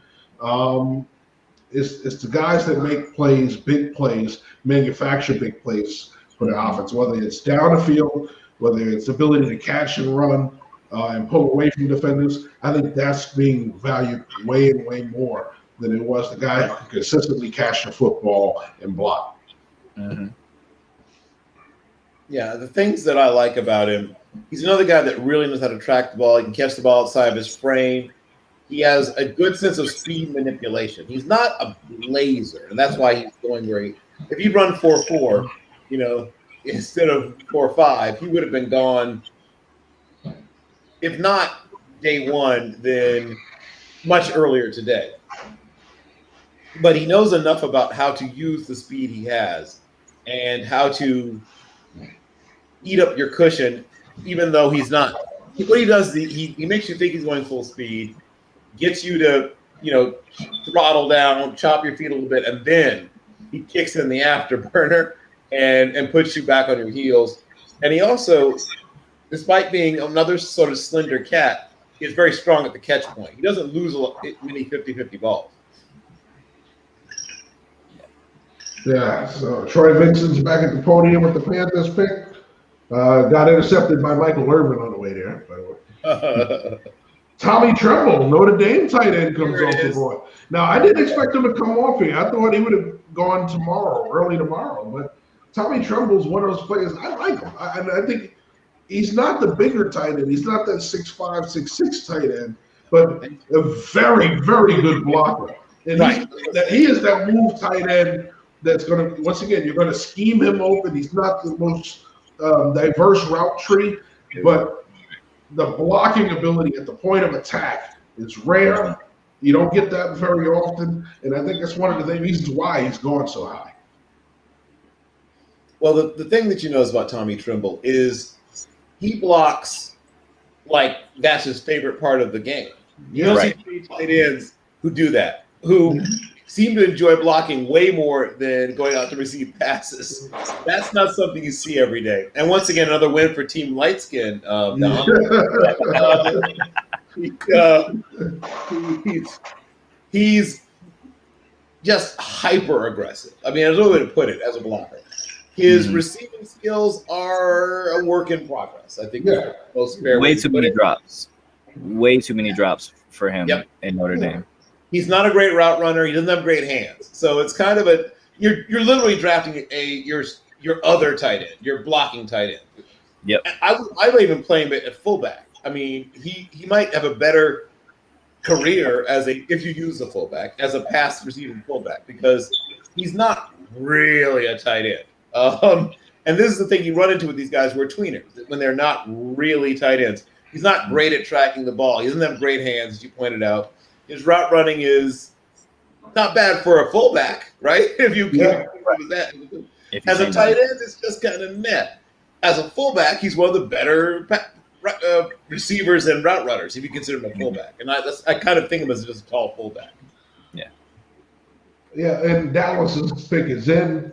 As Michael Irvin is out there with all the fans, including the Eagles fan, that's taking a picture. How about that? A cowboy and eagle taking a picture together, folks. It proves that anything is possible. Yeah, you know. If they can get along, why can't we all, right? There you go. There comes Troy Vincent with the pick. And I don't know how he found a jersey in that size.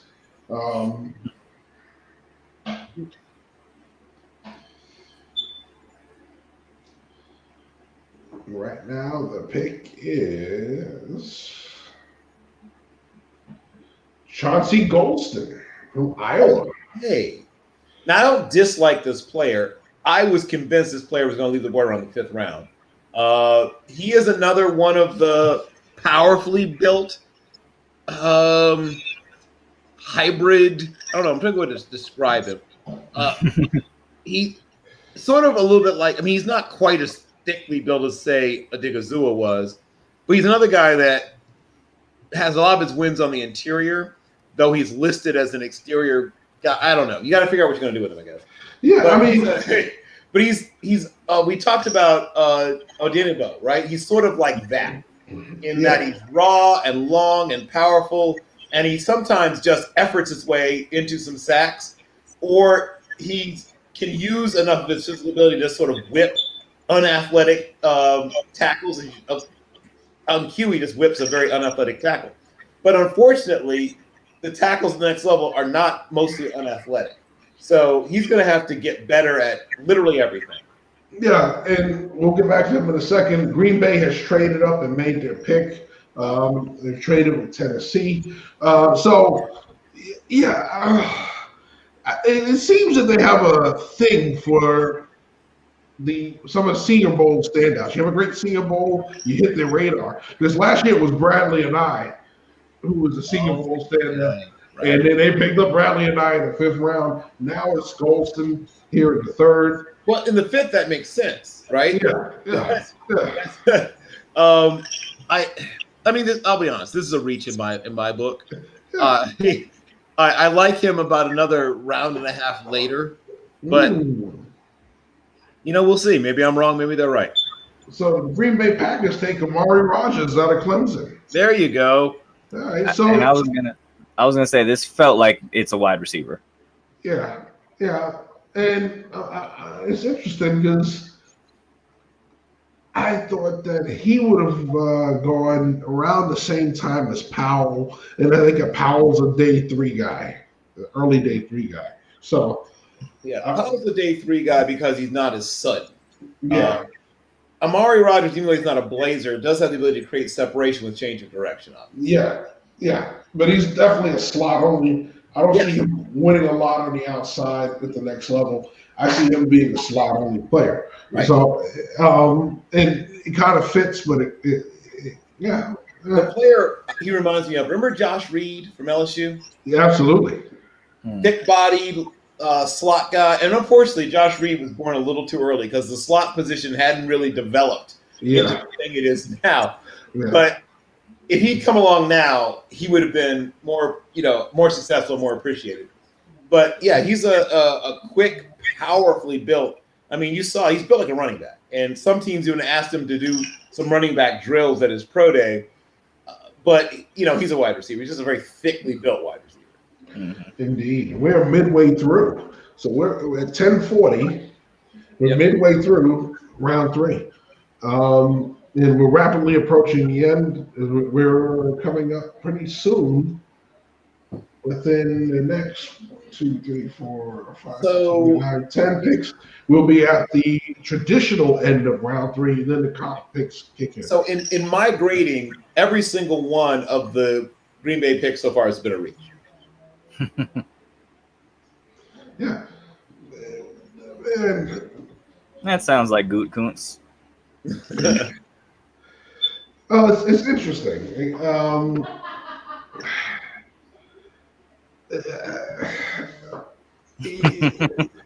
I mean, if you look at their picks, the last real pick they've hit on was Jair Alexander.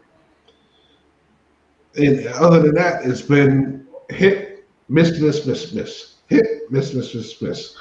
So it's starting to look that way of you want to change quarterbacks. You have to draft well if you're going to rebuild, go young. If you're missing so often, it doesn't look good. So we don't know about last year's picks totally yet because Love hasn't played. Dylan is only played part-time. You just paid the guy in front of him, so he's still going to play part-time. And frankly, he should. I mean, he's a powerful thumper back, but he's not your full-time, full-service running back. He's short yardage, goal line, spelling your starter kind of guy. Yep.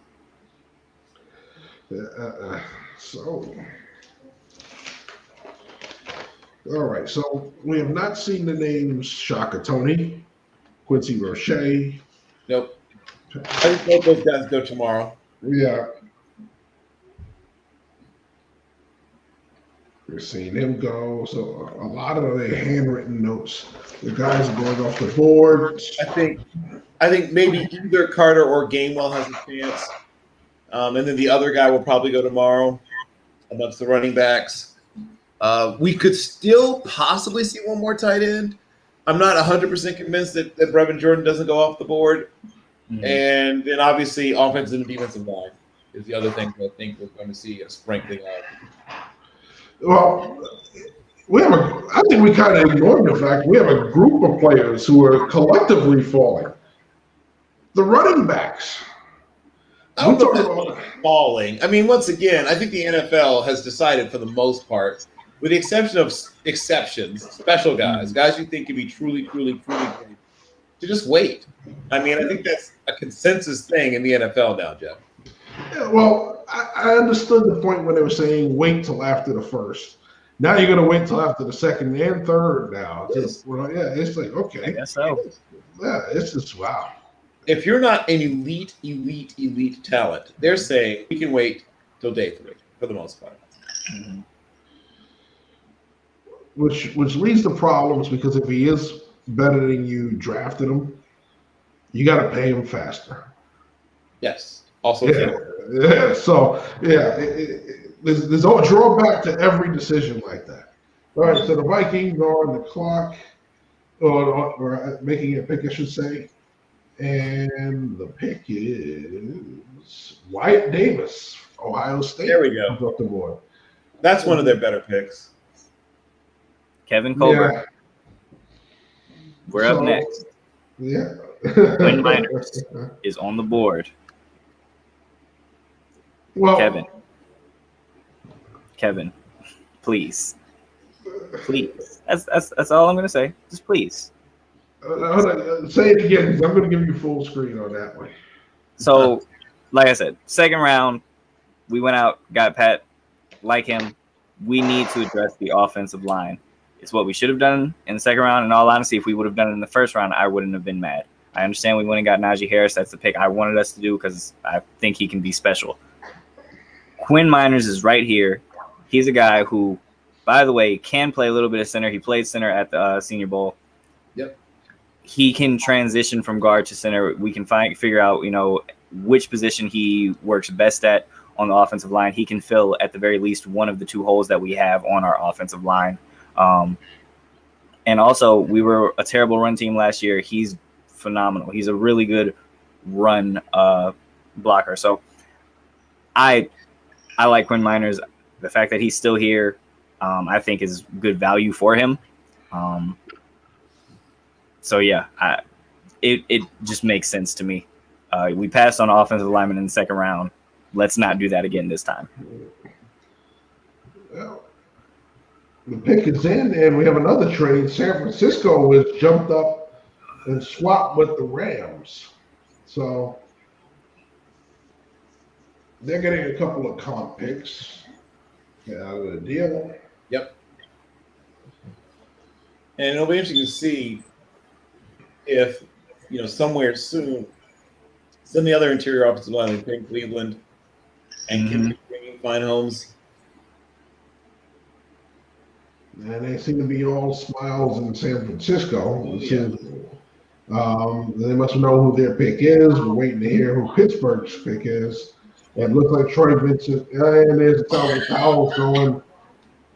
He's making a pick for the Steelers. Oh, no, they're not making a pick. They're just rounding up the crowd. Okay. Okay, that's Daryl Mitchell from Run DMC. I don't know what the dude is behind him, but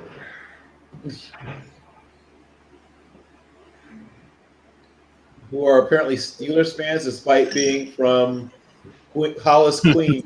hey, listen, I'm We're from everywhere. the Bronx. I'm from the Bronx, and I'm a Cowboy fan. So That's a pretty weird one, too, but I got you. Yeah. Like I said, Steeler fans, you find us everywhere. well, that's how it goes when you win a Super Bowl. People jump on right away there. Right. All right, so he's finally making a pick after they hyped up everybody. Yes. DMC and his hype man.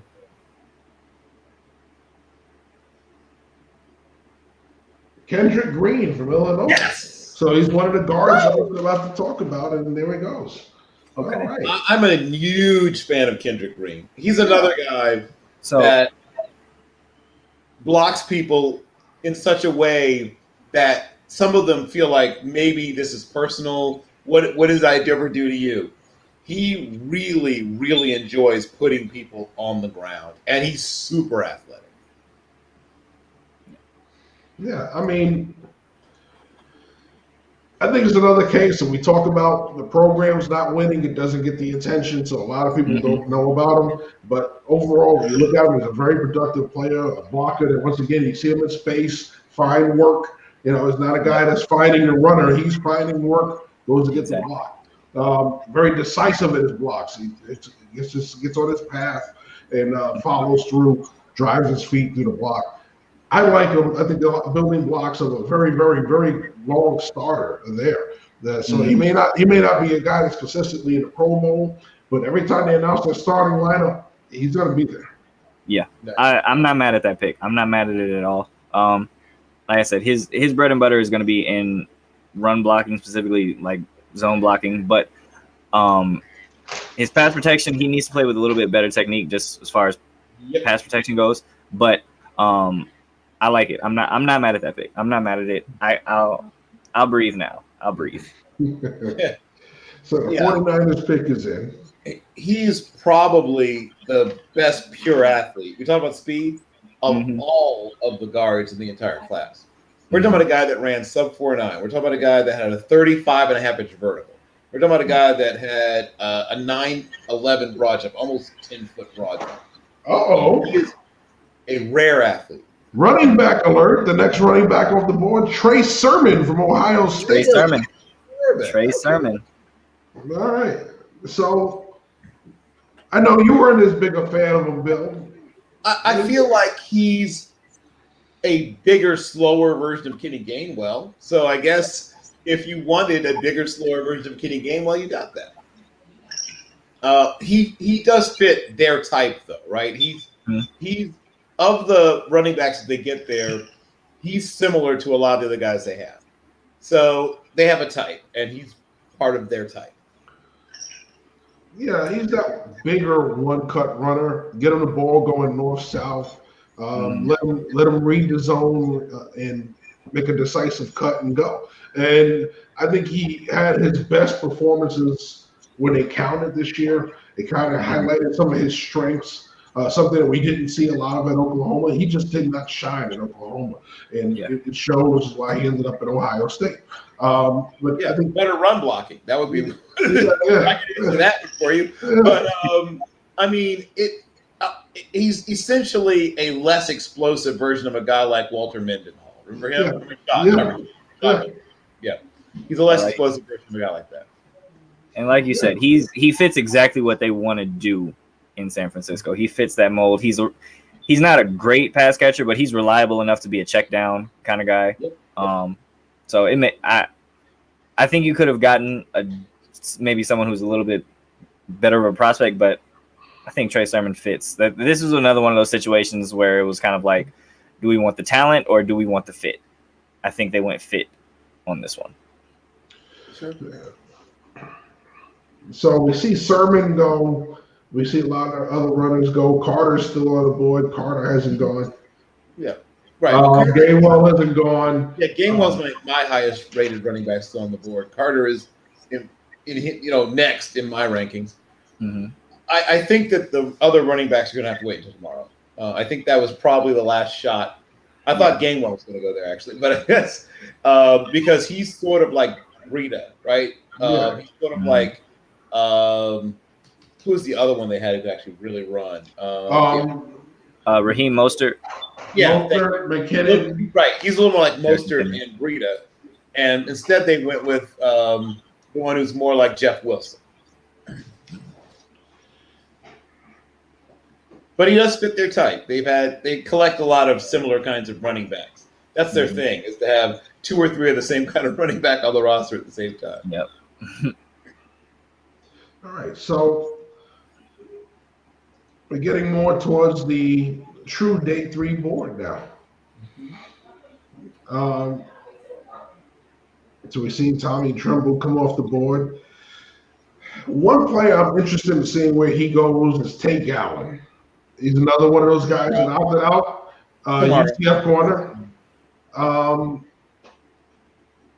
Trey Norwood, another corner. Yeah, those are both day 3 guys. Both those guys go tomorrow. Yeah. So, well, we're getting closer. We're getting to the comp picks. So I'm throwing those names out there now. I think a lot of the guys that we had in the top 100 for the most part are coming off.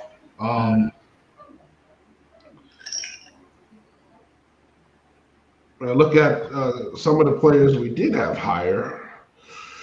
I think Ben Cleveland has a shot to go somewhere around here. Trey Smith, I think, is still on the board, so I think Trey Smith might be called somewhere around here. I mean, a lot of these guys, I'm still seeing a lot of names that I think that are really day 3 guys that were really pushed up the board here. Yeah, I think we're going to see Chris Rumpf go tomorrow. Marco Wilson, I think, is the guy that goes tomorrow. Yep. Yeah, I mean, these are guys, when I'm looking at this back end of this round, if they're not falling from higher up, well, the Texans traded up. So now They really liked. Yeah. Something's there. Something's there. I'm trying to figure that out because now this is where it clumps together. The middle round guys are starting to clump together. Mm-hmm. If they might see one of the talented but raw receivers that they like Nico Collins or Josh Imatorbhebhe. Speaking of U of I guys, they might want to once again talk about Speaking of Nico Collins, goes to Houston. Yep, there we go. I thought that might be the pick. Yeah, Brevin Jordan is still on the board. Mm-hmm. How about Jay Tefele still on the board? JT Felly is going next. This is one of those things where, once again, the NFL doesn't see this player the same way that Draft Twitter sees this player. Yeah. The NFL sees JT Felly as a two-down player, and Draft Twitter thinks he's more than that.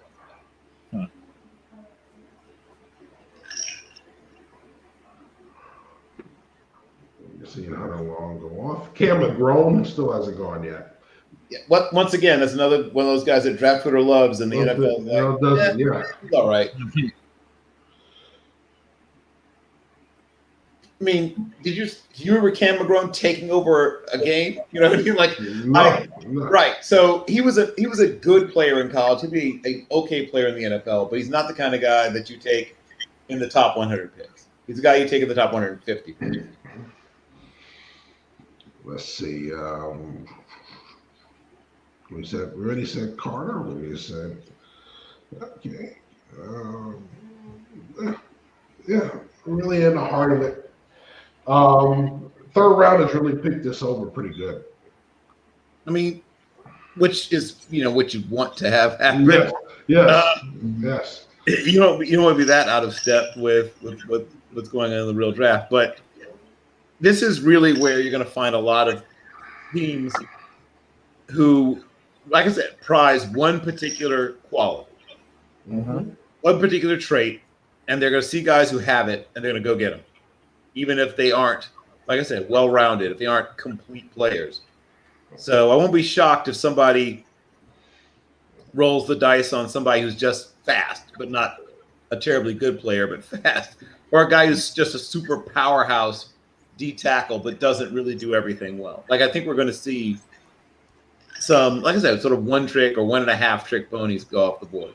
All right, so here we are. Patrick Jones comes off the board. There we go. There's one of my raw pass rusher types. Yeah. And this is the range where those guys are going to go. They're speed rushers only, because they haven't developed anything else yet. This is he's an interesting player because he shows you flashes of more than just being speed. There's times where he'll put a good rush with power where he dips inside on somebody. Yeah, his it flashes. It doesn't consistently show itself. So it's one of those things. His ceiling is, darn it. I think the Lions drafted him, but he actually ended up flourishing when he ended up going to the Patriots in free agency. Oh God, very similar player. Like, they even look like each other, even physically similar. They play similarly, they look similar. But he led those Patriots in sacks, not this year, but I think the year prior. Oh my gosh. Leverage, just like Jones. Like, he's got another guy that really understands leverage. Oh my gosh. The Cleveland Browns pick is in, and their former number 1 pick overall is coming out to make the pick. Yep. Myles Garrett is going to turn in the card. It's going to announce the pick. In that slim fit suit with the turtleneck. Yep. Which you can pull off when you're built like a superhero. Yeah, I'll say when you look like that, it fits well. It looks nice. Yeah, I hate slim fit suits. I feel like an Italian sausage. Right, I was gonna say that's your mortal enemy once you get to a certain point in your life when your metabolism slows down. But yeah, he literally looks like a superhero trying to blend in. Yeah. Maybe they won't notice me. Right, so Anthony Schwartz from Auburn. Speed. What I say about one trick ponies. Yeah. So this is Yeah, I don't know about this one. I mean, when I look at his game, you know who he reminds me of? The same receiver they had a few years ago. Was it Sammy Coates? Well, Coates was a big body guy, nowhere near as fast. No. I mean, not body type. I'm talking about the style of play. If it's not a big play, it's not really much at all. Well, okay, Schwartz at least can track the ball. I wasn't really even joking when I said they should try to move Sammy Coates to safety. and not free safety. I mean box safety. Yeah. He could have been a really explosive, powerful, strong safety. I'm only half kidding when I say this. Schwartz is a much better ball tracker. He has much better hands. And he's literally 50 pounds lighter. So it's a slightly different kind of player in my book. Yeah, well, I don't know when I was talking about solid could play. run, but he couldn't run like that. Schwartz is literally a guy who has a shot at the Olympics. Coates was a good athlete, but not this. Yeah, but that was all Coach was known for, was running the verticals. And it was, the route tree was mostly non-existent. But here's the thing. But he couldn't track the ball over his shoulder. He had to always turn to face the ball. Schwartz doesn't have that issue. You see it there. You're seeing him right there. Ball track. Sammy Coates couldn't do that on the best day of his life. No, that's true. So they're not the same kind of receiver because Coates can catch the ball. I mean, because Schwartz can catch the ball. Yeah, I was gonna say, as a Steeler fan, I can tell you, Coates wasn't catching the ball over his shoulder at all, and he had one route, and it was a vertical go route. And he still had to slow down and turn to, like it destroyed the whole point because he has to slow down and turn to face the ball because he can't catch the ball over his shoulder. He literally is one of the worst ball trackers I've ever seen, and I've been watching football since the early 1970s. Monty Rice is the choice for the Titans. Okay. Linebacker out of Georgia. Yep. Another one of those smallish linebackers we talked about. Another good athlete. Yeah. So we're sacrificing size for athleticism. Mm-hmm. Well, welcome to the modern NFL, Jeff Barnes. Yeah. Or should we say NCAA heavy? Also heavy. true. That's funny. So very interesting. Very interesting. We are now literally just over 10 picks away from the end of the third round. Yep. We are 3 picks away from the comp picks. Yep. So Buffalo is on the clock. Then we have followed by Baltimore and Tampa Bay. They have literally just under 2 minutes left on their pick. And we will be early tomorrow. Does anyone else feel like Buffalo could go Michael Carter here? They did not get anything out of David Singletary or Zach Moss last year. I think they could definitely be looking for an upgrade at the running back position. Michael Carter, I think, is the only one who probably some teams would think about taking right here. I think it would be a good ad because it brings the competition in. And the lowest man is going to get pushed out. It is what it is. But when you get Carter in there, does he give you any more explosiveness than the 2 guys you have? That's the one thing about him. He breaks big runs, but he is more of the grinder, slasher, gets lost behind blocks type runner. And I just think that he is.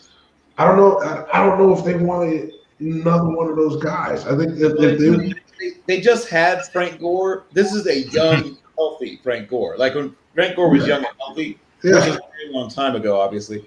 But he's that's what his ceiling is. Young, healthy Frank Gore. Frank Gore was young and his knees didn't hurt. That's what we're talking about. Yeah. I wouldn't be surprised if they ended up going D-line also. And guys like Davion Nixon are available. He'll go on good interior defensive lineman. And Rashad Weaver, the other Pitt defensive lineman, is still there. He's a guy that I'm not quite sure why he isn't discussed more, but he's a really good player. I could see Ellerson Smith finding a home also. All right, so there's still that commercial. I wouldn't even rule out Cameron Sample, though I think he makes it to the 4th round. Yeah, I think Cam Sample's tomorrow. Man. All right, so if they go running back and they want more explosion, and it's not Carter, could it be Herbert? It would have to be Gainwell. He's, first of all, he catches the ball better than some of the receivers for this class. He has great hands. He is one of the last really big play running backs left, too. He is one of the last guys who has the ability. Deion Jackson, but he's even more raw. And then the kid from Chris Evans, the kid from Michigan. are the only other ones who can literally just run away from NFL defenders. So you're getting one of the last three. Oh, sorry, Elijah Mitchell too, from Louisiana. But yeah, that's the other one. Sorry, but those are the last four, I guess, running backs who have the ability to actually turn the corner and just outrun everybody. Gainwell can do that. Chris Evans, Deion Jackson, and Elijah Mitchell. But the most complete of Mitchell's close, I would say. So the most complete is Gainwell. Mitchell's sort of right there, and then both Jackson and Evans are more raw, sort of third, fourth running back types. All right. So the pick is in. If they go D-tackle, it could be Marvin Wilson, who was a guy that, like I said, he's much higher and sort of settled down here. Bobby Brown III, who is a guy that I think would be also a good selection if they manage to pick him up. He's another powerhouse and tested fairly well. Spencer Brown is the pick of the Buffalo Bills. Speaking of freak athletes, okay, so the last of the freakish athletes at tackle is now off the board. Mm-hmm. He rivals a guy like Cosme for just pure athletic ability. And he's going to get stronger. He's going to get bigger. He has a lot of room left on his frame to fill out. Absolutely. And he's one of those big tackles. We talk about those big 6'8" tackles, and their ability to bend. I think that's going to be the one thing. He shows some good bend in his knees and hips. He's not that high bender. But what you see is also, because he is 6'8", he only bend but so much. So he's still going to have to face power coming into his chest, because there's always going to be a rusher that gets underneath his pads. So, but I like the pick. I was a little worried because, once again, you're talking about Northern Iowa, that they wouldn't draft him where I think he should go. And I think he should go in this round. So, yeah. Yep. He and Ellerson Smith are two guys, obviously teammates, but two guys that clearly look like NFL players, even last season. Like, even when you watch them, 2018, 2019, you can see these guys are going to play at the next level someday. They both tested like very good athletes. And like I said, Brown has the ability to get bigger. He could be a guy who gets up to like Orlando Pace at 333 pounds and still move beautifully. You do worry a little bit about what happens when Von Miller or some of those sort of elite level guys with great bend and are already 6-7 inches shorter than he is, come to play, that he might have. But that's true of everybody. Like, everybody struggles against the best pass rushers in the world, but I think he's going to handle a lot of the okay pass rushers, and he'll get better, and you'll give him help. I mean, don't be silly. Hey, why don't we keep a back end? Why don't we keep a tight end on that side?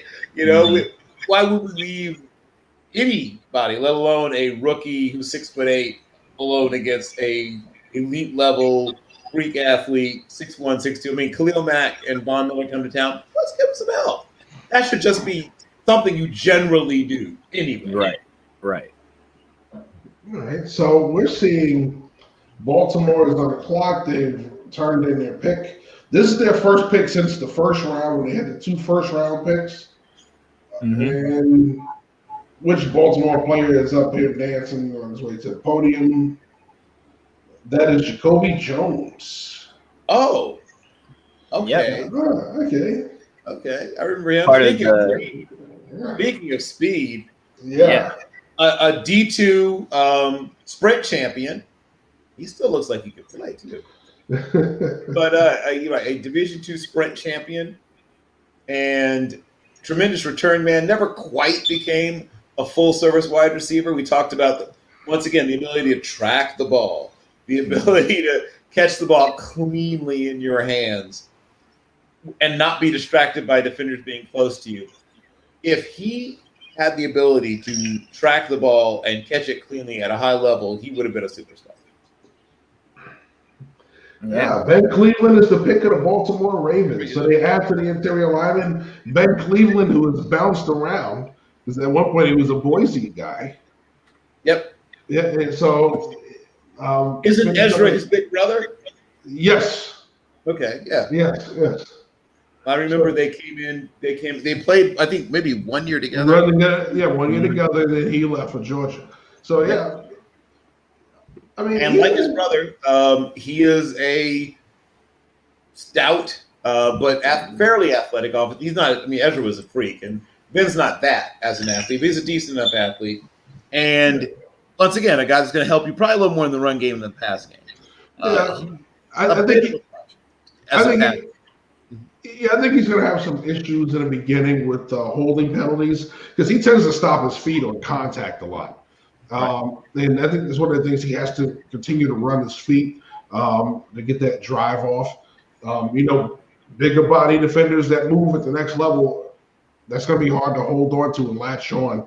The latch on blocking inside, if you're not moving your feet, is going to hurt him. But I think overall, he's going to turn out to be, once again, a solid interior player. You think of the Baltimore Ravens, they love to run the football. He's a guy that loves to run block. So, right. And he could play right tackle in a pinch. Yes. If you had a situation where you had 2 tackles get hurt, right, and you're running low on tackles, you only have 7 offensive linemen dressed and 2 tackles that are hurt, you're like, oh boy. It doesn't make you completely nervous. You'd be a little nervous, but you're not like vomiting constantly at the idea of being I'm feeling vindicated right now. Right? Okay. Remember when we were putting together our offensive line rankings, and everybody kept going, you kept putting Notre Dame guys on there. Well, 2 Notre Dame guys that I didn't have going in the top 3 rounds, guess what? They went in the top 3 rounds. Robert Hainsey is now a Tampa Bay Buccaneer. Yep. All right. And that's a solid pick. He's another guy that's not – he doesn't have to play right away, or at least – he might spell people. He might also be sort of asked to cross-train to center is what I'm and he played center, too. He played some center. Right, he played some center. My guess he's going to back up multiple positions, which is something you need. Once again, some teams only dress, which terrifies me. Some teams only dress 7 offensive linemen. I would prefer to dress 8. That's my personal preference. Because things happen. I mean, literally on one play, you could lose 2 offensive linemen, right? I've seen it happen. Yeah. So, well, how about the fact that they've had consistent injuries with Marpet? They've had consistent injuries with Kappa. They've had consistent injuries with Jensen. So if your interior injuries are consistent, you better draft them. And Hainsey gives you that. Right. And, I had some guys ahead of him, but I had a few. I mean, but I don't dislike the pick. No, I don't. I'm shocked. Like I said, I'm shocked that both he and Banks went so early. I felt maybe one snuck in as a comp pick in this round, but I had him as round 4 guys. They actually had late round 3 grades on my draft board, which usually means that they fall a little bit lower before they get picked. But overall, I mean, they're going late round 3. The guys I had were Trey Smith, Wyatt Davis, Ben Cleveland, who we just saw go, Kendrick Green, who I'm a huge fan of, Aaron Banks. Your guy, Jackson Carman, I had ranked as a as a guard, but I know you evaluated him as a tackle. As a tackle, and Larry Borum, and then I had Hainsey. But like I said, I don't dislike the pick. I think he did. Yeah, listen, I like the fact that, he's going to a team that's probably going to utilize him well, but I'm just shocked that once again, when they went to Senior Bowl, they came out and they got some buzz. They generated some buzz, but they didn't get the buzz that you were talking about. There were so many guards that were talked about before these guys were. And I have Miners ahead of him, so And it looks like Miners, if he's not taken in the next 10 picks, it's going to be a day 3 guy. And I didn't expect that. Now, I expected David Moore to be a day 3 guy. Yep. I think Moore goes early tomorrow. I think the top 12 picks tomorrow. Yeah. So, the New England's pick is in. Now, they also need offensive line. Yep. Dallas could also use offensive line depth. they could use a wide receiver also, and there's plenty of those. Yeah. Ironically, despite that they keep drafting tight ends, they can still use a tight end. They haven't hit on any of these guys since, the one that's now playing with Tom Brady. But they've drafted a bunch of these guys, and just none of them ever became anything. Brevin Jordan, I think, would almost immediately be the best tight end on their roster if they were to draft him. No offense to Devin Asiasi. But the rest of those guys have just been guys. Yeah, and I wasn't as high on Asiasi as a lot of people were last year. No. I'm not that you have to be built like a bodybuilder or whatever, but I couldn't help but just look at him and think, why is he built like a guy my age? You know what I mean? Like he literally looked like, he was going out, in the sandals and black socks to get his paper in the morning. Right? and I know you can't judge every player by that. And he has some ability, but when you're a smaller tight end, you're not super athletic. And yeah, you kind of have a dad bod. To me, it was a curious pick. I'll put it that way. Indeed. So we're still waiting on the Patriots to make their pick, and here it comes. Obviously, they could take Ronnie Perkins. They could take a tight end like Brevin Jordan. They could take Quinn Miners. I'm trying to recognize which Patriots legend this is. I see the red Patriots Hall of Fame jacket. Well, I'll help you.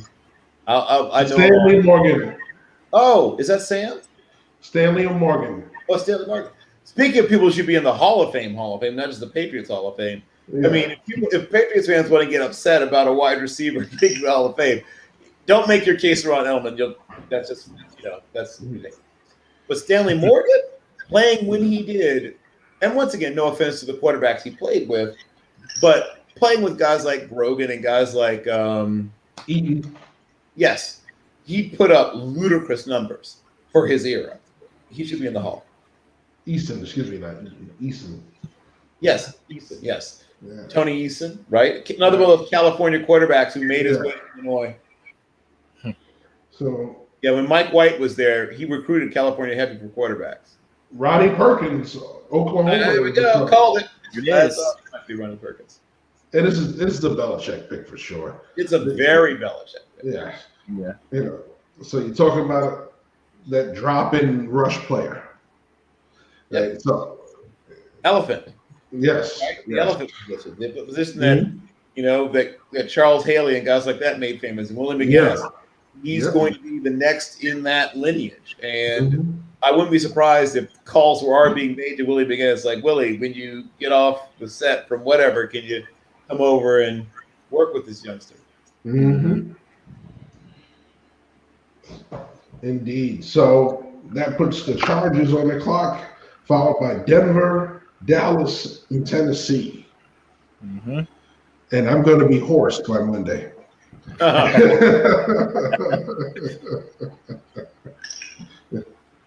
Look at the party there. Just a reminder, we will be live tomorrow, 11:45 a.m. Eastern, for the start of day 3. So you'll see these same smiling faces, plus some extra ones, as we're going to bring back some of our analysts to have them recap each team's draft.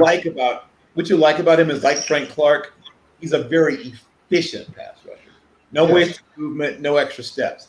What you don't like is he's not a guy that does a great job of bending. He's a speed, explosion, technique guy, but not a guy that's going to be able to be very slippery, right? And, Joey Porter wasn't super bendy. Like, there's been guys who've managed to be that kind of player who had very fine careers. Yeah. So a lot of people sort of freaked out that he wasn't very flexible. He's kind of stiff or whatever. There have been some very good stiff pass rushers. Yeah. Obviously, we prefer that a guy be like a Von Miller who can bend like Gumby or whatever, but this guy's going to be fine.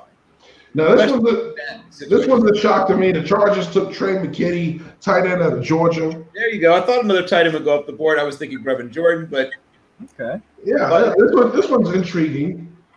to say the least. You mentioned guys who are creatures of the Senior Bowl. That's the guy who's a creature of the Senior Bowl. That's a guy that people were talking about in the 5th, even the 6th.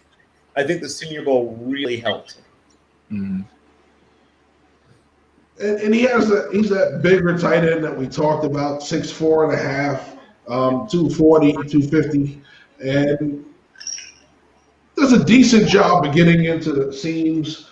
Overall, I think he's going to be more of a possession, more that waggle tight end, move tight end. I don't think he can block in line, but I think they're going to use him to move around the formation. I don't think it's just going to be line up as in line and try to be the traditional tight end. I think he's going to be used more in that kind of varying role. Flex him out a little bit. Denver's pick is in, by the way. Yeah, okay. So he's going to be the other tight end. I mean, he's the other guy, you know. And here for I guess dynasty fantasy players, if you want a dynasty fantasy value, Donald Parham is going to have a breakout year for the Chargers. He's going to be the other guy. Parham's going to develop into the number 1 tight end. You can probably get him cheap in a lot of dynasty drafts, and I guess even normal fantasy drafts as well. Yeah, he was in my top 3 in the draft class that year. I was so disappointed that he didn't get drafted, that he went in as undrafted to Carolina, and then ended up in XFL. It was level competition, and the fact he weighed in 228. Yeah, we saw it at the Senior Bowl when he stood up there to get weighed in. He didn't have the muscle mass yet, so you had to develop him. And it would have benefited him to be with an NFL team. We saw what happened when he went to the XFL. He filled out immensely. So it was just a matter of time. But we talk about the patience factor, right? If you're going to develop a player, you have to have the patience. They didn't have the patience for him. Yeah. So yes. Oh, and if you're looking for sort of a comparison for Trey McKitty, Jeremy Sprinkle. Yeah. All right, so the Broncos pick is in, and they're making the announcement now. Quinn Miners is officially off the board. There we go. Quinn Miners. I thought he was somewhere around here. They got great value here. Oh, yeah. Yes. Once again, the guy's going to cross-train to center and guard, and he's going to really help your run game. Interior run game, he's going to flat back some people. He's going to put some people. He's going to I mean, he's going to go to the second level and just take some linebacker into, some guy's going to end up just getting embarrassed. He's going to hurt somebody's feelings. You know, he's that Mauler type, big body guard, can play center. So that's going to be another thing about it is, but you like the ability to anchor down. I think that's one of the things when he did go to the Senior Bowl, he showed that I'm going to play against guys that the competition level they said I couldn't play at, and I'm going to show them that I can, stone them at the line of scrimmage, not give up ground and pass pro, and then get movement at the point of attack. So I think he has a lot of the building blocks that you want out of a guard. Granted, yes, he's got the gut. People go, that's old school. They don't really make linemen like that anymore. But nevertheless, that has nothing to do with his on-field performance.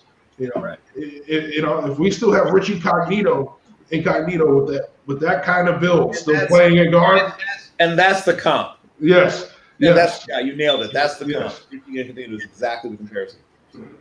And like Incognito, obviously he slowed down, but people forget Richie Incognito tested off the charts. Yeah, he had ridiculous testing at the combine. He was a 5.02. I think 40 time. I think I forgot the split on it. I forgot the 10-yard split he had. I think he had repped out at 33 reps, and I think he had about a 32.5-inch vert and a 9.9 broad. People forget because it's been so long what an athlete Incognito was. And of course, I think he was a terrific wrestler in high school. As well.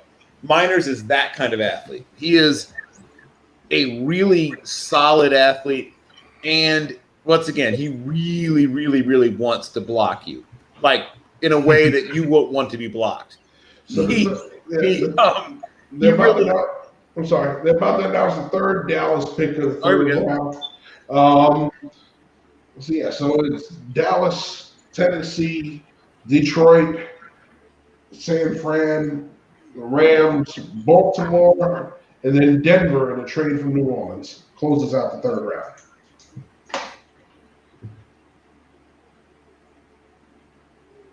So the Cowboys pick here. Cornerback Nashard Wright, Oregon State. So you mentioned super tall. This might be Yes. the tallest of the tall corners. Uh-huh. He is a long drink of water. Yes, a long, very wiry drink Yes. of water. And Right. occasionally, he's another guy that occasionally people will whip out the Richard Sherman comparison because he's a late conversion from wide receiver to corner. But he's personally not very strong, and Sherman, that was one of his hallmarks, was how physically strong he was. Yeah. This is the exact opposite. He is downright wispy, but he's 6'3" and 7/8 and 188 pounds and ran well, but he's going to struggle with some of the physically stronger receivers who are going to, oh yeah, I hope you press me. I can't wait for you to press me, right? Yeah. Because they're gonna toss him around. You know, guys like Devontae Adams are gonna muscle it. So you're adding the kid from Kentucky, you're adding the pick now to your cornerback room that already has Trevon Diggs. Mm-hmm. All right. It already has Anthony Brown, who they just gave a second contract to. Jordan Lewis, who's playing on a tender. Right. Reggie Robinson, who they drafted last year. Right. Tulsa. All right. And I feel Rashard Robinson, the LSU corner, is there as well. All right. So there's a lot of corners in that Cowboys cornerback room right now. Somebody's got to go. Right. Well, that's what I was telling you. I said that a lot of this Cowboys draft feels like a message. Yeah. Yeah. But yeah, so just to put the whole thing in perspective about Richard Sherman, and I believe Richard Sherman repped out 15 or 16 reps. Wright repped out 6. So that gives you an idea of his strength deficits, right? He's a guy that ran in the high 4.4s, and Sherman, of course, was in the high 4.5s. So that's the main difference. He's a faster kid, but he's got to get a little stronger. He's going to get tossed around a bit. Yeah. So we're about 5 picks away from closing out round 3 and day 2 of the draft. Dom, what's the expectations for tomorrow? Whew. Man, that's a great question. You know, I just look around and I see some of the guys that are still on the boards. You got a couple of really good corners still there, and Elijah Molden and Ifeatu Melifonwu, 2 guys, you know, we spoke about earlier today.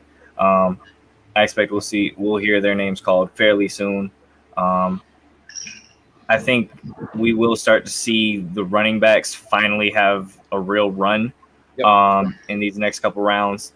But yeah, I think Elijah Molden and Melifonwu will hear their names called early tomorrow, but expect running backs to go pretty often and frequently in these next couple rounds, specifically tomorrow.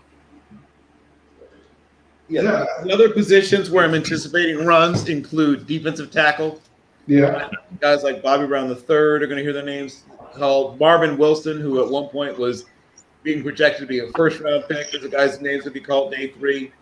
I think you're going to see another sprinkling of tight ends, developmental tackles like Drew Himmelman and Tommy Doyle.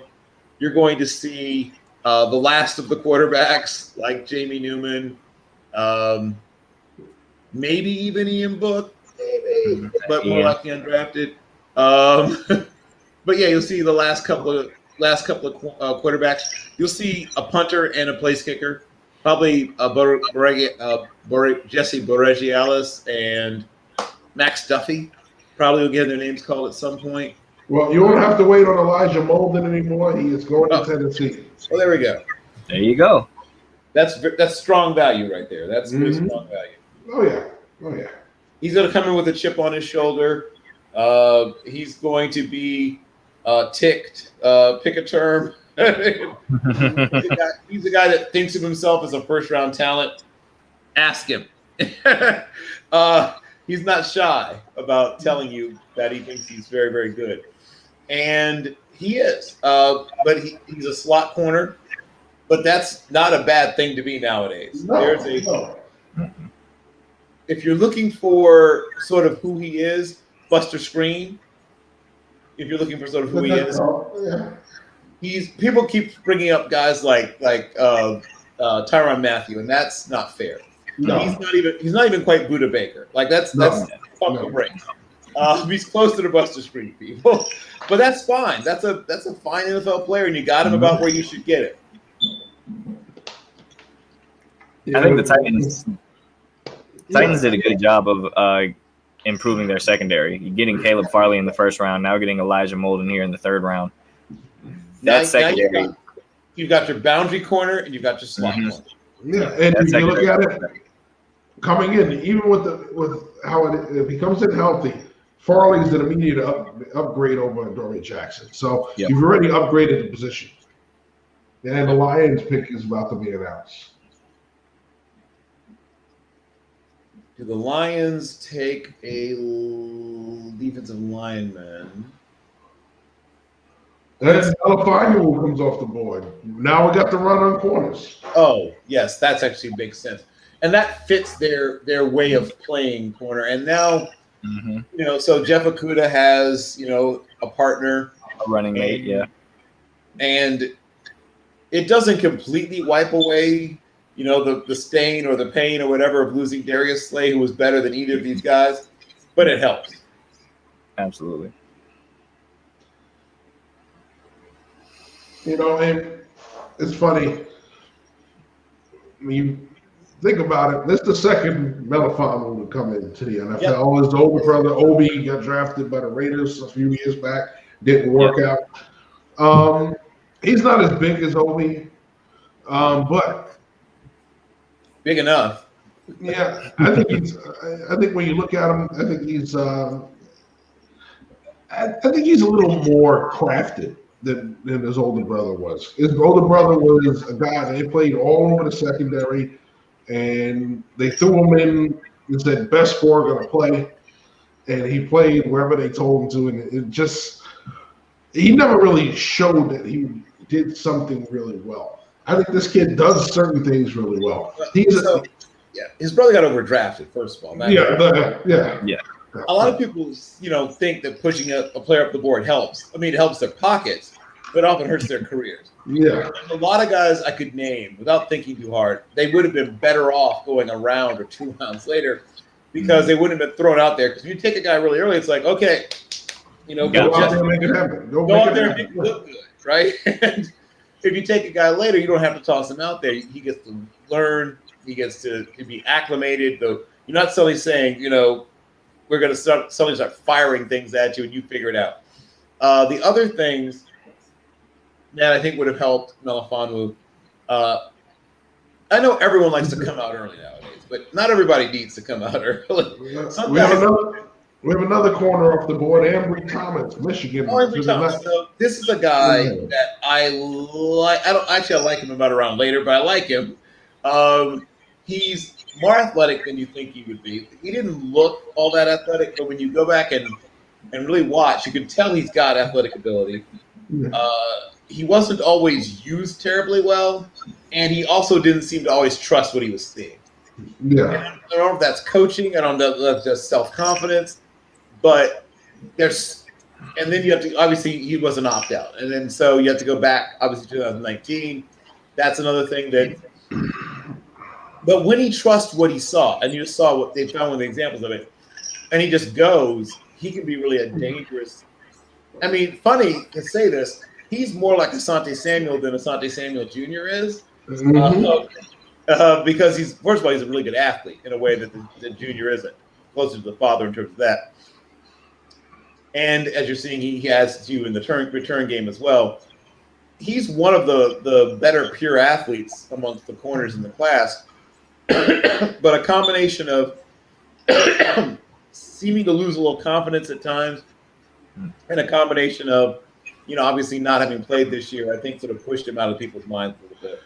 Well, you also have to look at it, the opt-out, but also you have to look at it as his last game played was that Alabama game at the Citrus Bowl, where basically that whole secondary just had a really bad day. Remember what I said about loss of confidence? They showed, obviously they don't show the guys' low lights, I guess. They just show the highlights. But if they were to show the low lights, they would have to show that game. There were times when he just looked like almost shell-shocked, right? Yeah. Like, what else bad can happen to me at this point? You saw him, like I said, lose a little bit of confidence. So it would have helped if he could have left a better taste, I guess. If you watched his tape in chronological order, you would have felt really good about 5 or 6 games in. And then as you said, it's like, and then they cue the theme from Curb Your Enthusiasm, right? Yeah. So that's what happens if you just sort of watch in chronological order. And yes, I agree that, and I don't ever criticize the player for opting out because nobody really understood or knew what. No. Yeah. No, yeah, I don't hold the opt out against the kid. I think it hurt him a little bit. Yeah, it's usually how it goes. We've seen it. Senior Bowl is the last taste that people get to see of somebody in pads. And if they shine, their stock rises. If go to Senior Bowl and go out with a whimper, like a stone. So it's always usually the last film that leaves the biggest impression. When you're a free agent, when you're about to be a free agent, you put together a bad season, you don't get any money in free agency. When you have a great season, all of a sudden you're tops at the position, show me the money. So, I think I had that argument with one NFL executive when it became about Colin Kaepernick. And we were saying, the last year film wasn't that good. And I just looked and said, but he only threw 4 interceptions that year. How bad did he play? You have a 16 touchdown, 4 interception season. Everyone says it was terrible. That means one of two things. Either they just don't care what you did and they've decided they've made up their minds. Yes. But there was a lack of explosive plays, but I don't think that's his fault. Did you see who he was playing with? Yes. Mm-hmm. Yes, that offense went downhill real fast. I mean, people vigorously defend, and with good reason, what's happened with the Eagles quarterbacks recently. It's like, well, what are they supposed to do? But go back and look at the skill position group on that particular version of the 49ers. I challenge you to find much worse in modern history, at least. I mean, in the modern NFL, it's hard to find much worse at the skill position group that they had out there. That was not a nice. That was not good.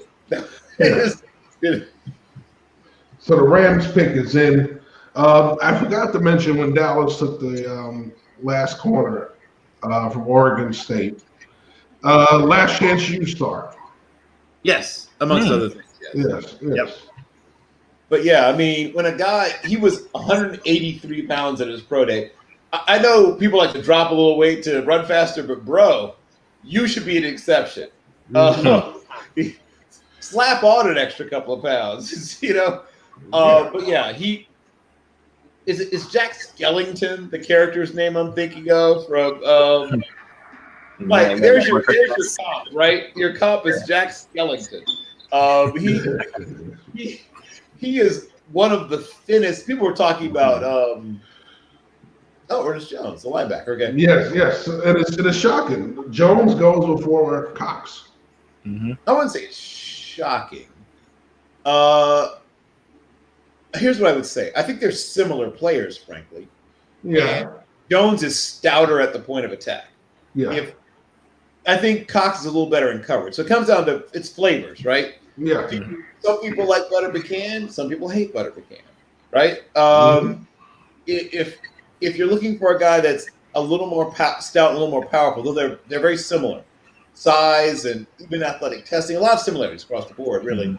But the guy's a little stouter and a little stronger is this one, Jones. And then the guy is a little better in space, a little more natural in coverage, Cox. All right, so the Ravens pick is in, and then the next pick is Denver to end the round. It ends the night. Yep. And we still have voices at the end of the night, folks.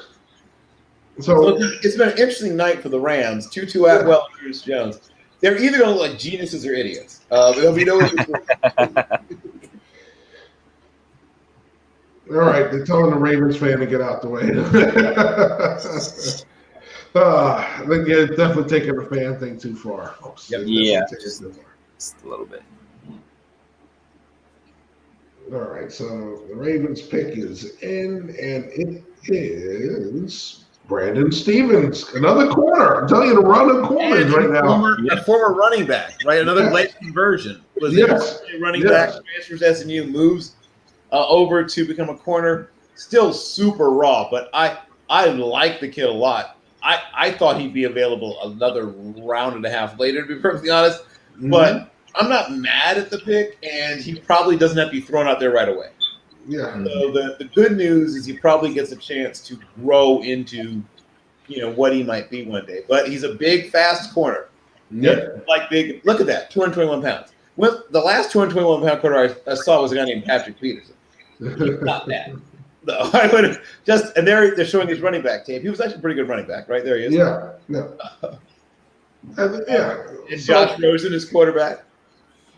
Yeah, so I found it interesting when I was going through this film. I'm like, okay, all right, yes, he is still very, very raw.